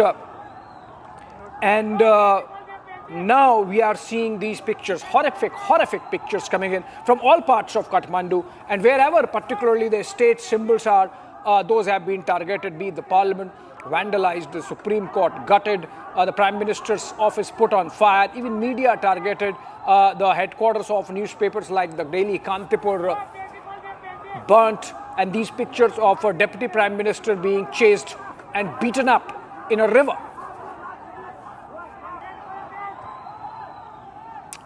Okay, back to back, another breaking. Nepal army is to address the nation shortly. There is a prelude statement that has already come in where the Nepal army has committed itself to protecting the sovereignty, territorial integrity and unity of the country, and for which they have sought support from people. Remember, there is already this talk that now that the Prime Minister is gone, the President is gone, all the ministers are gone, there is no government, the Nepal army might decide who next rules, even as a decision has been taken by the army again to dissolve the parliament to calm down the tempers and the frayed nerves. Those are the pictures of Army Chief Ashok Raj Singhdal, General Ashok Raj Singhdal there, and that statement is attributed to the Nepalese army headquarters, and very soon he's going to make a statement. Hopefully that would be a cue to the rioters to calm down, and what he says in the statement, General Singhdal, would in a way signal how strongly the army intends to carry out a crackdown to bring the law and order situation under control. We are seeing in the last 36 hours every apparatus of the Nepali state, right from the President's house to Parliament to Prime Minister's office down to provinces where Chief Ministers' homes and offices have been burnt down, and police completely standing by after having acted yesterday. Today we have only seen self-defense measures being carried out, army effectively ineffective, though we have seen their presence on the streets of Kathmandu, but to no avail in terms of the boldness with which the rioters have really targeted state symbols. We'll go back to the pictures, we'll go to more pictures coming in from Kathmandu today, and Nepal essentially on the boil. And this is a development which India is keeping close watch on. And the Indian government has released an travel advisory against, of course, traveling in any manner to Nepal. Remember, we have open borders. There are a tremendous amount of Indian citizens already present in Nepal, and their safety is important. And similarly, there are a lot of Nepali citizens in India, and they need to be taken care of. We have a very friendly relationship with Nepal. This does not seem like a situation which India would want in its backyard, in its neighborhood. And so the government of India very closely watching these pictures coming out of Nepal and making sure that there is absolutely no spillover effect. Moving on, Nepal's Prime Minister KP Sharma Oli has resigned. And of course, this is amid the protests led by Gen Z demonstrators. Remember also that they are protesting against a ban that was brought in by the Oli government on 21 social media apps, including the likes of WhatsApp, the likes of Twitter, or X as it is called. And the students thought that this is absolutely against the zeitgeist of the moment, and that Gen Z feels absolutely decapitated and helpless if those social media apps are banned. And so they really decided to take on their government, but whether they really intended to overthrow the regime or the government, they really intended this law and order chaos to prevail in their own country is debatable, and that really gives rise to the question whether there is some other power behind the scenes manipulating the youth and in fact infiltrating the student protest. They might have begun as a student protest but were not student protest today. When we look at those pictures of gun-toting rioters and vandals getting inside the parliament building, putting the Supreme Court on fire, chasing ministers. In one case, a former prime minister's wife was burnt alive. She is no more. She has succumbed to those injuries. And that really gives you Jalanath Khanal, the former prime minister, his wife was targeted by these violent protesters. And so Nepal, absolutely out of control situation there. Let's look at more details of whatever has happened through the day in this package.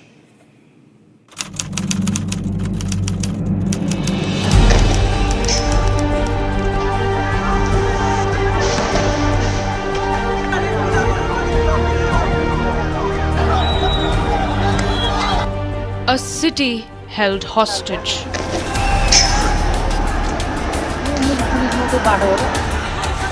Stones pelted.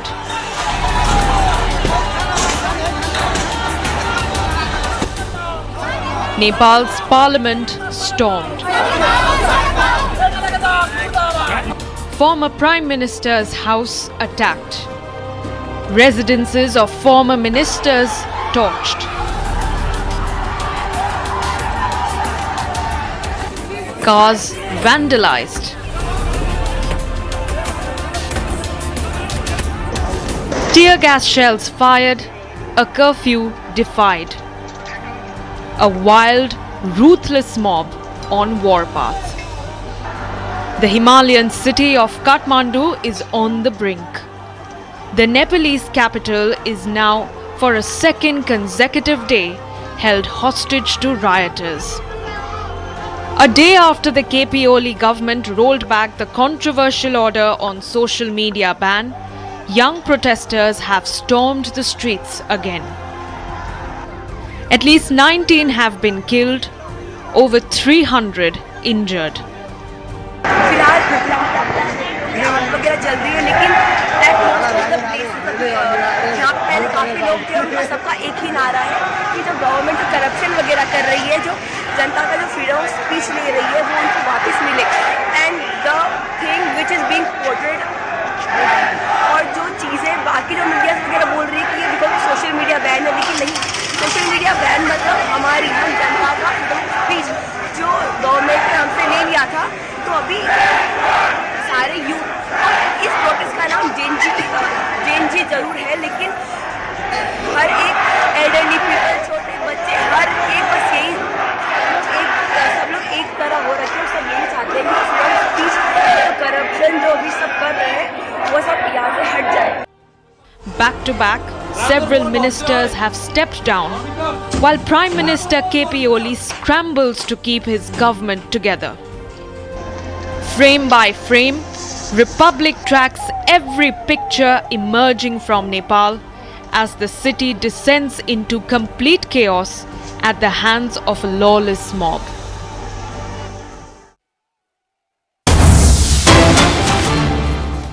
All right, more breakings. Ncell, the Nepal's largest company in terms of mobile services in the country, has been set ablaze. The headquarters of Ncell. If you land in Kathmandu, the first thing you do is buy an Ncell SIM card, and that's on fire now. So basically, these protesters are burning down everything that's coming their way, which is a symbol of authority, power, influence, money. It seems it's a major targeting of anything which brings semblance of order in Nepal. We have Prahlad Shah, RPP member, joining us over the phone. I think he's live with us. In fact, Shah साहब, ये क्या हो गया नेपाल में 36 घंटे में? ये सिर्फ स्टूडेंट तो नहीं कर सकते, किसका काम है ये? आपको क्या लगता है ये किसने किया होगा? इस तरह से 36 घंटे में पूरी सरकार गिरा दी, पूरा देश तहस नहस हो रहा है. देखिए, ये अभी आज कहीं कल से ही शुरू हुआ ये बात नहीं है, ये पहले से ही चलता आ रहा चीज है, क्योंकि ये बार बार हम लोग संकेत देते आ रहे थे, आरपीपी संकेत देते आ रहा था कि सावधान हो जाओ, सतर्क हो जाओ और वार्ता में आओ बोलकर. आज से नहीं, साल 2 साल पहले से ही हम लोग, इससे पहले चुनाव से पहले भी बोले थे, चुनाव के बाद भी हम लोग बोलते आ रहे हैं, जिस किस्म से तुम लोग शासन व्यवस्था चला रहा है, इस किस्म से शासन व्यवस्था चलने वाला नहीं है. इसीलिए आंदोलनकारी से समझौता करो, सहमति में ले जाओ. राजा और आंदोलनकारी शक्ति सब मिलकर देश चलाने का, तुम लोग जो कांग्रेस, एमआलए, माओवादी जिस किस्म से इस देश में लूट मचा कर रखा है, भ्रष्टाचार कर रखा है, उसको मुक्ति देने के लिए तुम लोग सब मिलकर देश चलाने का हिसाब से जाओ और भ्रष्टाचार को सबसे पहले खत्म करो, समाप्त करो बोलकर आरपीपी पहले से ही, राष्ट्रीय प्रजातंत्र पार्टी, आवाज उठाते आ रहा है. और अभी से नहीं, शुरू से ही आप लोग को मालूम होना चाहिए, कुछ दिन पहले चैत 15 गते भी आंदोलन हुआ था, उससे पहले भी जब राजा काठमांडू आए थे उस समय भी विशाल जन प्रदर्शन हुआ था, लाखों लाख जनता उतर गए थे राजा के स्वागत में. उसको भी अनदेखा कर ये सरकार ने दमन का रास्ता लिया. उसके बाद भी 15 गते का घटना घटा है, दमन का ही रास्ता लिया. बारंबार ये सरकार सत्ता के में रहते हुए जनता का मत को, जनता का विचार को, जनता का भावना को कभी कदर नहीं करते हुए, जनता को दमन करते हुए उस समय भी आदमी को मारा गया था। राइट, शाह साहब पर अभी बताइए, अभी की बात करें तो जिस तरह से ये तस्वीरें आ रही हैं नेपाल से, ये भी अच्छी नहीं है। आपके सरकार है आफ्टर ऑल, और हर मंत्री को मारा गया है। एक प्रधानमंत्री की, फॉर्मर प्रधानमंत्री की पत्नी जो है उनको जला के मार दिया। देखिए, सुप्रीम कोर्ट को जला दिया, प्रधानमंत्री को के घर को जला दिया, पार्लियामेंट संसद को जला दिया। मतलब कोई कहीं तो रुकना चाहिए ना। रास्ता भी नहीं मिलेगा बोलकर पहले से ही बोला गया था, लेकिन ये लोग का दिमाग नहीं चला। वो लोग को दिमाग में ये नहीं रहा कि हम लोग तो आर्मी में हमारे साथ देगा। नहीं पर ये जस्टिफाई नहीं कर सकते ना, इस तरह का दंगा, इस तरह का वायलेंस जस्टिफाई नहीं कर सकते। स्कूल ड्रेस लगाकर आए हुए बच्चे के ऊपर जिस तरह से नृशंस हत्या किया गया, जिसके सेम से नृशंस हत्या करके उसके बाल बच्चा को स्कूल का ड्रेस में, किताब में जांच देते हुए, जांच एग्जाम क्लास से बाहर निकले हुए विद्यार्थी को जिस तरह से कपार में मारा है गोली, ठोकर ताक कर मारा है, जिसका सिर छाती में मारा है गोली, ये तो कोई सहने लायक आदमी का सवाल ही नहीं है। ये तो होना ही था। हम लोग तो पहले से बोलते आ रहे थे। नहीं, जस्टिफाई नहीं कर सकते ना आप, ऐसा नहीं कह सकते होना ही था। किसी को दुख है, दर्द है, प्रोटेस्ट करने का हक है, लोकतंत्र है, आप प्रोटेस्ट करिए। सरकार के बाहर जहां दफ्तर है, पार्लियामेंट है, वहां आप ढोल नगाड़े बजाइए, पर इस तरह से वायलेंस तो नहीं कर सकते। सभी को है, लेकिन दबाओ मत, दमन मत करो बोलकर ये पहले से ही बारंबार दमन किए करते आ रहा है। राष्ट्रीय प्रजातंत्र पार्टी पहले भी सिंह दरबार घेरा हुआ था, उस समय भी दमन किया। हमारा राष्ट्रीय प्रजातंत्र पार्टी के, पर अभी बताइए कि आर्मी कंट्रोल में लाएगी सिचुएशन के नहीं लाएगी? हमको विचार से आर्मी आज रात भर में टेक ओवर करेगी और आर्मी को कंट्रोल में लाना भी चाहिए, क्योंकि देश को तो इसी तरह अराजकता तो नहीं रह सकता है। और ये जो आंदोलन में आए हुए युवा पुस्ता का मांग एकदम सिंपल है, भ्रष्टाचार का अंत्य और सामाजिक संजाल का बात जहां तक था, सामाजिक संजाल तो हो ही गया और भ्रष्टाचार का अंत्य होना चाहिए। और जितना भ्रष्टाचारी है, जो अभी से 2047 साल से हम लोग का विक्रम संवत 2047 साल से जो उच्च पद में बैठे हुए हैं, आसीन हैं, उस सभी का संपत्ति छानबीन होना चाहिए। सभी का संपत्ति छानबीन के दायरे में आना चाहिए।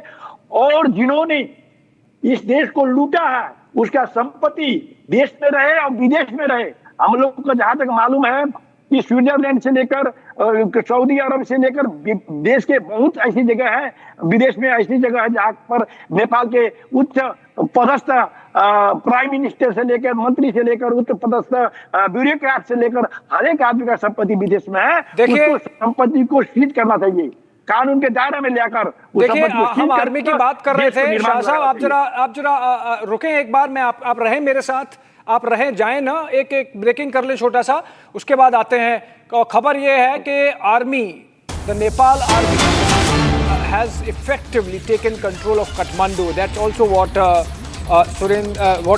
Mr. Shah was saying, which is that the army is going to bring the situation under control overnight, which means that as an state, as an institution, only army has left with some authority and some control, and that's why they are now on the streets and slowly taking over parts of Kathmandu. That's the breaking news. Army has taken control over Kathmandu, if not all of Kathmandu, because it's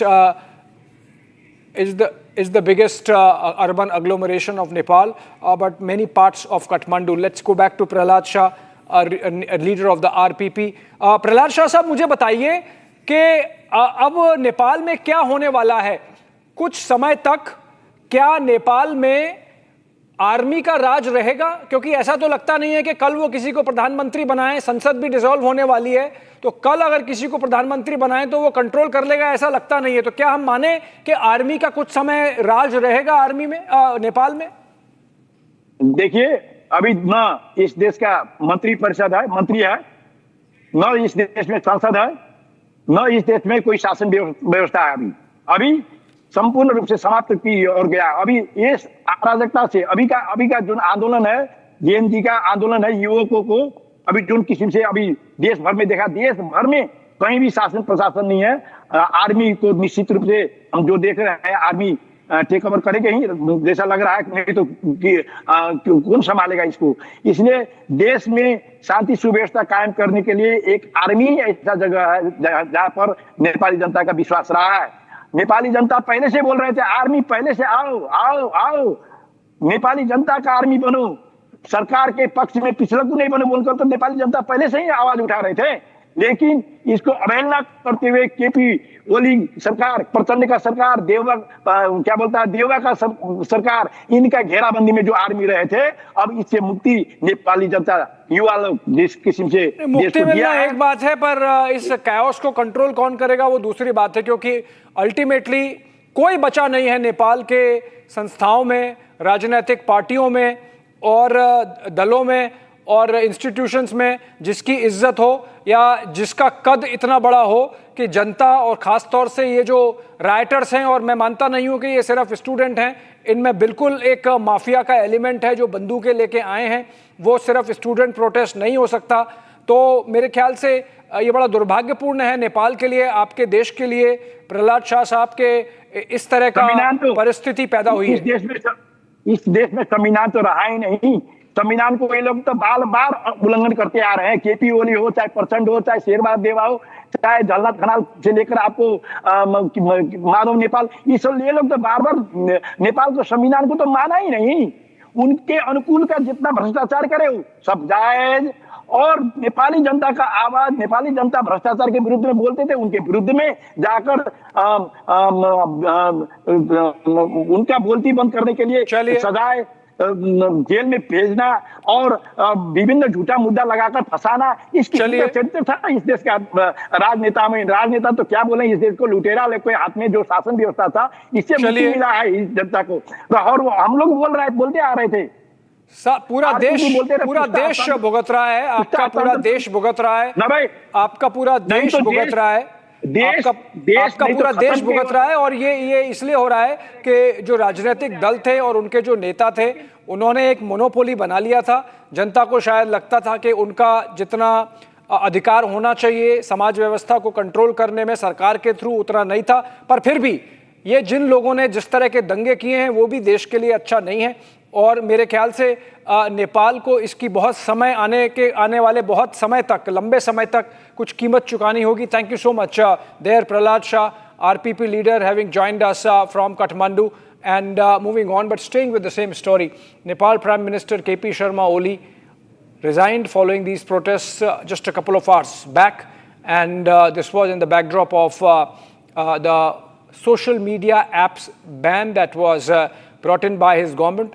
But students, Gen Z, protested, but then it did not stop there. The anger spilled over onto the streets with other people joining in, and the angst of misgovernance really coming out is what most of the analysts are talking about in the case of Nepal. But remember, it does not happen that in 36 hours you can completely overturn all the institutions of the state. You can compromise the state apparatus, including the police and the army, obviously, and burn the Supreme Court and the Parliament and the Prime Minister's office and the President's residence. This obviously has some design to it. Let's look at the details that have come in till now.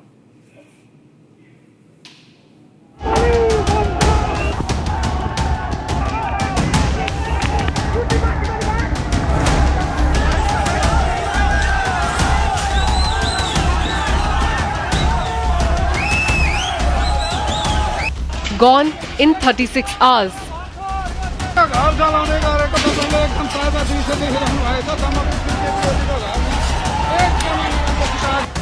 A coup completed in less than 2 days.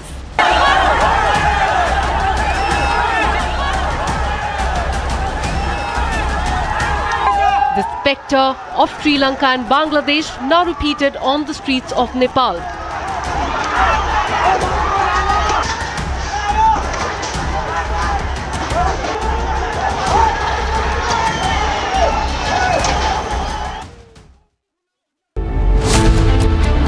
Opposition draws Dhaka, Kathmandu, New Delhi parallels. Deep state's arm attempting to destabilize India. Nationalists unite together and say never in India. Debating tonight at 9 p.m.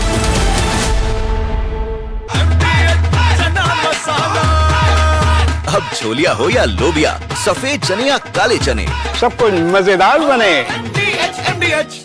QSMTHE, the world's foremost university rankings organizations, have ranked Amity amongst the top 3% universities globally, making it among the very few Indian universities to be included in both rankings. Yet another top ranking for Amity University.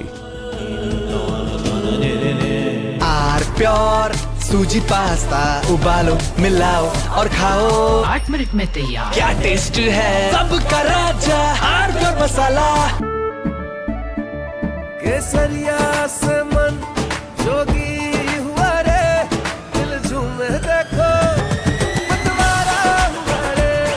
केसरिया से मन जोगी हुआ। हर पल मनाओ केसरी त्योहार। विमल, बोलो जुबान Kesari. I choose a world where we dream and the limit is the sky, and this world is my home where I'm living my best. Mindfully crafted home decor fabrics. Sansar, a decor brand. Live consciously. दादी के हाथों का जादू और खुशबू से महकता घर, माँ की मुस्कुराहट और खाने की सुगंध। MDH गरम मसाला, क्योंकि हर रिश्ता है स्वाद से जुड़ा।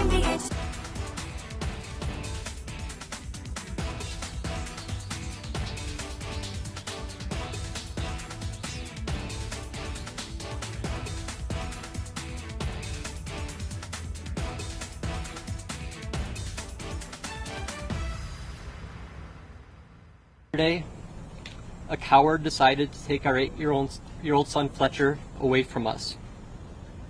Because of their actions, we will never be allowed to hold him, talk to him.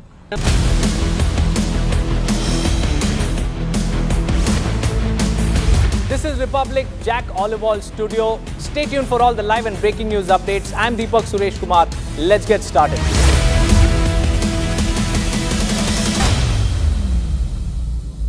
त्योहार भी आ गए और हुंडे सुपर डिलाइट डेज भी। अब हर कदम पे खुशियां बांटेंगी, हर मोड़ पे नई यादें बनेंगी, हर सेलिब्रेशन अपना अपना सा लगेगा। यही तो टाइम है प्यार दिखाने का।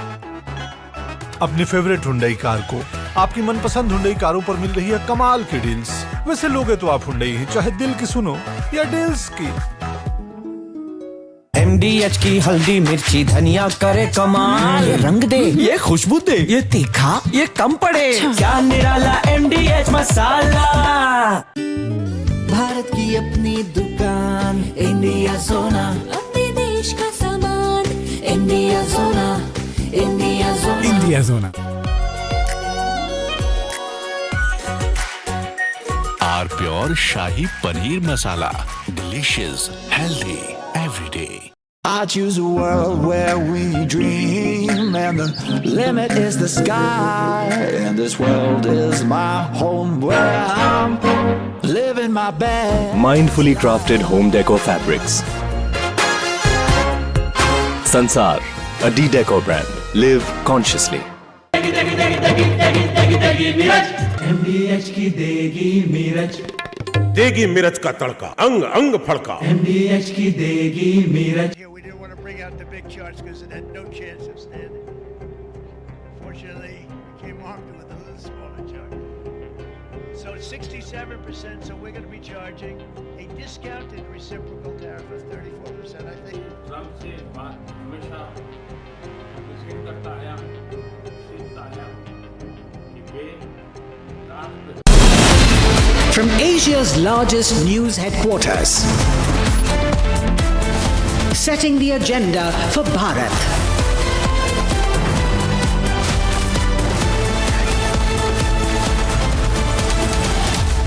You're watching Republic.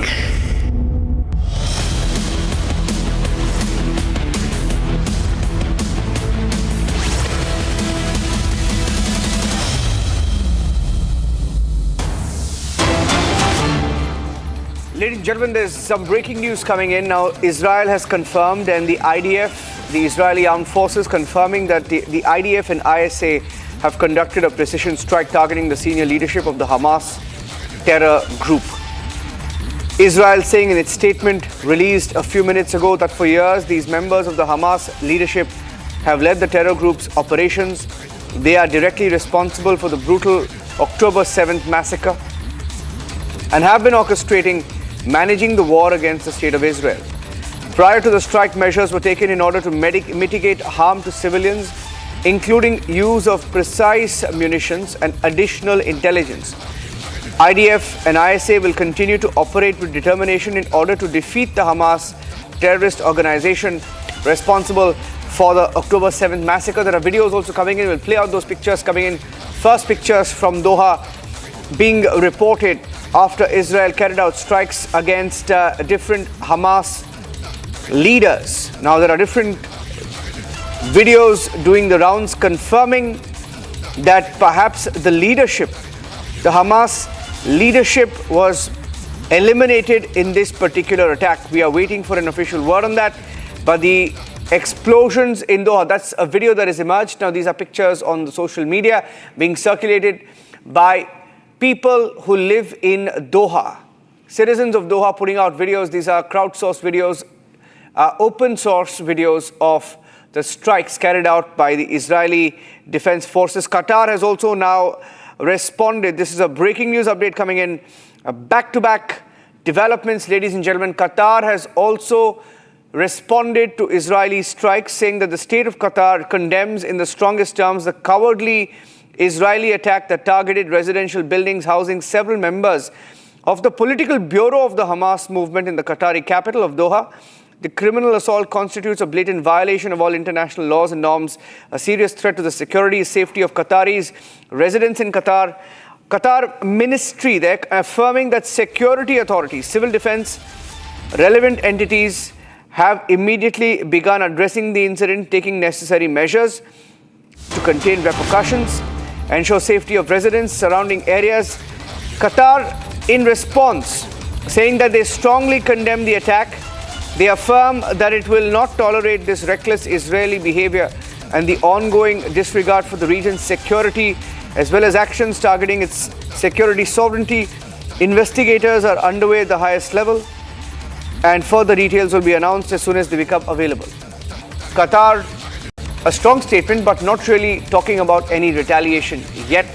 We don't have any updates on whether Qatar will respond to this, but they have confirmed in the first statement that's now come in. There is a confirmation that has now come in that in this area and this building that has been specifically targeted by Israel, the leadership of the Hamas, Qatar confirms political bureau of the Hamas movement was in the Qatari capital of Doha. That's a confirmation that's now come in. Let's go back to the pictures, and these are more details coming in. What more are you picking up now, Rakshita? Any more details that you're picking up? We have a statement from Israel, statement from Qatar, confirming the strikes on Doha. Well, it's a developing situation as we see, Niranjan. The Qatar, of course, as you just read out, they have issued a statement on these strikes, and this after many explosions were heard, and now this is ascertained as an attack. And it's Qatar is also now issuing a statement after several blasts took place, and several of the Hamas leaders were targeted. And this is the update we have. The military says the IDF and ISA have conducted a precise strike on the senior leadership of the Hamas terrorist organization. Niranjan, we've seen that the fight against Hamas continues as far as Israel is concerned. We've seen that for more than a year now, we've seen a top leadership of the Hamas being eliminated, but we've seen their tentacles, they have spread across West Asia, and they're leaving no stone unturned, no corner left, as far as targeting and eliminating all the terror commanders that is concerned. Yeah, we had a terror attack in Jerusalem yesterday, so we'll pull out those pictures. The attack in Jerusalem yesterday, the response of Israel today, though on Qatari soil. Now, this is interesting. That's where the talks were being held. The negotiations have been on in Qatar, where different meetings have been held between Qatar, the Hamas leadership, and Israel. Now, this is a big development. While we stay on the pictures, Savi, you wanted to come in? You have some details that you wanted to share about yesterday's attack as well. We'll stay with the pictures. Quick word from Savi as well. Attack on the Hamas leaders in Qatar is a retaliation to the horrific October 7th attack, as well as what has happened in Jerusalem yesterday. The problem is nations like Qatar and other Islamic nations tend to support the terror organization Hamas. Qatar itself has confirmed that the political leadership of Hamas was in the building or the buildings targeted by the IDF. What does that mean? It clearly means that you have certain Islamic nations like Qatar completely supporting the Hamas organization, and Hamas was responsible for October 7th. Let us not close our eyes to that truth. The horror of October 7th was real. What happened yesterday was real. These are terrorist attacks. Yeah. You cannot have a political leadership of Hamas and brand them as political leadership because they are not political leaders, they are terrorists. Yeah, just stay with me. Savi, I have Ratnadeep joining us live.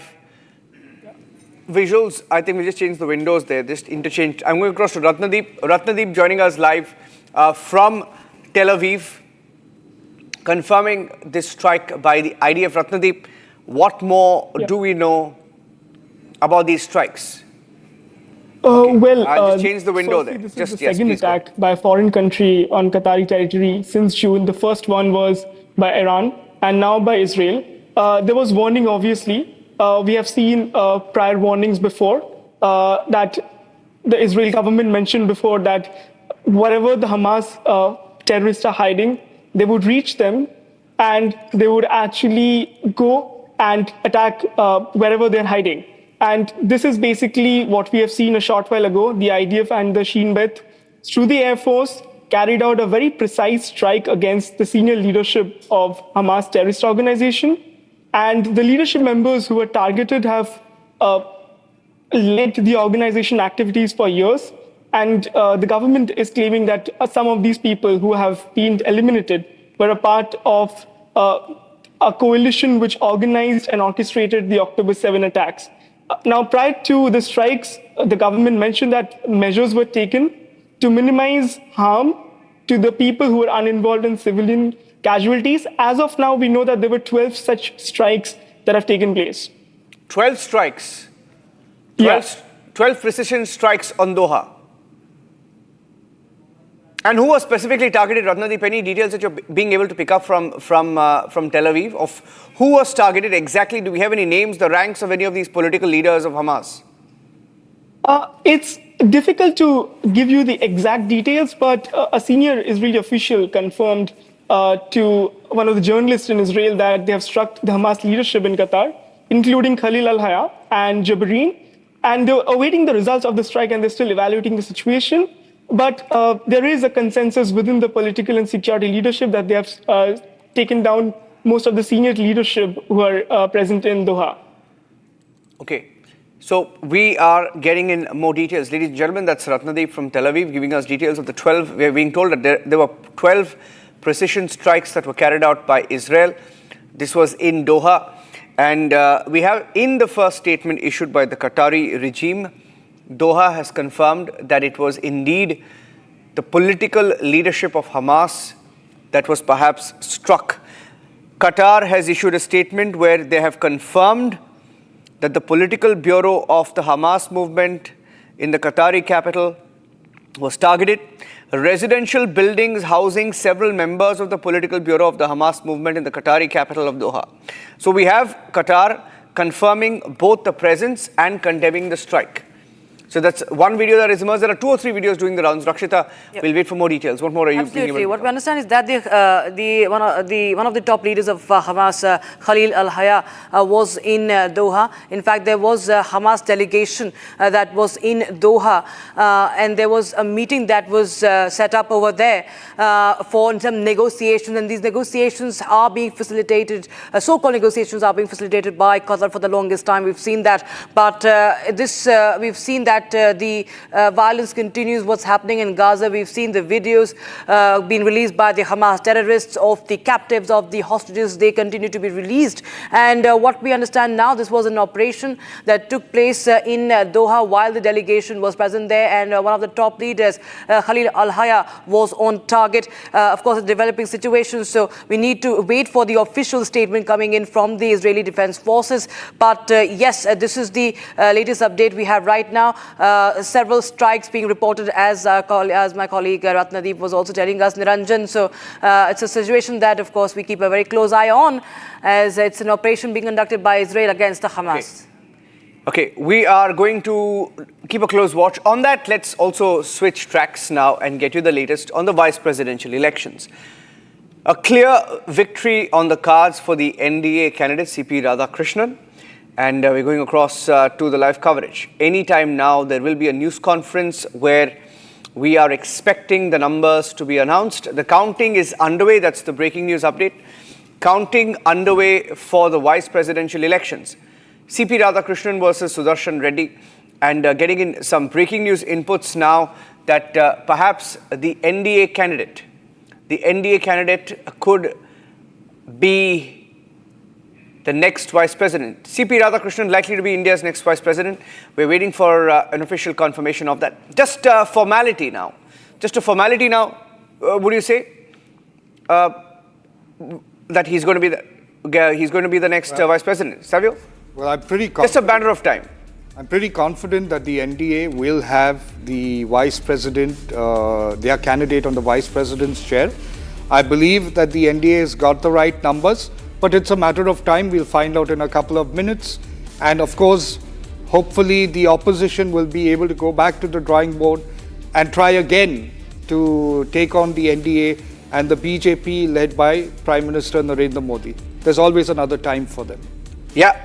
There are also reports perhaps of cross-voting. I think the story will be, it's actually a given. It's a given that he's going to win. Let me also get in Subrashta now. Over there, Subrashta is joining us. Subrashta, I think the story will actually be the cross-voting that happens. And there is likely to be a cross-voting because, you know, the Indy candidate this morning was almost conceding defeat. Congress leaders kept saying, conscience, vote on your conscience, vote on your conscience. A fact is they conceded defeat even before the election.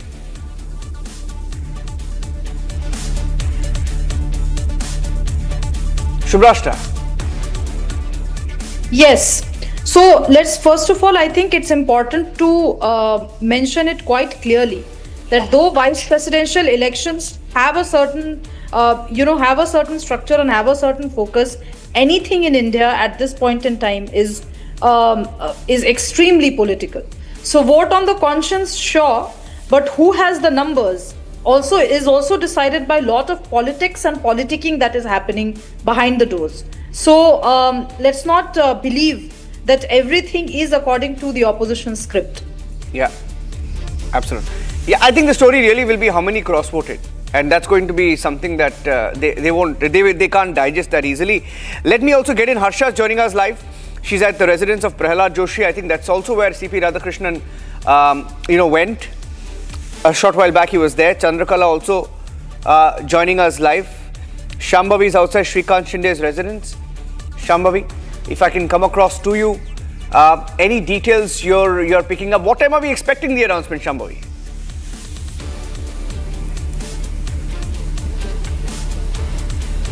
So absolutely, I'm outside Shrikant Shinde's residence and all eyes on the clock as we are awaiting the official declaration of the name for the Vice President of India.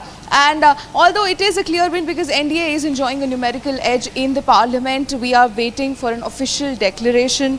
And as the counting process is underway, we know that NDA has been very confident since morning. We've been tracking the reactions of the NDA party members and they've been very confident. They've been saying that we are 100% sure, 200% sure in fact, that we are going to win.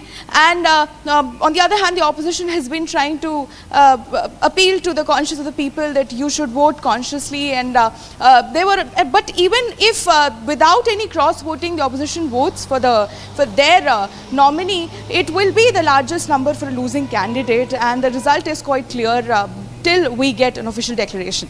Back to you. Yeah, okay. Getting in some more breaking news now. Chandrakala is also joining us live. She's at the Maharashtra Southern. Okay, it's critical also because he was one of the key observers for the election, Shrikant Shinde there. But abstained, those who abstained, those who really helped this victory. 7 from the BJD, 4 from the BRS, 1 from the Shiromani Akali Dal. YSRCP helped the NDA candidate, voted for the NDA candidate, 11 MLAs of the YSRCP. So, getting in breaking news now that there were 768 votes that were cast, 768 votes, 779 were the total votes on offer today. Let me get in Chandrakala as well. Chandrakala, what else do you have on your end? Any updates you're able to pick up now?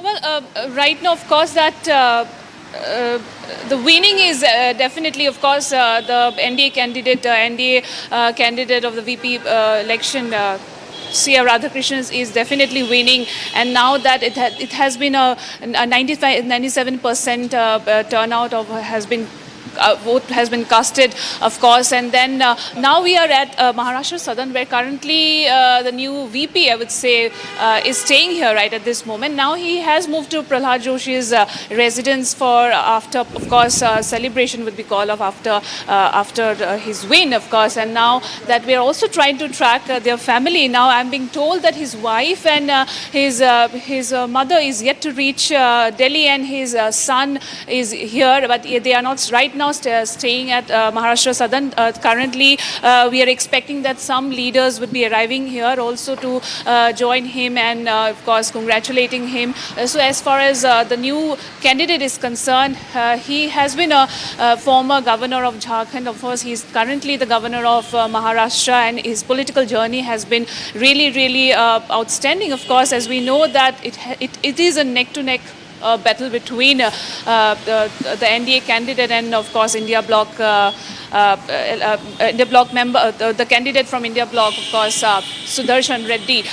We are seeing a very tough battle between the two, and since morning it has been a very, very hectic day, and India is currently will be getting the 15th vice president, and it's a very, very crucial day for India after the exit of Dhankar. Over to you.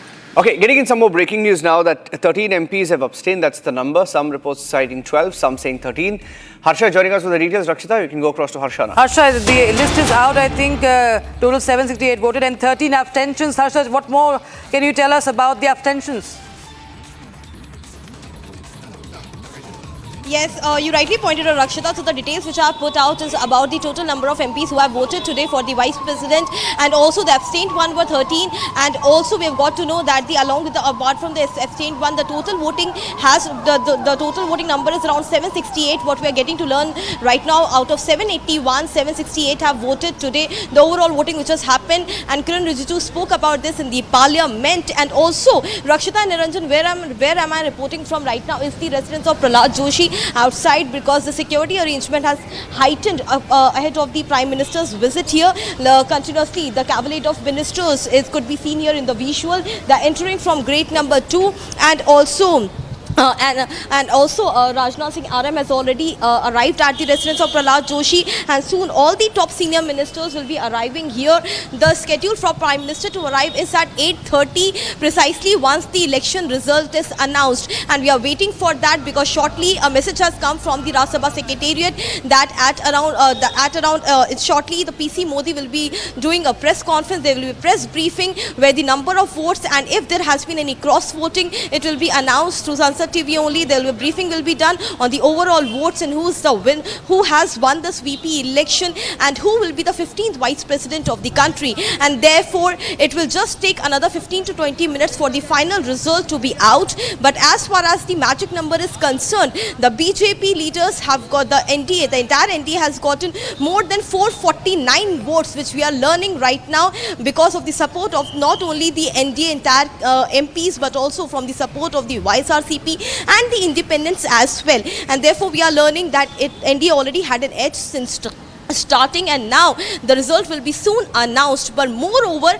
once the result is announced, the entire point of the point of interest will be this place, which is the residence of Prahlad Joshi, because all arrangements to welcome CP Radhakrishnan has been done here. The tent has been set up inside. The arrival of Prime Minister will happen here. We'll soon hear the noise of dhols as well once the result is out, and therefore preparations are in full swing inside, and the front gates are completely decorated as well with the flowers. It could be clearly seen the garlands, the flower decoration at the entrance of the gate number 1 and gate number 2. Both the gates continuously, the sirens could be heard of the convoy and cavalcade, because senior ministers are continuously arriving from Rajnath Singh to HM, and the other senior minister like Nitin Gadkari and the senior cabinet minister will soon be arriving at the residence of Prahlad Joshi. This is the place where all have to gather before the election results are announced, so that the welcome of CP Radhakrishnan, the new Vice President, could be done here at the residence of Prahlad Joshi.